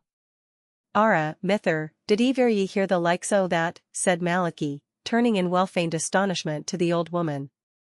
"Manufactor and potheen, and up here on Drynane Head, av all places on this mortial airth. But step in, your honor, and mak your resarches." This last with a lofty air and a sweep of his arm, which implied that there was nothing within the four corners of his cabin which the forces of the law were not entirely welcome to inspect. Captain Lester did not hesitate to avail himself of the permission so magnificently given. At least he stood without at the door with Roderick whilst two of the policemen went in and ransacked the house, searching everywhere, in the heap of rags which was the nearest approach to a bed, amongst the litter heaped up in the corner, even in the thatch of the roof, but naturally without finding anything to reward them for their labors. Nora had another pang of apprehension when her hat was tossed out with the rest of the lumber, and rolled right across the floor almost to Roderick's feet. She thought he could not fail to know it again, but, fortunately for her and for those she had come to warn, Roderick had the common masculine lack of observation where articles of female apparel were concerned. Often as he had seen that hat with its bow of discolored ribbon, which bore witness to much battling with wind and weather, upon his little sister's head, it woke no recollection in his mind. Malachi had lighted his pipe, and was puffing away with ostentatious indifference as he watched the efforts of the search party. The other men looked on either with a malicious grin, or with an expression of sullen ill will. "Won't yez tak a look into the pot there?" inquired Malachi, with feigned politeness, as the constables emerged baffled from the inner room of the hovel, their investigations there having been productive of no better result than in the outer apartment. "Maybe 'tis Potheen herself is stirrin' to give us for our breakfast." Amidst the shout of laughter which this sally evoked from the other occupants, the baffled members of the constabulary made haste to withdraw from the scene. Captain Lester, however, lingered at the door before following his retreating forces. "Listen to me, boys, and let me give you a word of good advice before I go," he said gravely. "You have been too many for me this time, I admit freely, whether it was through getting warning of my coming or not. But I know well enough that half a dozen able-bodied fellows like yourselves are not up on this desolate spot, where there is no work or lawful trade of any sort, for nothing. And I warn you that the way you are in is not a good way, that whether you succeed in evading the law in future or not, your present courses are certain to bring ruin on yourselves and on everyone belonging to you. Therefore my advice to you is to abandon your way of life without delay and take to some honest calling." "Sure, 'tis the great counsellor your honor would make entirely," said one of the men, "and it's much beholden we should be for such grand advice, and free and for nothin', mereover." Captain Lester took no notice of the sneer, but turned to Roderick. "Come along," he said, "we'd better follow those fellows of mine." Nora watched them through the open door as they went up over the short grass towards the lake and disappeared round one of the folds of the moorland.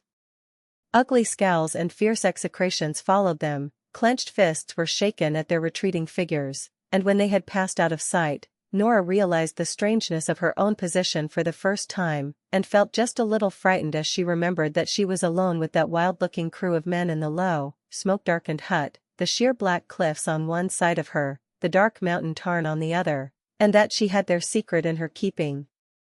"They must come at a proper hour." "That's just what I was saying, ma'am," returned the indignant butler. "I think it's young master and Miss O'Brien from Kilshane, and they say they want to see Miss Ella very particular." "The O'Brien children? At this hour? How extremely forward, and at the very instant when I was speaking of them." And Miss Brown did not trouble herself to lower her voice or conceal the annoyance of her tones. Ella, however, had heard too, and she ran out into the hall with a little eager cry. "Oh, Nora, dear, what is the matter? I hope there is nothing wrong with any of you at Kilshane." As the light of the hall lamp fell on Manus and Nora, it revealed very visible traces of their scamper across country. They were both greatly flushed and out of breath, and their faces and hands were scratched and bleeding with forcing their way through thickets and hedges. Nora's hat had fallen off and hung behind by its strings, and her frock exhibited innumerable rents. "Oh, please," she began, forgetting in her excitement to answer Ella's question, or to go through any usual preliminaries of handshaking. "We were up at the mine, Manus and I, and there were a lot of people there, the miners, and ever so many besides, and a man was speaking to them about the work being stopped and Mr. Bain threatening to bring over Scotchmen." Nora's instinctive loyalty kept her from betraying who the orator had been. "They're wild about it, and they're all coming here to speak to Uncle Nicholas, and make him promise that the mine shall be worked in the old way. Manus and I ran across the fields to tell you, and oh, we were so afraid we shouldn't get here in time." Ella turned to her brother, who stood behind her. "Oh, Harry, do you hear that? And Uncle Nicholas is away. Whatever are we to do?" "Give them beans if they come, but I'm afraid they won't give us the chance." "It was awfully good of you two to take so much trouble," the lad went on, rather patronizingly, to Manus and Nora, "but I expect you've had your run for nothing. Irishmen generally mean about half of what they say, and the rest goes off in bluster and shouting. I shouldn't wonder if the whole lot were sitting in the public house at the crossroads at this moment, airing their eloquence and abusing us all very comfortably. I just wish they would pay us a visit and we'll make it hot for them." "Well, you won't have long to wait," said Manus shortly, "for they're on the avenue this minute, I hear them." And indeed, as all bent forward to listen, there was audible, in the stillness of the night, a low ominous roll that came steadily nearer, the tramp of many feet, the deep growl of angry voices. Sharper, too, and nearer at hand, though no one at the time paid it any heed, sounded a rattle as if a conveyance were being driven in over the paving stones of the yard. At the same instant a troop of terror-stricken maids burst into the hall. "Oh, lor, ma'am. Oh, lor, Master Harry, there's a mob of people coming up against us." Maria was out on the avenue and she saw them and ran for her life. "They're screeching and hollering that it would lift the hair off your head to hear them. They'll murder us in cold blood. They'll burn the house down over our heads. It's us English that they're mad against." Miss Brown, ashy white and trembling like an aspen leaf, was yet true to her wonted instincts. She threw her shaking arms round Ella, putting herself in front of her like a shield. "My darling. My heart," she cried, "they shall kill me before they touch a hair of your head." Harry Wyndham drew himself erect, the half-unconscious air of bravado which he had worn all evening was gone, and instead he was cool, prompt, and collected, a typical English lad confronted with danger and difficulty. "Bar every door and close the shutters of all the ground-floor windows. This house is pretty strong, and ought to be able to hold out for a bit. Thanks to you, Brownie, all the indoor servants are English, so there's no fear of anyone letting the rabble in at the back door." Meanwhile the roar outside was growing louder and more menacing, and now the crowd appeared in view, rolling on up the avenue with shouts and groans and discordant yells. Their numbers had swelled considerably since the children had seen them last, as all the dwellers along the line of march had joined in as onlookers or sympathizers.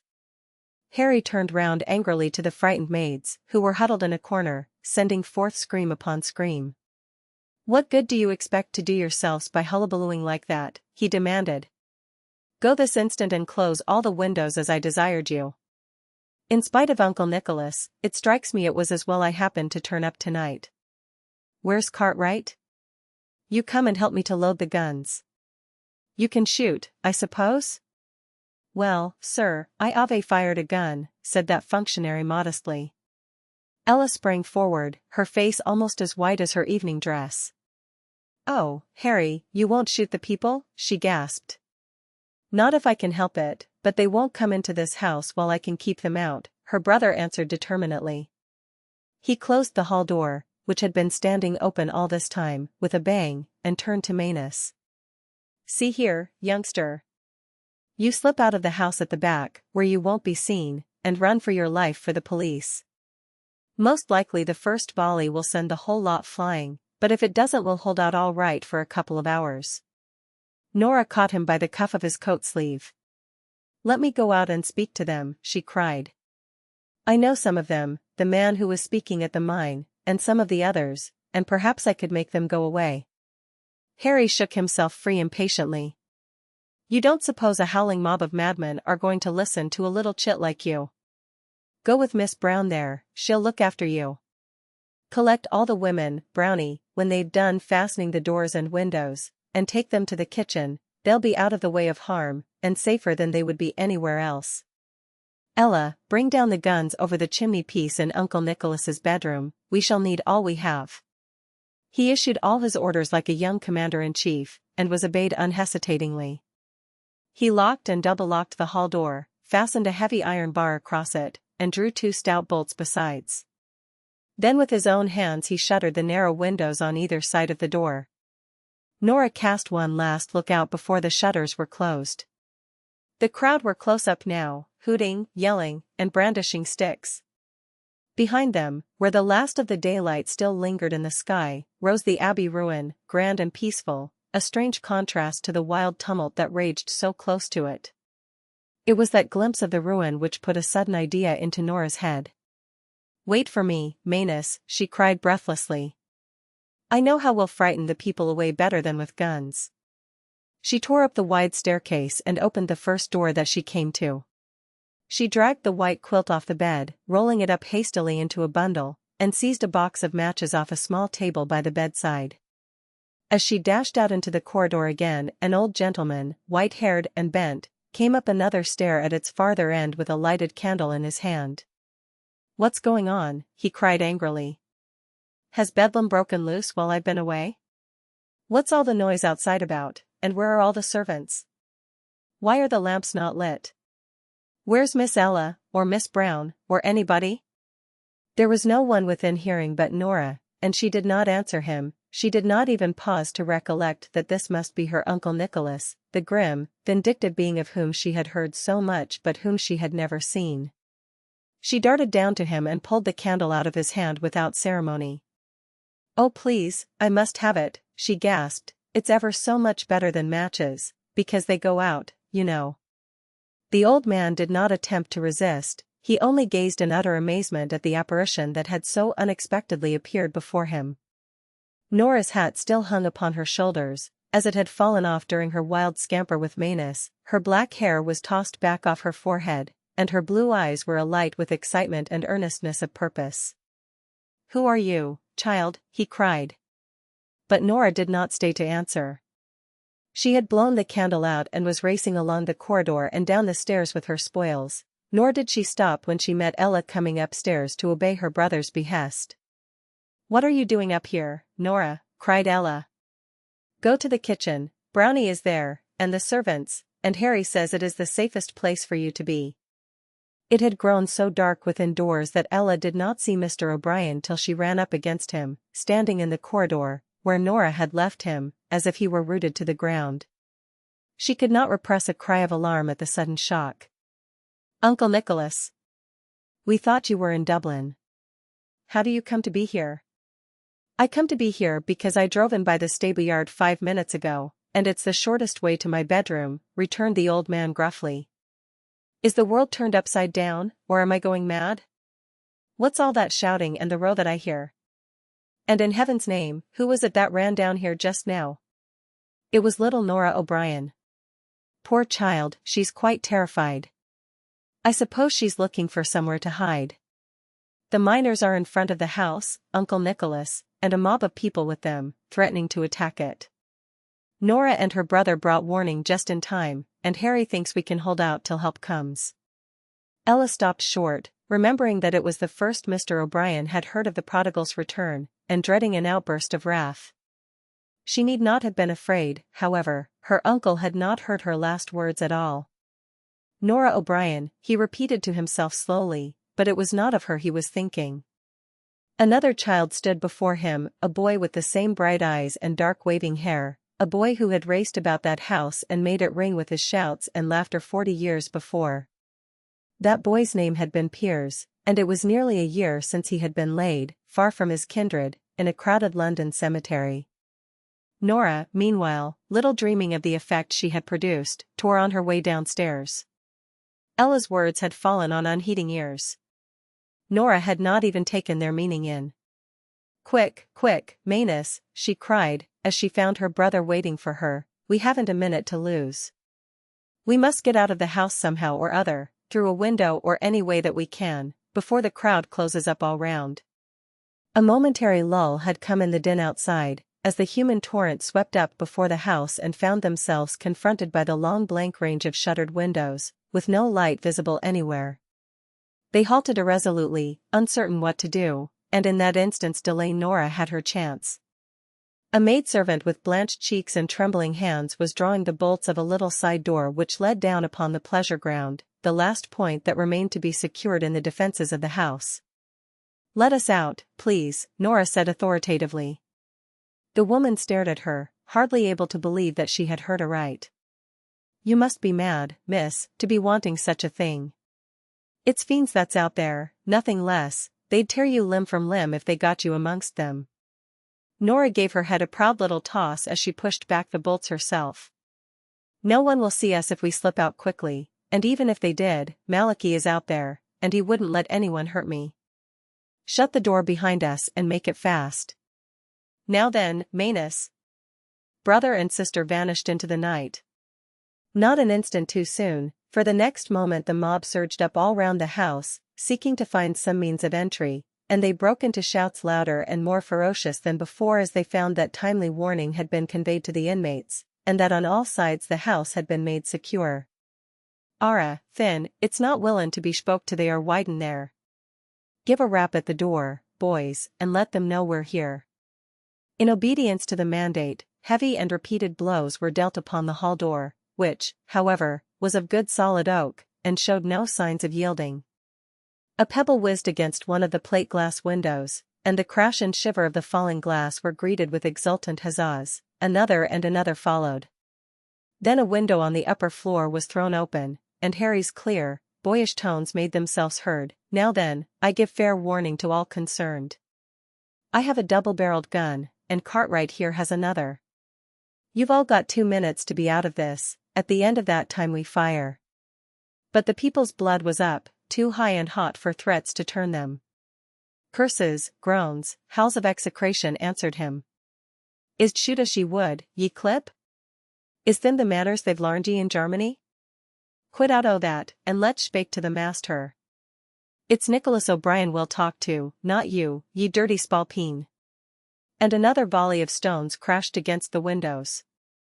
Harry had his gun at his shoulder, the gleaming barrels leveled. His intention was to fire the first discharge over the heads of the crowd in the hope of scaring them away, but as his finger touched the trigger he felt himself seized and thrust forcibly to one side.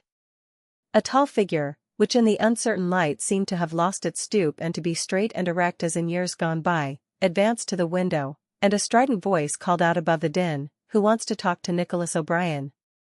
Everyone in the crowd knew the tones, and a wild hubbub arose. "It's the master. Begorra, it's his honour's own self. It's justice we want. It's our rights we'll have. We'll not be robbed nor peeled nor put upon no longer. It's work we want, and our wages, and bread for our childers' mouths. Down would bane an ivory furriner he'd bring along of him." Mr. O'Brien struck his stick violently on the ground, and raised his hand to stay the tumult. What answer, however, he would have made to the people's demands remained unknown, for as he opened his mouth to speak, he stopped short, and his eyes became riveted on some object away beyond the sea of upturned faces waiting breathlessly to hear what he would say. "Gracious heavens, what's that?" he cried. All heads were turned to follow the direction of his gaze, and a low murmur of fear and wonder ran through the wild and excited throng. One of the broken windows high up in the abbey ruins was filled with a dim bluish light, and in that strange radiance stood a white-clad figure silent and motionless, one hand stretched menacingly towards the surging crowd. For a moment or two the people gazed at the vision speechless and paralyzed with terror, then frightened whispers began to be heard. "The saints tween us and harm, there's the white nun. Mercy be wid us, it's Holy Street Bridget it is." Those who still held stones let them fall, some of the crowd dropped on their knees and crossed themselves. A few of the more timid began to edge away, others followed. In a moment the movement was general, and the people were huddling down the avenue after each other like a flock of frightened sheep, casting back terrified glances at the dread apparition which still stood on high with uplifted arm in the ruined window. The moment the terrified crowd had disappeared, the light in the window vanished too. To those who watched the strange sight from Moira's house, it seemed as if there was a stifled cry and then a thud. After that all was silent, and the darkness of the summer's night once more reigned supreme. Chapter 15. It was all Nora's idea. It was all so sudden and so inexplicable that the little group at the open window were left gazing at each other in dumb amazement. Mr. O'Brien was the first to recover his speech. "Tell me what it all means, some of you," he cried irascibly. "Am I going out of my senses, or is the whole world bewitched tonight?" "I don't understand it one little bit either, Uncle," said Harry, as he slowly opened the breech of his gun and took the cartridges out. There was a figure up in the Abbey window, not a doubt of it. "Didn't you see it too, Cartwright?" But the dignified butler had fallen back against the wall, where he leant shivering and shaking, the cold dew standing on his forehead and his teeth chattering audibly. "Preserve us all," he gasped. "Fust it's a horde of savages yellin' and owlin' to make a man's blood run cold to hear them, and then it's a ghost, sich as I never believed in, nor thought to see the likes of. Not another night does I stop in this hawful country. No, Mr. O'Brien, sir, not if you was to offer to make me Hemper of Russia." Cartwright's ejaculations were cut short by a knocking at the hall door, a frightened, hurried knocking made not with the knocker but with somebody's knuckles. Harry leant out of the window and shouted down, "Who's that down there, and what's your business?" "Oh, please come down and help me somebody," was the response that came very tremulously in Manus's voice from below. "I'm afraid Nora has hurt herself very badly." "It's that young O'Brien cub," said Harry, as he drew his head in again. "I thought he was halfway to the police barrack by this time." "What was the other child doing outside the house?" "She ought to have been in the kitchen with Brownie." "I'll find out what's wrong and pack them both off home. We've enough on our hands without having them to look after." But Mr. O'Brien had heard too, and he pressed forward eagerly. "Is it the child that was in the house just now, and someone says she's hurt? Come on, what are you both standing there for? Come down and see what's happened to her." And he himself led the way downstairs, moving with an activity and energy such as had been foreign to him for a very long time past. So extraordinary was the condition of affairs which he had found on his return home, a day sooner than he had been expected, that Harry's presence had passed unheeded, and he had as yet expressed no surprise at finding the grandnephew whom he had believed in the Carpathian Mountains, engaged in defending his house. Ella was on the stairs, and joined them as they went down. The stampede of the crowd had been heard in the kitchen, where Miss Brown and the maids were still ensconced, and she had come out to glean information of what was going on. It took some time to undo all the fastenings with which the hall door was secured, but when it was opened at length Manus was found standing outside, looking very white and scared. He pushed past the others and caught hold of Ella by her dress. "You don't think she could be killed?" he gasped. "She's lying over there on the ground, and I can't get her to speak or move." "But did she get a fall, or was she knocked down by the crowd?" "Tell us what happened, Manus dear," implored Ella, who felt as if the solid earth were whirling round beneath her, so many shocks had succeeded each other upon this eventful night. "It was all Nora's idea from the beginning," stammered out Manus, only keeping back his tears by a strong effort. "I mean that we could frighten the people off by her shamming to be a ghost over in the Abbey, the way she and I were frightened that night by the tablecloth hanging up." Manus came to a sudden stop as he realized that in the fullness of his heart he had betrayed a secret which hitherto had been only known to Nora and himself. None of his auditors appeared to heed this part of the story, however, in their desire to learn what was coming. "We had the candle and the counterpane, you know," Manus went on, "and we got round to the Abbey without anyone seeing us, and climbed up inside to the high window. The stones are all broken and sticking out, so it was quite easy. Nora stood up in the window with the quilt round her, and her arms stretched out, and I held the candle behind her at the back of the stonework, where the flame couldn't show and it couldn't throw shadows. We heard the people all crying out and running away, and just as they'd gone the candle blew out. Nora was turning round to get down and somehow she missed her footing or she caught in the quilt, and she fell right down to the ground. I tried to lift her up, but, and Manus, unable to control himself any longer, broke down in convulsive crying. And it was Pierre's child that did it, Pierre's child that played the trick on them, Mr. O'Brien exclaimed. Then striking his stick in his wonted fashion on the ground, "What are you all staring at each other like a lot of boobies for? Don't you hear what the boy says? Go with him some of you, and bring the child here. If a door or shutter is wanted, take off the first that comes to your hand." But no shutter or door was needed to carry the light burden of the poor little would-be ghost. Guided by Manus, Harry and Cartwright went across to the abbey ruin, and Harry brought the little unconscious form back in his arms, Cartwright following, rather ashamed of the relief he felt at discovering that the spectre which had appalled him was of flesh and blood, and not a phantom from another world. Miss Brown and the women servants had trooped out into the hall, half fearful, half curious, so that it was amidst a babel of questions and exclamations that Nora was borne into the house. "Oh, Harry, you don't think she's killed," said Ella with blanched cheeks, almost repeating Manus's words, as she looked at the white face which lay against his shoulder and the small hand which hung down limp and powerless. Harry shook his head. "No, her heart's beating all right, and there are no bones broken that I can feel. It's her head most likely that was hurt in the fall." "Have her carried upstairs at once and put to bed," interposed Mr. O'Brien gruffly. "Get some of these women to stop their chattering and to help you. I'll be bound they didn't chatter much while those idiots were howling outside. That child's worth 20 dozen of the whole lot of them. Send to the stables, and tell them to put the fastest horse into the car and drive for the doctor."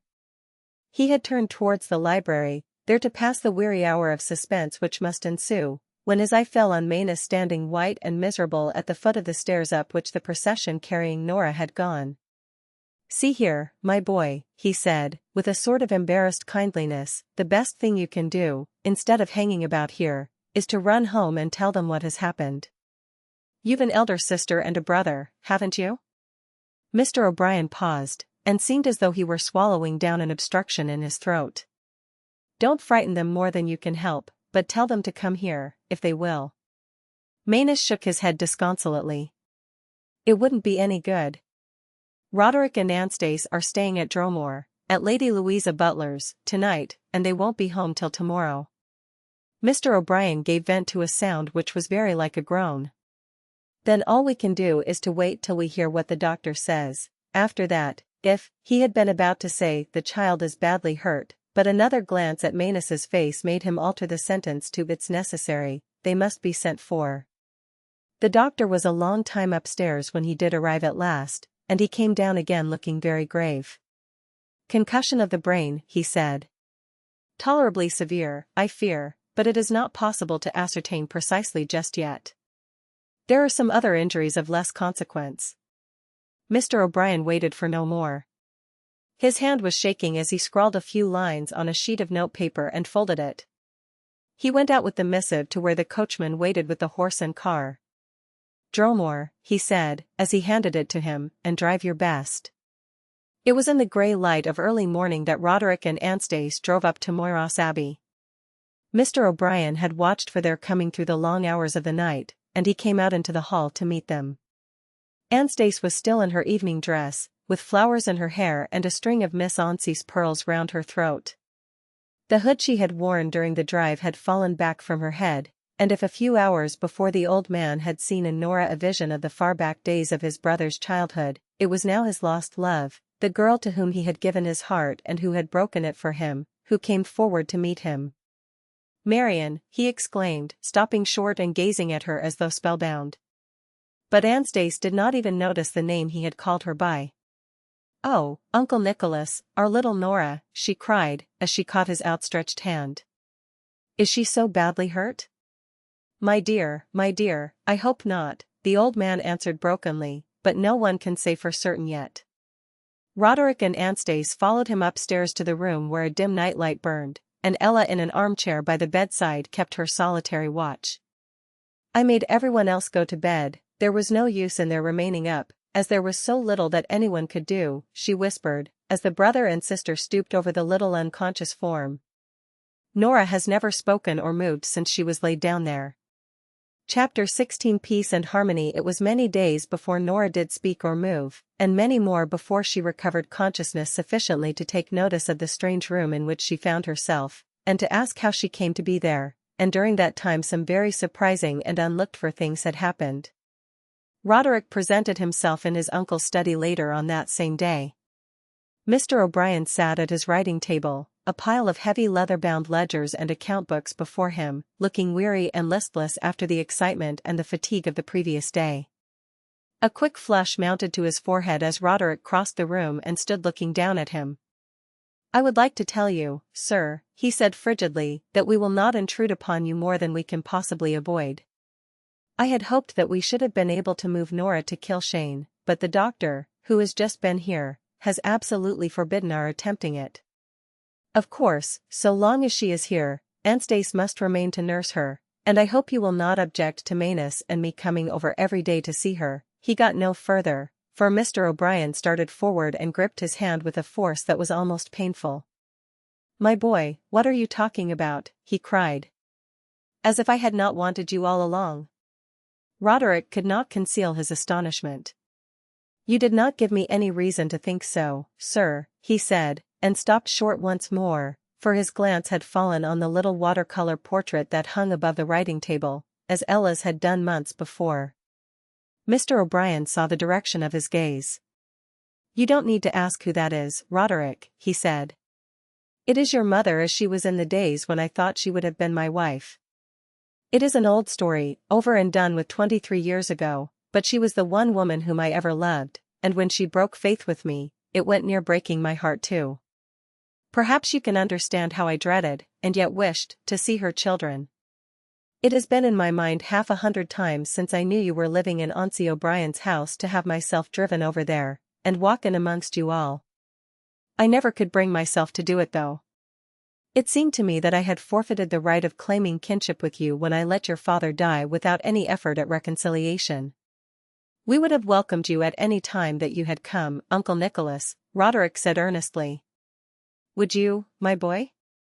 I used to doubt it, and so I waited on in the hope that chance would bring us together, till, as you see, it was left for little Nora to act as Deus ex machina, and end the great family feud."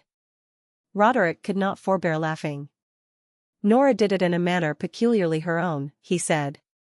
"I only hope it will not be at too great cost to herself, poor child.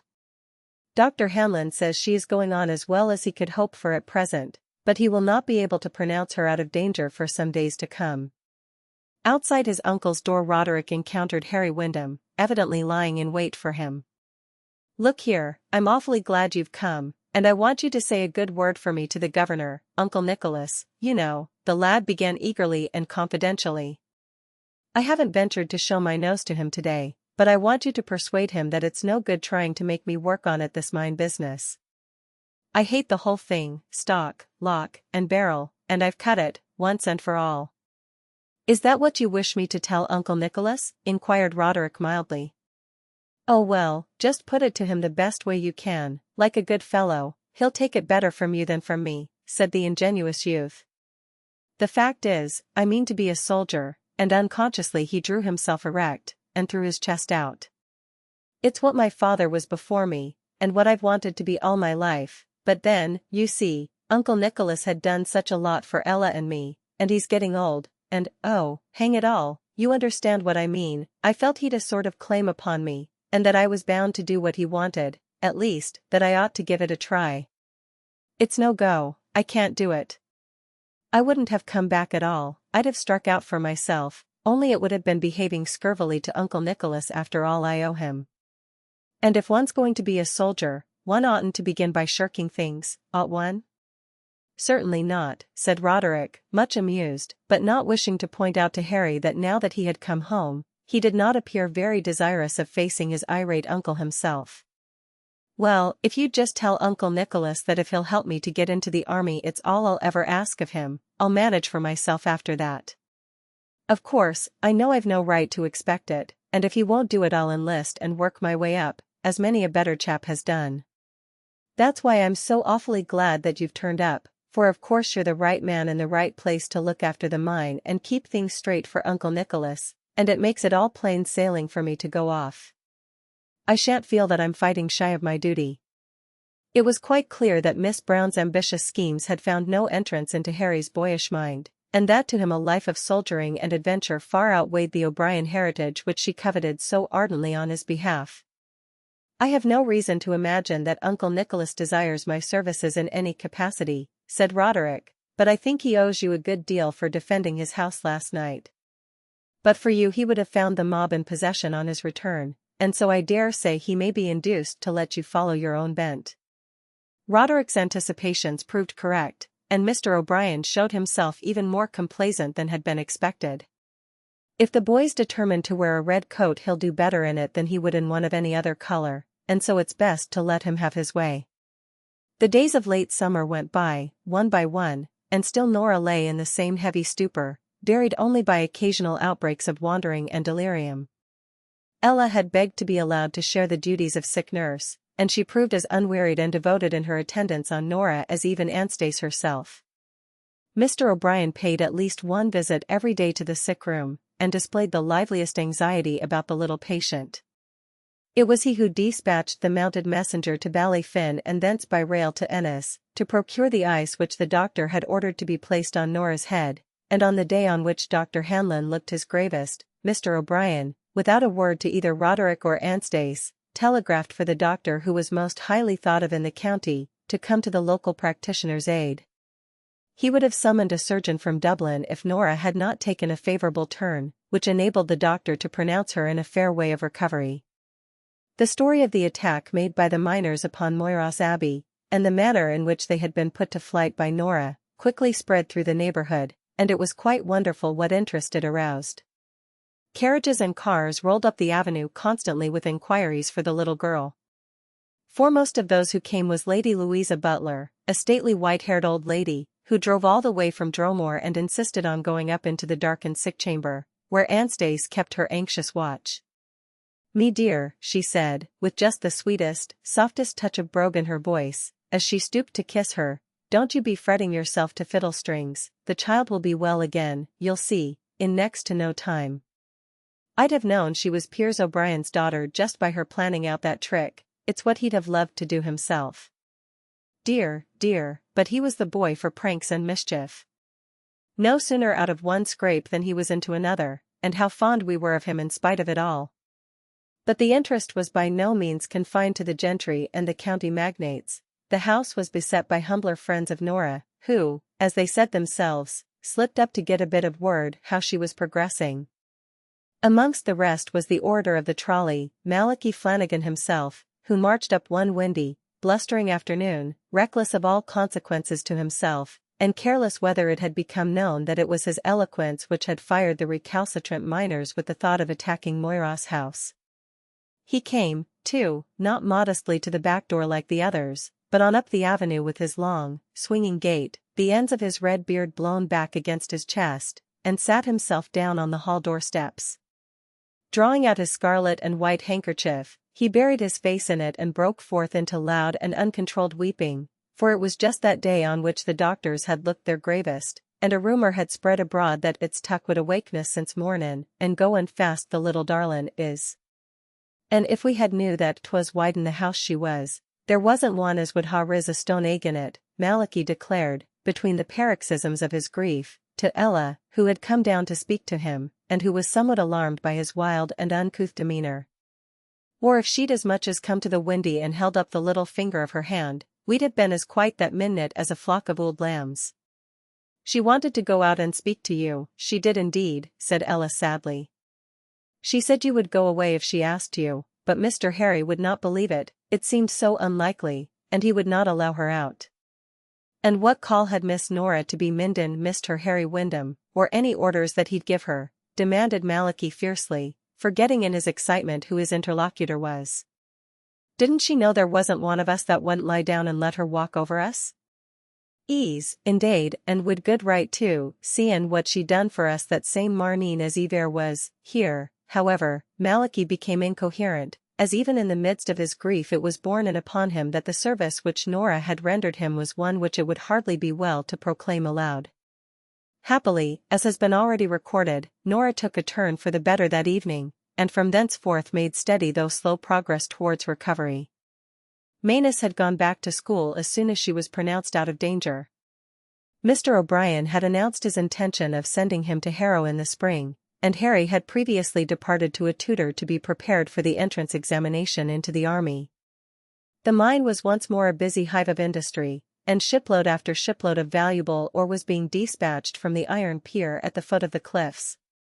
Mr. O'Brien, with Roderick and Bain, had met the miners on that very plot of ground behind the mine buildings where Malachi Flanagan on that notable evening had harangued the crowd, and terms of peace had been arranged. Bain was to continue at his post for 3 months till Roderick had gained an insight into the working of the mine, and then relinquish the management to him. The hard-headed and energetic Scotchman, whose opinion of Irish peasants had not been raised by recent events, was not sorry to resign his charge and return to work amongst his own more congenial countrymen. A pack o' grown men rinnin' fra a bit lassie in a white sheet, p. and volumes could not have expressed as much contempt as Mr. Bain threw into that monosyllable.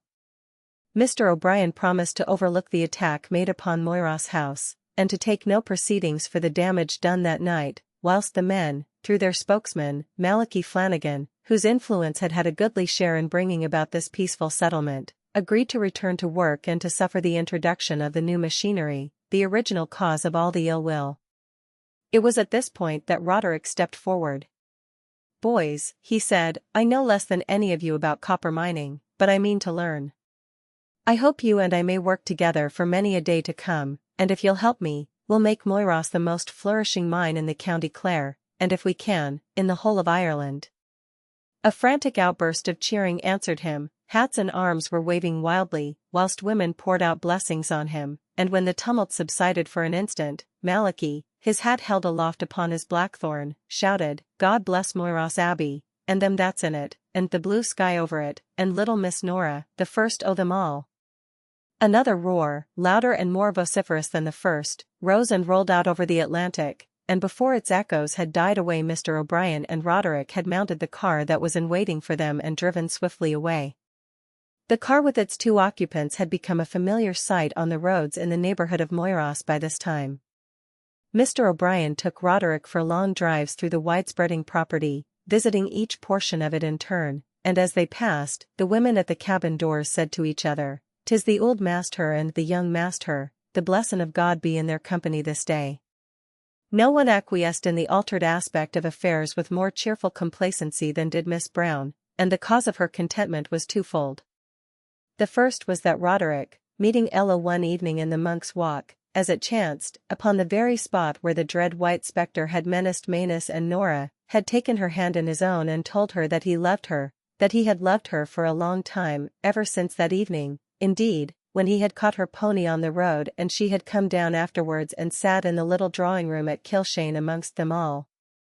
He had asked her if she cared enough for him to trust herself to him and give her life into his keeping, and Ella, though fluttered and taken by surprise, had yet given him an answer that satisfied him, and when they came up the path and passed the ruins of the old abbey, it was hand in hand, with the light of a great happiness shining in their eyes. Miss Brown was quite content to relinquish her hopes for Harry Wyndham and to see Roderick acknowledged as his uncle's heir, if Ella was to be his wife, and she had another reason for her satisfaction at the turn which matters had taken. Ever since the night of the onslaught on Moyross House, poor Miss Brown had been in constant trepidation and alarm. She could not sleep at night without fancying that she heard the shouts and cries of the mob under her windows, and in every frieze-coated countryman whom she encountered on the road she saw a possible bloodthirsty assailant. Whilst Ella needed her, nothing would have induced Miss Brown to quit her post, but since Ella had found another protector, there was nothing to hinder her from leaving Moyross and Ireland altogether, and establishing herself upon her modest savings in security and in the trimmest of little suburban dwellings. Roderick and Anstey still remained at Moyross pending Nora's recovery. It had been arranged that Roderick and Ella should take up their abode at Kilshane after their marriage, whilst Anstice and Nora were to live at Moyross with Mr. O'Brien in Ella's place. It was upon this changed condition of affairs that Nora opened her eyes, in the early days of autumn, when the trees were beginning to assume tints of russet and gold. The very first wish to which she gave utterance, after coming back to full and clear consciousness, was that Lanty Hogan might be brought up to see her. Lanty, who had been among the most assiduous of the inquirers at Moyras, was greatly gratified, but also somewhat embarrassed, on hearing of Nora's desire, and he came upstairs treading gingerly on the carpets, and wiping his hobnailed shoes with much care on the mat outside Nora's bedroom door. "How do you do, Lanty?" "I am very glad to see you," said Nora, stretching out her small white hand to him as he stood just within the door, turning his hat awkwardly round and round in his hands. Her short black hair had been cut shorter still during her illness, and her face seemed to Lanty to have become all eyes, so thin and wasted was it. "And faix and I'm glad to see you, Miss Nora," he stammered, "if 'twas but a bit heartier ye wore lookin'. But niver fear, ye'll be pickin' up noo, and it's grand toimes we'll be havin' when Master Manus comes home again, indade, sail huntin' and all else." In his shyness Lanty hardly knew what he was saying. Nora turned to her sister, who was sitting at the other side of her bed. "Please, Anstace, what I want to say to Lanty is a secret. Will you let me be alone with him for a little while?" Anstace got up with less demur than might have been expected. "Very well, Nora, you may talk to Lanty for 5 minutes, but not longer." "I shall come back then." "Lanty, you haven't been making any more of that stuff, I forget what you called it, the stuff you and the other men made, up in that little house on Draining Head?" inquired Nora, when the door had closed behind Anstace. "Is the potheen, Miss Nora? Sorra sup's been made since ye sot yourself spillin' out like dirty dishwather. Nor it's not like there will be, naither, up there anyways, since the polis has their eye on us, and we'd not be knowin' when they'd be happenin' down, bad scran to them. 'Tis another snug little hidin' place we'll have to be lookin' out for, I'm thinkin', for it's not always we'd have yourself comin' up and bringin' us warning. "Lanty," said Nora earnestly, "I want you to promise me that you won't make any more potheen, neither on Draining Head nor anywhere else." "I thought about you nearly all the time I was ill," she went on, as Lanty stared at her in undisguised amazement, "you and Malachi and the other men up there, but you especially. I couldn't think quite straight, all my ideas were upside down and mixed together, like when one's not quite asleep and not quite awake, don't you know, but you were in my head somehow or other all through. I didn't quite understand about the potheen. When I went up to tell you about Captain Lester's coming, it didn't seem as if the government had any right to stop you making it if you liked, but I knew there was something wrong about it the moment I saw you. You looked so different from what you used to do when you were boating and fishing with Master Manus, your eyes were so red, and your face was flabby, and you kept looking about all the time as if you were afraid or ashamed of something." Lanty stood with his eyes on the ground shuffling his feet awkwardly. "True for ye, Miss Nora," he said slowly at last, "and meself knows that same rightly. Nor it's not the love of the potheen that takes me manufacturin' it, but just the divilment and the divarsion, and the playin' blind hooky with the polis. I'd niver content meself to live workin' hard, with no variety and no venturesomeness, not if I was to be makin' pounds and pounds a day. I'm sure all the devilment and the diversion can't make you happy or comfortable, Lanty, when you look as you did on Draining Head that morning," said Nora sagely. "And then do you remember what Captain Lester said before he went away, and he talked a lot more about it at breakfast at Kilshane afterwards. He said people who took to making potheen always came to ruin sooner or later. I don't want you to be ruined, Lanty, you were so kind to me, and took care of me that day of the seal hunt, and Master Manus likes you so much, he says you're a broth of a boy, and he'd be so sorry too. That was what kept worrying me all the time I was ill, that if I didn't get well quick you'd have been ruined, and the very first moment Anstace would allow it, I made her bring you upstairs. I want you to promise me that you'll never make potheen again. Sure it's too bad entirely that ye should ha' been throublin' yourself for the likes o' me, Miss Nora, and there's nothin' on this mortial airth I wouldn't do for your Oisin." He hesitated, but the eyes that seemed to have grown so large of late were fixed pleadingly upon him, and with desperate resolve he added, "Divilry save the drop o' potheen I'll make nor swally from this tea, not if Malachi and the rest o' the boys cursed till they broke their hearts. I promised that, Miss Nora, and troth I'll kape it." "I'm so glad," said Nora gratefully. "I won't have to trouble any more about you, and now I must say goodbye, Lanty, for I'm not strong enough yet to talk a great deal, and it makes me tired." Lanty touched the thin morsel of a hand which she held out to him cautiously and reverently, as if it were an egg-shell, or costly china, which would break with rough handling. He was brushing his hand across his eyes as he came out into the corridor, and he nearly ran against Roderick, who was on his way to his little sister's room. "Hello, Lanty," exclaimed the latter in some astonishment. "Have you taken to the doctoring trade, or what brings you up into Miss Nora's room?" "Sure your honor's always for having your joke," said Lanty, grinning confusedly. "Miss Nora took a fancy to see me, 'twas a little transaction her and me was concerned about." "Had the transaction anything to do with your making potheen on Drynane Head, and her going up there to tell you the police were coming?" asked Anstice quietly, from the window in which she had stood looking out on the pleasure ground and waiting for the minutes allotted to the interview to be over. Lanty faced round quickly. "And how did your honor know that?" Anstice laughed softly. "I only guessed it before, Lanty, but I know it now. Miss Nora talked about it almost always when she was delirious, but what she said was so incoherent and confused we could not make much of it.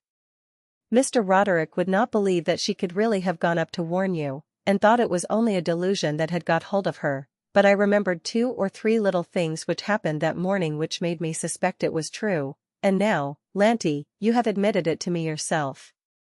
"Your honor's too cute for a poor boy like me," said Lanty in wheedling tones, "but sure it's not yourself, Miss Anstice, that would inform Agnes, and me just after promising Miss Nora that I'd quit out of the business once and for all?" "Well, I'm glad to hear that, at any rate, Lanty, and if you do turn over a new leaf and settle down steadily to some honest trade, you may be quite sure that neither Mr. Roderick nor I will ever breathe a word of what we know." "I'll try me livin' best," protested Lanty earnestly, "but when you're used to shravagin' over the country would ne'er a thing to do but plaise yourself, settlin' down to work stiddy is the mischief's own job." And Lanty heaved a prodigious sigh. "I'll make you an offer," said Roderick, who had been listening to the colloquy with much amusement. "Old Pat Lonigan, the gamekeeper, is getting past his work, and Mr. O'Brien has been talking of engaging some strapping young fellow as underkeeper to assist him. Now if you're really going to turn over the new leaf Miss Anstice talks of, and will promise to keep from drink and potheen making and poaching for the future, I'll try to induce my uncle to give the berth to you. That will give you the sort of roving, outdoor life that you like, and if you are steady and give Mr. O'Brien satisfaction, there will be every likelihood that when old Pat finally gives up work you will become gamekeeper in his stead." Lanty flushed up under his freckles, and his eyes beamed with pleasure. "Thank ye, Mr. Roderick, sure that's what I'd rather be nor nothin' besides. One thing I'm sure of," and Roderick looked at him with a twinkle in his eyes, "that there's not a boy in the country that knows the ways of every creature that has feathers or fur, and where to find it, better than yourself. But remember, Lanty," he added more gravely, "if I speak to my uncle on your behalf I shall expect you not to disgrace my recommendation." "No fear, your honor, not the taste of a fear," asseverated Lanty joyfully, as he vanished in the direction of the back stairs. Asterisk asterisk asterisk asterisk asterisk asterisk asterisk and when you are married, Ella will be my sister, my real, own sister, like Anstice? Oh, I do think it's the most wonderful and the very jolliest thing that ever happened. It was a few days later, and Nora had been moved for the first time from her bed to a sofa. "I quite agree with you, Nora," said Roderick, who, with Anstice and Ella, had gathered in her room for afternoon tea, and who was sitting on the arm of the sofa looking down at his little sister. "What you have to do now is to get well and strong as quickly as possible, for Ella is determined not to be married till you can be her bridesmaid. The very first day you are able to go out of the house I will take you down and show you the Monk's Walk, where this most wonderful and jolly thing came to pass, and Ella promised to bestow herself on my unworthy self." "But Nora has seen the Monk's Walk before, surely," exclaimed Ella. Roderick laughed. "You forget what strangers we all were to each other till Nora broke the ice for us, and her own head into the bargain, by tumbling down from the Abbey window. She had never even set foot inside Moyros till she ran over that night with Manus to give you warning that the miners were coming, had you, little woman?" To Roderick's astonishment, Nora's pale face crimsoned slowly from chin to brow. "Yes, I was in Moyros before, once," she said, after a few minutes' painful hesitation, "and I came up the Monk's Walk, only it was so dark we couldn't see anything, Manus and I. I've wanted to tell about it ever so often since I've been ill, only I was afraid it would make Uncle Nicholas so dreadfully angry that perhaps he'd have another quarrel with us. But there can't be a family feud now, can there, when Roderick and Ella are going to be married? No, dear, of course not, and now lie quiet and try to go to sleep, said Anastase soothingly. She thought this strange talk on Nora's part must mean that she had been overexcited and that her mind was beginning to wander as it had done during her illness. But Nora's eyes were far too wide and bright for any possibility of sleep. Not even when Uncle Nicholas hears that it was Manus and I who shot holes into his tablecloth, she asked anxiously. Nora, you are not in earnest surely, said Roderick sternly, whilst Anastase laid her hand quickly on her little sister's forehead. She was quite certain now that Nora was suffering from a sudden return of fever. Nora, however, shook herself from under the cool, quieting clasp. It is true, it is indeed, she said piteously.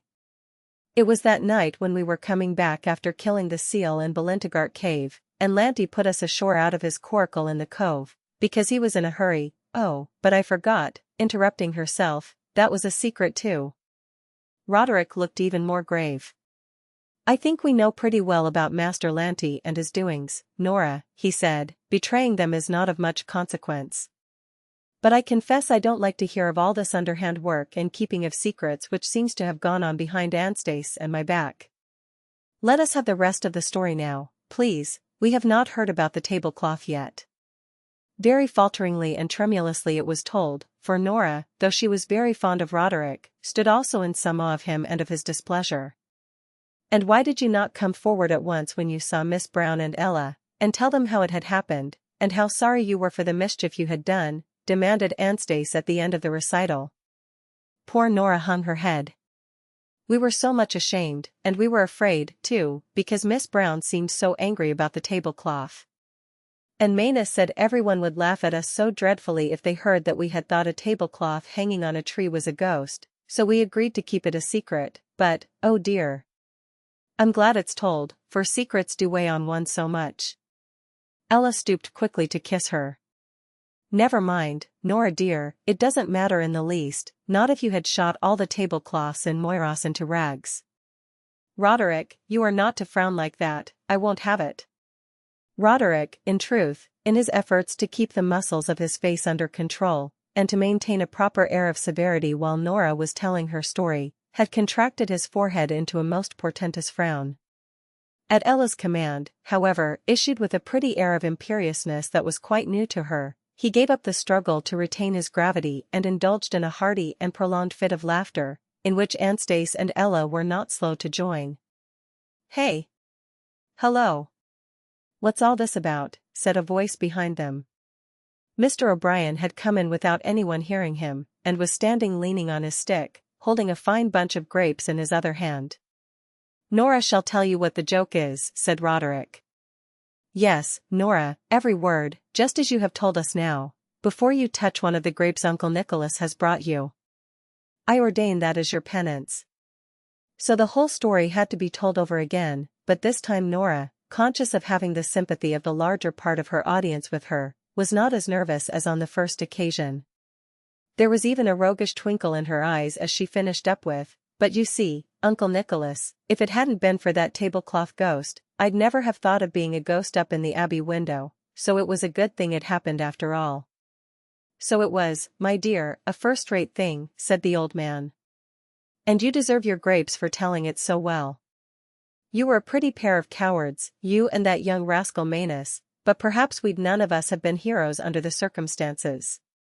And he laughed with as keen enjoyment as anyone else.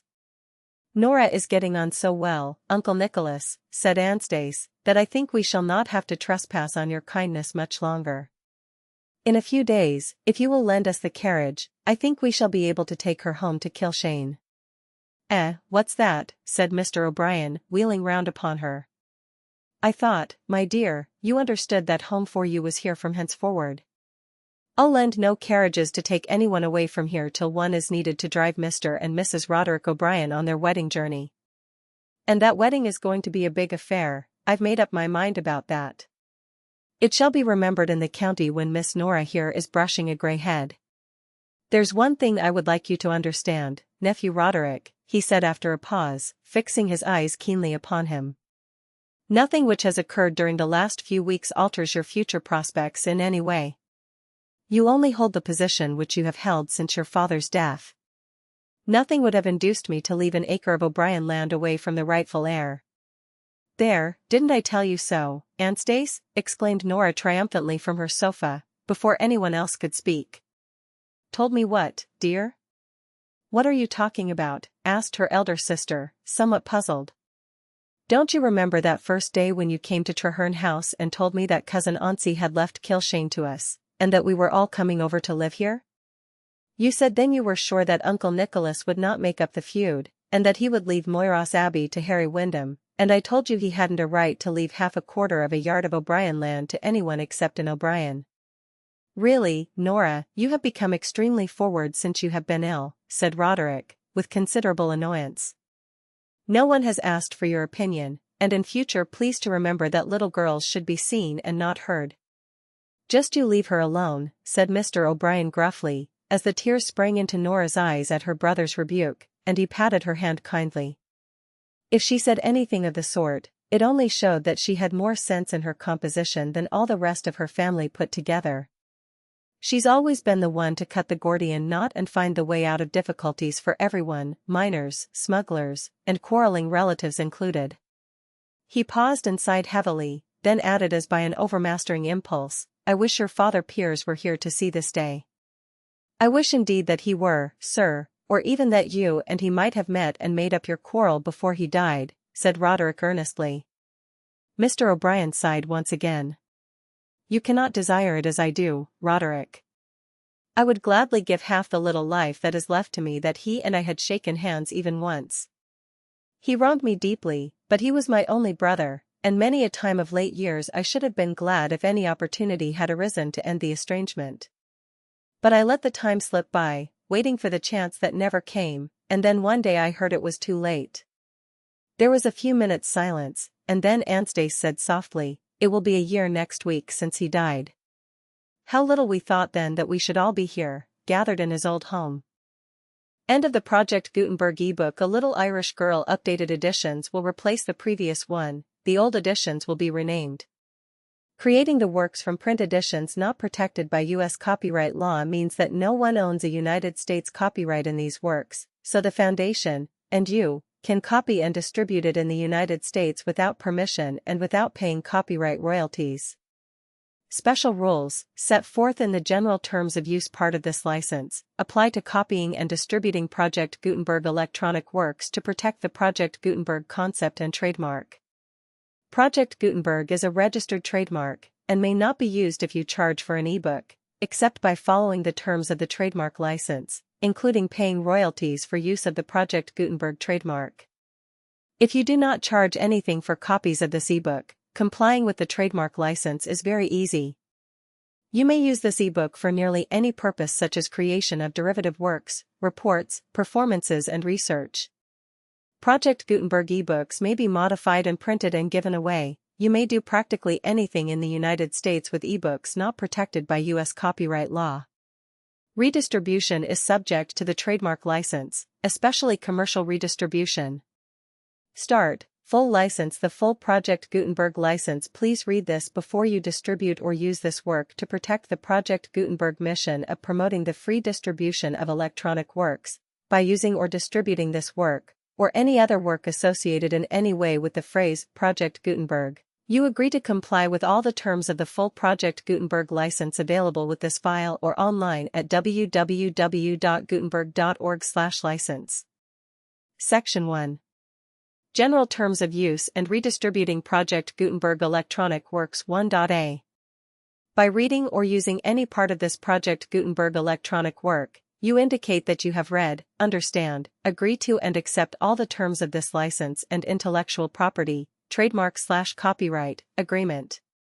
If you do not agree to abide by all the terms of this agreement, you must cease using and return or destroy all copies of Project Gutenberg electronic works in your possession. If you paid a fee for obtaining a copy of or access to a Project Gutenberg electronic work and you do not agree to be bound by the terms of this agreement, you may obtain a refund from the person or entity to whom you paid the fee as set forth in paragraph 1.8. 1.b. Project Gutenberg is a registered trademark. It may only be used on or associated in any way with an electronic work by people who agree to be bound by the terms of this agreement. There are a few things that you can do with most Project Gutenberg electronic works even without complying with the full terms of this agreement. See paragraph 1.c below. There are a lot of things you can do with Project Gutenberg electronic works if you follow the terms of this agreement and help preserve free future access to Project Gutenberg electronic works. See paragraph 1.e below. 1.c.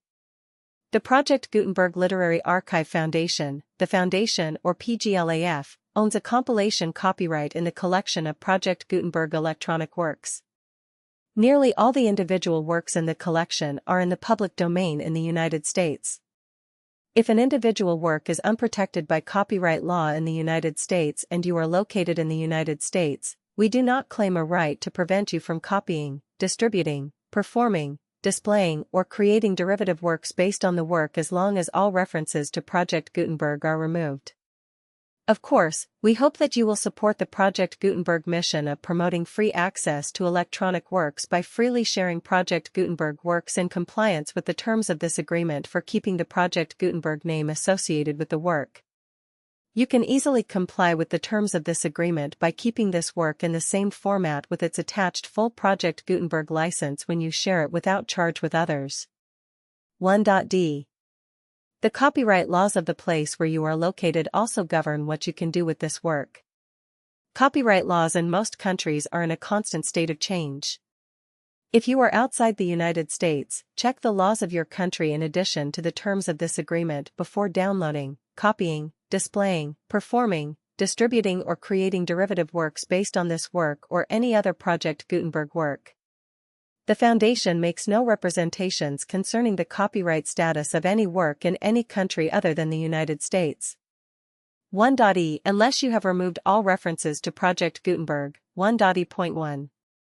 The following sentence, with active links to, or other immediate access to, the full Project Gutenberg license must appear prominently whenever any copy of a Project Gutenberg work, any work on which the phrase Project Gutenberg appears, or with which the phrase Project Gutenberg is associated, is accessed, displayed, performed, viewed, copied or distributed. This ebook is for the use of anyone anywhere in the United States and most other parts of the world at no cost and with almost no restrictions whatsoever. You may copy it, give it away or reuse it under the terms of the Project Gutenberg license included with this ebook or online at www.gutenberg.org. If you are not located in the United States, you will have to check the laws of the country where you are located before using this ebook. 1.e.2. If an individual Project Gutenberg electronic work is derived from texts not protected by U.S. copyright law, does not contain a notice indicating that it is posted with permission of the copyright holder, the work can be copied and distributed to anyone in the United States without paying any fees or charges. If you are redistributing or providing access to a work with the phrase Project Gutenberg associated with or appearing on the work, you must comply either with the requirements of paragraphs 1.e.1 through 1.e.7 or obtain permission for the use of the work and the Project Gutenberg trademark as set forth in paragraphs 1.e.8 or 1.e.9. 1.e.3. If an individual Project Gutenberg electronic work is posted with the permission of the copyright holder, your use and distribution must comply with both paragraphs 1.e.1 through 1.e.7 and any additional terms imposed by the copyright holder. Additional terms will be linked to the Project Gutenberg license for all works posted with the permission of the copyright holder found at the beginning of this work. 1.e.4. Do not unlink or detach or remove the full Project Gutenberg license terms from this work, or any files containing a part of this work or any other work associated with Project Gutenberg. 1.e.5. Do not copy, display, perform, distribute or redistribute this electronic work, or any part of this electronic work, without prominently displaying the sentence set forth in paragraph 1.1 with active links or immediate access to the full terms of the Project Gutenberg license. 1.6. You may convert to and distribute this work in any binary, compressed, marked up, non-proprietary or proprietary form, including any word processing or hypertext form. However, if you provide access to or distribute copies of a Project Gutenberg work in a format other than plain vanilla ASCII or other format used in the official version posted on the official Project Gutenberg website, www.gutenberg.org, you must, at no additional cost, fee or expense to the user, provide a copy, a means of exporting a copy, or a means of obtaining a copy upon request, of the work in its original plain vanilla ASCII or other form. Any alternate format must include the full Project Gutenberg license as specified in paragraph 1.1. 1.7. Do not charge a fee for access to, viewing, displaying, performing, copying or distributing any Project Gutenberg works unless you comply with paragraph 1.8 or 1.9. 1.8. You may charge a reasonable fee for copies of or providing access to or distributing Project Gutenberg electronic works provided that you pay a royalty fee of 20% of the gross profits you derive from the use of Project Gutenberg works calculated using the method you already use to calculate your applicable taxes. The fee is owed to the owner of the Project Gutenberg trademark, but he has agreed to donate royalties under this paragraph to the Project Gutenberg Literary Archive Foundation. Royalty payments must be paid within 60 days following each date on which you prepare, or are legally required to prepare, your periodic tax returns. Royalty payments should be clearly marked as such and sent to the Project Gutenberg Literary Archive Foundation at the address specified in Section 4, Information about donations to the Project Gutenberg Literary Archive Foundation. You provide a full refund of any money paid by a user who notifies you in writing, or by email, within 30 days of receipt that he does not agree to the terms of the full Project Gutenberg license. You must require such a user to return or destroy all copies of the works possessed in a physical medium and discontinue all use of and all access to other copies of Project Gutenberg works. You provide, in accordance with paragraph 1.f.3, a full refund of any money paid for a work or a replacement copy, if a defect in the electronic work is discovered and reported to you within 90 days of receipt of the work. You comply with all other terms of this agreement for free distribution of Project Gutenberg works. 1.9. If you wish to charge a fee or distribute a Project Gutenberg electronic work or group of works on different terms than are set forth in this agreement, you must obtain permission in writing from the Project Gutenberg Literary Archive Foundation, the manager of the Project Gutenberg trademark. Contact the Foundation as set forth in Section 3 below. 1.f.1. Project Gutenberg volunteers and employees expend considerable effort to identify, do copyright research on, transcribe and proofread works not protected by U.S. copyright law in creating the Project Gutenberg collection. Despite these efforts, Project Gutenberg electronic works, and the medium on which they may be stored, may contain defects, such as, but not limited to, incomplete, inaccurate or corrupt data, transcription errors, a copyright or other intellectual property infringement, a defective or damaged disk or other medium, a computer virus, or computer codes that damage or cannot be read by your equipment. 1.f.2. Limited warranty. Disclaimer of damages except for the right of replacement or refund described in paragraph 1.f.3, the Project Gutenberg Literary Archive Foundation, the owner of the Project Gutenberg trademark, and any other party distributing a Project Gutenberg electronic work under this agreement, disclaim all liability to you for damages, costs, and expenses, including legal fees. You agree that you have no remedies for negligence, strict liability, breach of warranty or breach of contract except those provided in paragraph 1.f.3.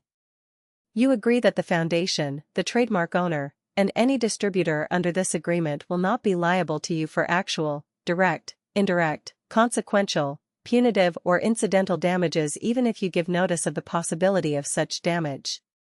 1.f.3. Limited right of replacement or refund. If you discover a defect in this electronic work within 90 days of receiving it, you can receive a refund of the money, if any, you paid for it by sending a written explanation to the person you received the work from. If you received the work on a physical medium, you must return the medium with your written explanation. The person or entity that provided you with the defective work may elect to provide a replacement copy in lieu of a refund. If you received the work electronically, the person or entity providing it to you may choose to give you a second opportunity to receive the work electronically in lieu of a refund. If the second copy is also defective, you may demand a refund in writing without further opportunities to fix the problem. 1.f.4. Except for the limited right of replacement or refund set forth in paragraph 1.f.3, this work is provided to you ASIS, with no other warranties of any kind, express or implied, including but not limited to warranties of merchantability or fitness for any purpose. 1.f.5. Some states do not allow disclaimers of certain implied warranties or the exclusion or limitation of certain types of damages. If any disclaimer or limitation set forth in this agreement violates the law of the state applicable to this agreement, the agreement shall be interpreted to make the maximum disclaimer or limitation permitted by the applicable state law. The invalidity or unenforceability of any provision of this agreement shall not void the remaining provisions. 1.f.6. Indemnity. You agree to indemnify and hold the foundation, the trademark owner, any agent or employee of the foundation, anyone providing copies of Project Gutenberg electronic works in accordance with this agreement, and any volunteers associated with the production, promotion, and distribution of Project Gutenberg electronic works, harmless from all liability, costs, and expenses, including legal fees, that arise directly or indirectly from any of the following which you do or cause to occur. A. Distribution of this or any Project Gutenberg work. B. Alteration, modification, or additions or deletions to any Project Gutenberg work, and C. Any defect you cause. Section 2. Information about the mission of Project Gutenberg. Project Gutenberg is synonymous with the free distribution of electronic works in formats readable by the widest variety of computers, including obsolete, old, middle-aged, and new computers. It exists because of the efforts of hundreds of volunteers and donations from people in all walks of life.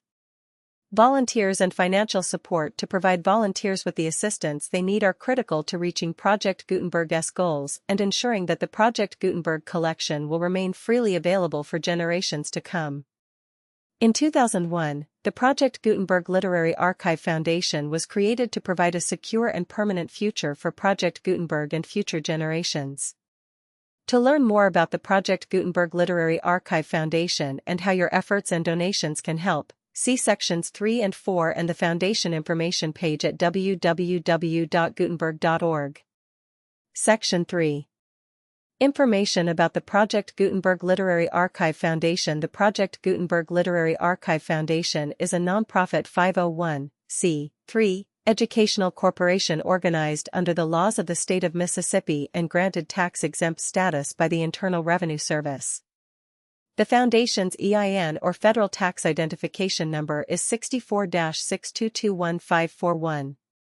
Contributions to the Project Gutenberg Literary Archive Foundation are tax-deductible to the full extent permitted by U.S. federal laws and your state's laws. The Foundation's business office is located at 809 North 1500 West, Salt Lake City, Utah, 84116-801-596-1887. Email contact links and up-to-date contact information can be found at the Foundation's website and official page at www.gutenberg.org/contact. Section 4. Information about donations to the Project Gutenberg Literary Archive Foundation. Project Gutenberg depends upon and cannot survive without widespread public support and donations to carry out its mission of increasing the number of public domain and licensed works that can be freely distributed in machine-readable form accessible by the widest array of equipment, including outdated equipment. Many small donations, $1 to $5,000, are particularly important to maintaining tax-exempt status with the IRS. The Foundation is committed to complying with the laws regulating charities and charitable donations in all 50 states of the United States. Compliance requirements are not uniform and it takes a considerable effort, much paperwork and many fees to meet and keep up with these requirements. We do not solicit donations in locations where we have not received written confirmation of compliance. To send donations or determine the status of compliance for any particular state, visit www.gutenberg.org/donate. While we cannot and do not solicit contributions from states where we have not met the solicitation requirements, we know of no prohibition against accepting unsolicited donations from donors in such states who approach us with offers to donate.